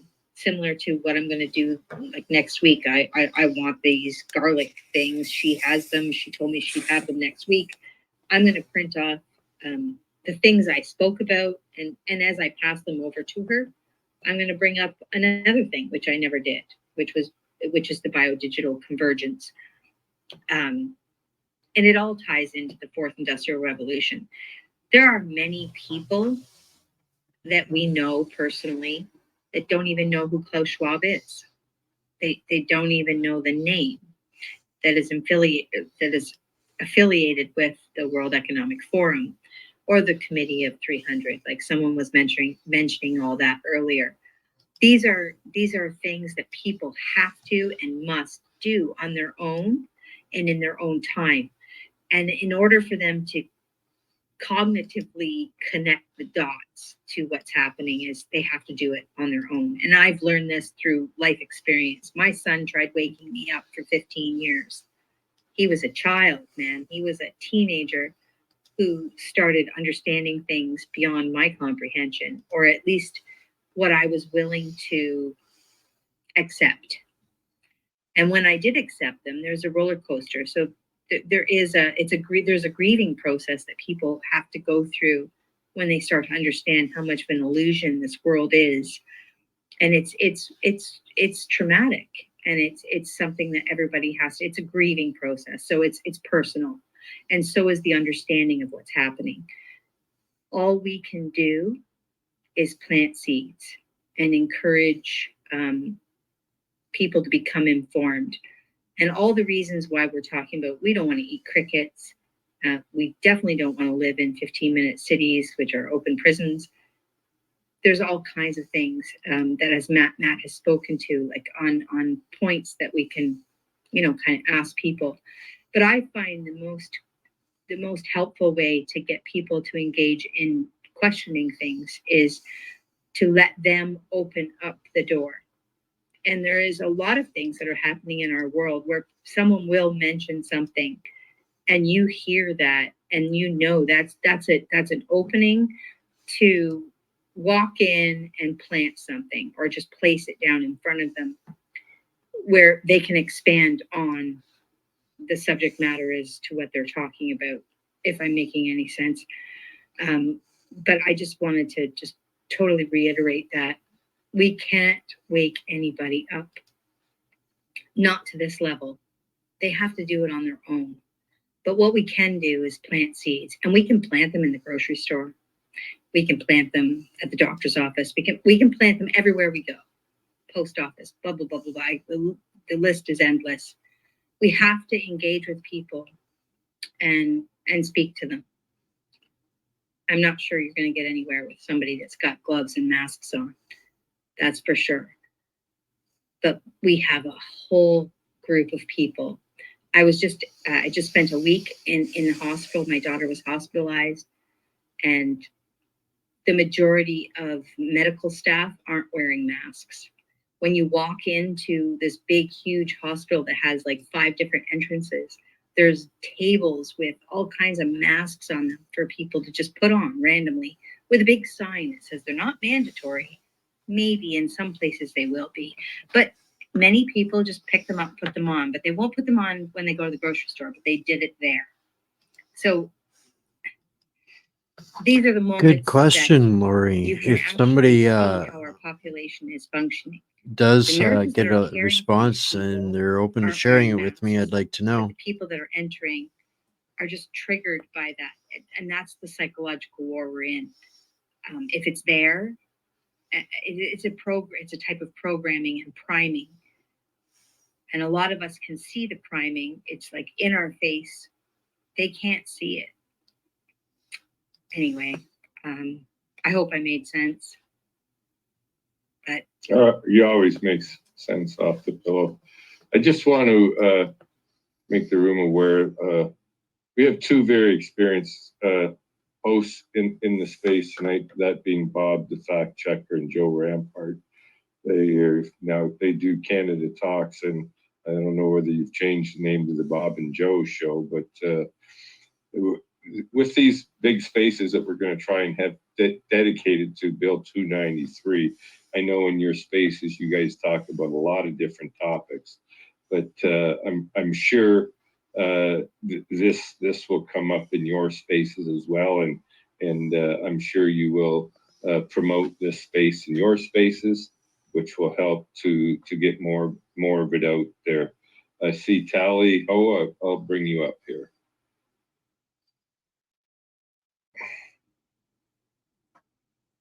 Yeah, TR, I'll share this in our Canada Talks Tonight space, and I'm also following the Stop 293 committee, so I can share some of those tweets in the nest, in the bubble, in our spaces. And if you guys have me scheduled, we'll definitely share that information and let everyone know when you guys are hosting spaces. That's great. Thanks.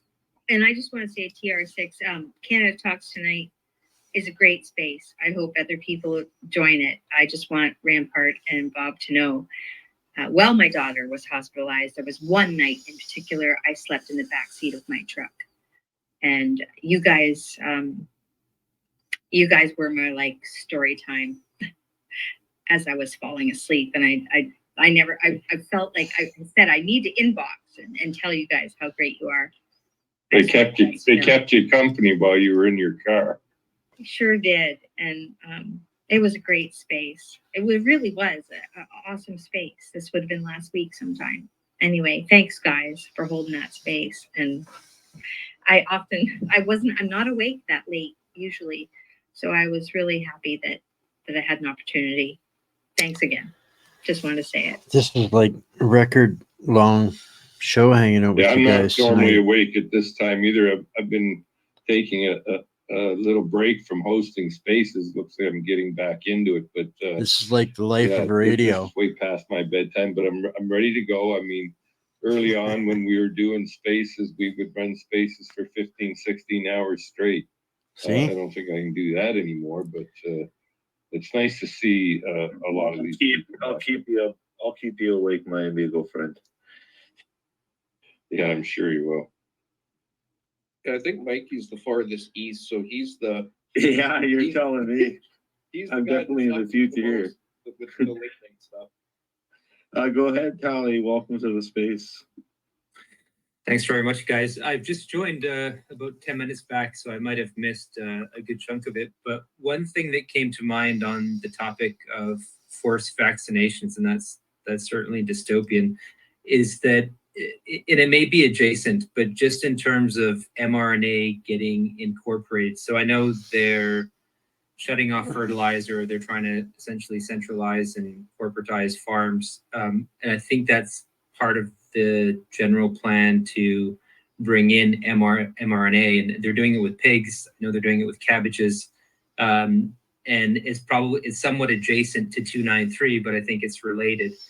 And I'm curious if you covered that, but also I think that that's probably something that's going to be happening in general, similar to Health Canada being quiet about lab-grown meat not necessarily having to be labeled when it's in the supermarket. So when you go in there, they're not going to make a big fuss about it, but it's there and you're consuming it. And I think the same is going to apply for mRNA, and you're seeing it go in that direction in the US. So I just wanted to raise that as a point. I think it is worth taking note of and trying to raise the alarm bells on that when talking about 293.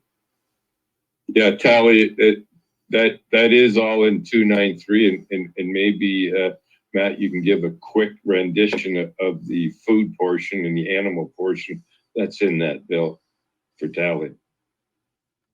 Okay, let me just grab my press release, and I'm going to suggest that he click right now into the nest and click on the one that's the press release, which starts off with 2 hashtags: stop C293 and scrap 293. And if you click on that and the image in that one, you'll be what I'm reading from. So let me just quickly summarize just the food ones. And what was the other one? The animal. The animal farms. Yeah.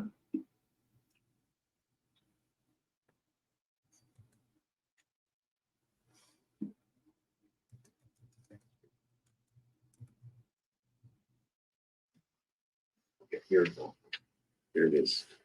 Okay, so the food is the first, there's sections 32K3 and through 32K, 32L2 and such. It's promote commercial activities, including the production of alternate proteins, which we know that means, right? It's insects and lab-grown fake meat. Regulate commercial activities, including industrial animal agriculture. Well, okay, we're going for farm animals. 3, this is quotes, phase out commercial activities, ...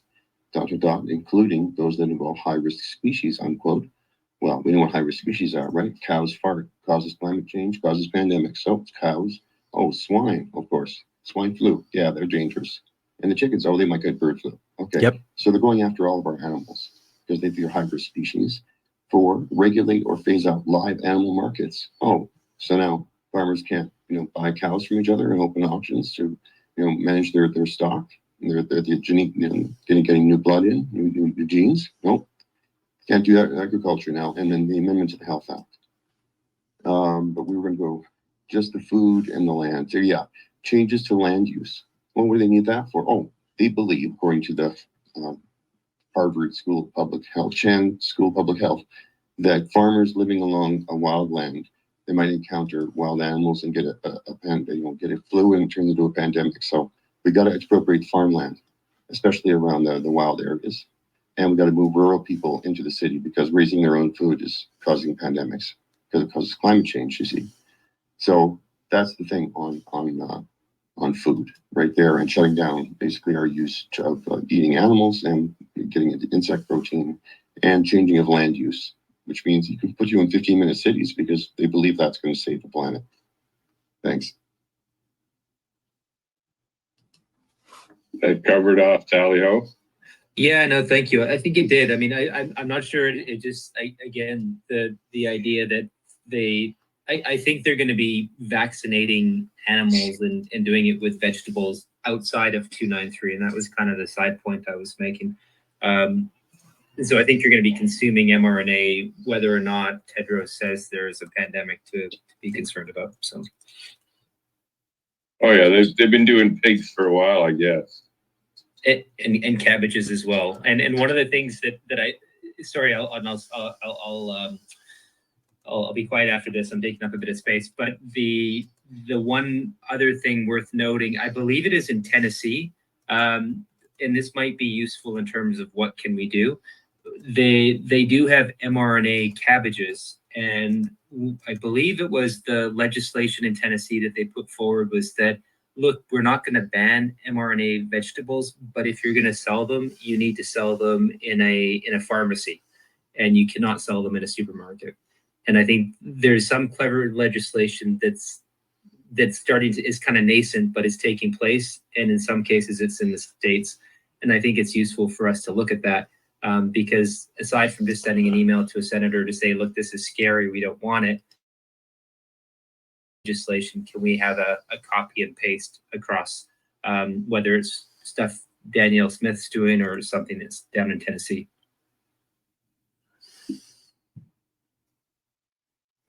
Interesting. Didn't know about the cabbage. I Coyote, and then we'll go off the pillow and live more. Off the pillow. Why, thank you. I just want to say that it's more than just meat and what they're putting into. I'm going to find a really great researcher called Corey Diggs with regards to the food supply. Oh yeah, Corey Diggs for the win. Yeah, she's done very deep dive on the future of this. This was something I think maybe 2021, early 2022 she came out with. I'll find it. I'll put it up in the nest, and hopefully there should still be a link in there. It's probably, I don't know, just under an hour long, where she discusses all of her findings, shows you the documents, and shows you the discussion in which these globalists discuss what we're going to consume. This is all technological, absolutely every aspect of what they're doing and what they want into us at all costs. There are semiconductors hidden in all kinds of our food, including dyes and appeal. There's another one. There's an abundance of things that we are consuming that is electrical to some degree. And I know I sound crazy, but the reality is there. It's written. It's just a matter of doing your own due diligence and going on your own path. Like I said, you can't wake anybody up to the things I'm saying. They have to take their own journey and go down those paths. And people can think you're insane until they do it themselves. And that's the reality we're living in. And I'll just go find the Corey Diggs article and hope you watch it. Hey, off the pillow, everybody. Yeah, that dovetails in with Corey. So it's Corey Lynn, right? So that dovetails in with all of the research that she's done on Bill Gates and the purchase of farmland. And so if you look at the pattern of everything that's happened here, and what Matt was just reading from a couple of minutes ago, is posted on his Twitter account, Stop C293 ComT, short for committee. And it's on the website, but it's this one pager that summarizes, all of the bullet points and all of the danger points of C293. And these ones, these 5 stand out in terms of agricultural. And the thing, they jump out, and they're the first 5 of the bullet points, and I just want to go through them again because they're super important. So the first one is promote commercial activities, including the production of alternate proteins, okay, i.e. insects and lab-grown fake meat. Okay, so that's number 1. Number 2, regulate commercial activities, including industrial animal architecture. Okay, so create regulations about commercial activities covering industrial animal agriculture. This next one is freaky. Phase out commercial activities, including those that involve, quote, high-risk species. Example, meat source animals like cows, chickens, swine, etc. Changes in land use, i.e. expropriation of farmland, cottagers, rural residents, moving them off the land, right? Changing the land use. Regulate or phase out live animal markets. Okay, so these are just repeating everything that Nat just said a couple of minutes ago. Now, when you add all that stuff up, it's about control of the food supply. Okay, so it's not just control of, making you take this or that medical intervention. It's about controlling the food supply itself. And then this completely dovetails in with the whole push for Gates and the Gates Foundation buying up all of this farmland. Okay, now it's like, okay, this may seem like a reach, or this may seem far-fetched, or a conspiracy, or what have you, but the point of it is that what's happening is that the government is giving themselves power to regulate all of this stuff about food production that traditionally and historically for the last several thousand years, they had no need for doing. Okay, and they're doing it on the premise that something just might go wrong, or some virus might jump from an animal and create a danger, and this is the whole concept of we need to be in control of everything, and taking it away from the people that have been doing this for thousands of years without any pandemics whatsoever, or any of these things.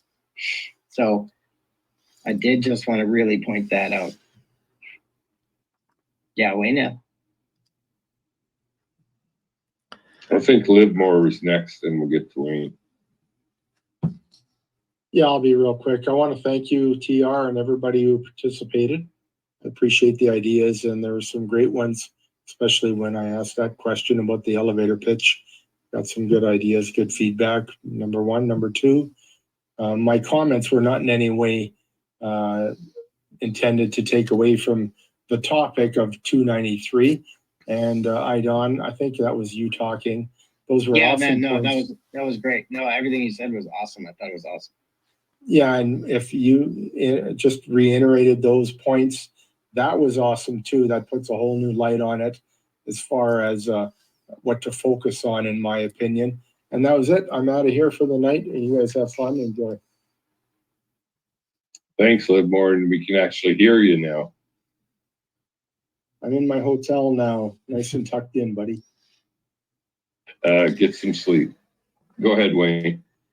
It's I'll throw a little spanner into the works of all of this awesome discussion, and give you guys a lot more to talk about while I duck out and go and try and catch up on a bunch of work. But one of the things to keep in mind is what happens next, right? So the very first thing that's going to happen when they pass this is they're going to suddenly be announcing a couple of $100 billion of infrastructure funding, financing, bureaucracy building, hiring staff, yada yada yada yada yada yada. Whether it's organized or not, but that's the first thing that they're going to do is start cutting themselves checks and bonuses for passing the bills, and then creating new ministries, new agencies, all of those things. This is where you're going to see the environmental experts walking around locked and loaded with AR-15s because you got a chicken, literally. So that's what the funding is going to go for, and it's going to be as arbitrary as they wish, and they're going to print debt on the on protecting you for your safety. So, yeah, the money comes next immediately, right? So just to throw that into the discussion as well. What are some of the other impacts of this, and what is it going to go to be funding? Militarizing the medical establishment? But on that note, folks, I got a whole bunch of work to do, a show to do tomorrow. Thank you all for participating and for having me and giving me a voice and carrying on with this discussion. Tally ho, right? All right. Peace, folks. Yeah, thanks, Wayne. Wealth of Thanks knowledge to you, there. Wayne. Yeah. Thanks a lot, Wayne. Thank you so much for all your help tonight. You made a huge impact. Thank you so much. Talk to you later. Off the pillow, and then Red. Huh. That's great. But I was already getting worn out a long time ago. I really didn't have the energy to get involved in it there anymore. They would keep me there till 6 in the morning, and I still got a massive Substack. Now I got a 4.5 hour video that I gotta try and work with. But you guys definitely got the bonus round because none of that was planned tonight. That was all by the seat of my pants. Somebody suggested it, and I thought I'd see if it would work. And wow, like 500 plus of you still sticking around for that. So maybe I need to do that more often. Thanks for hanging out the duration of that. I've almost lost my voice now, so I gotta go through the tail end of the regular stuff that I gotta do. Scrap C293, right? And the Substack. That's the other thing. I'll pull that up and show everybody because there's way more people here now than there was earlier. Get plugged in on the Substack. It's free for everybody, and that's where all the details are. All the receipts per se of the show. That all happens there at Substack. And if you need to get a hold of me for any reason, whistleblower stuff, we got all kinds of stuff going on. That's the best way to do it. Contact at whatsupcanada.org. I know I am swamped, but I will do the best I can to get back to everybody. Yeah, big stuff. Of course, tomorrow night, Friday, Bankers Bandit, Bullion and Bucks with Bryce. Tune in for that. That'll be an adventure. Always is. Support independent journalism. Whoever that is that you trust, that is your go-to, that keeps the fight going all the way around. Support them. If this is the platform that you support and want to help out and keep free for everybody else, that's the best way to do it. And yeah, I don't think I have anything left to give to this or to tonight. So yes, tomorrow's always going to be a new adventure around here. I'm going to play you out as always with my favorite partner. We don't have sponsors, we have partners. They're in this together with us, and they're why I don't worry about supply chain interruptions or port strikes or any of those kinds of things. That's my friends and partners at Patriot Switch. I got to get rid of this big one. Man, I'm tired. All right, get rid of that and turn that down. Get over to this and go and try and get ready for tomorrow. All right, guys, I love you all.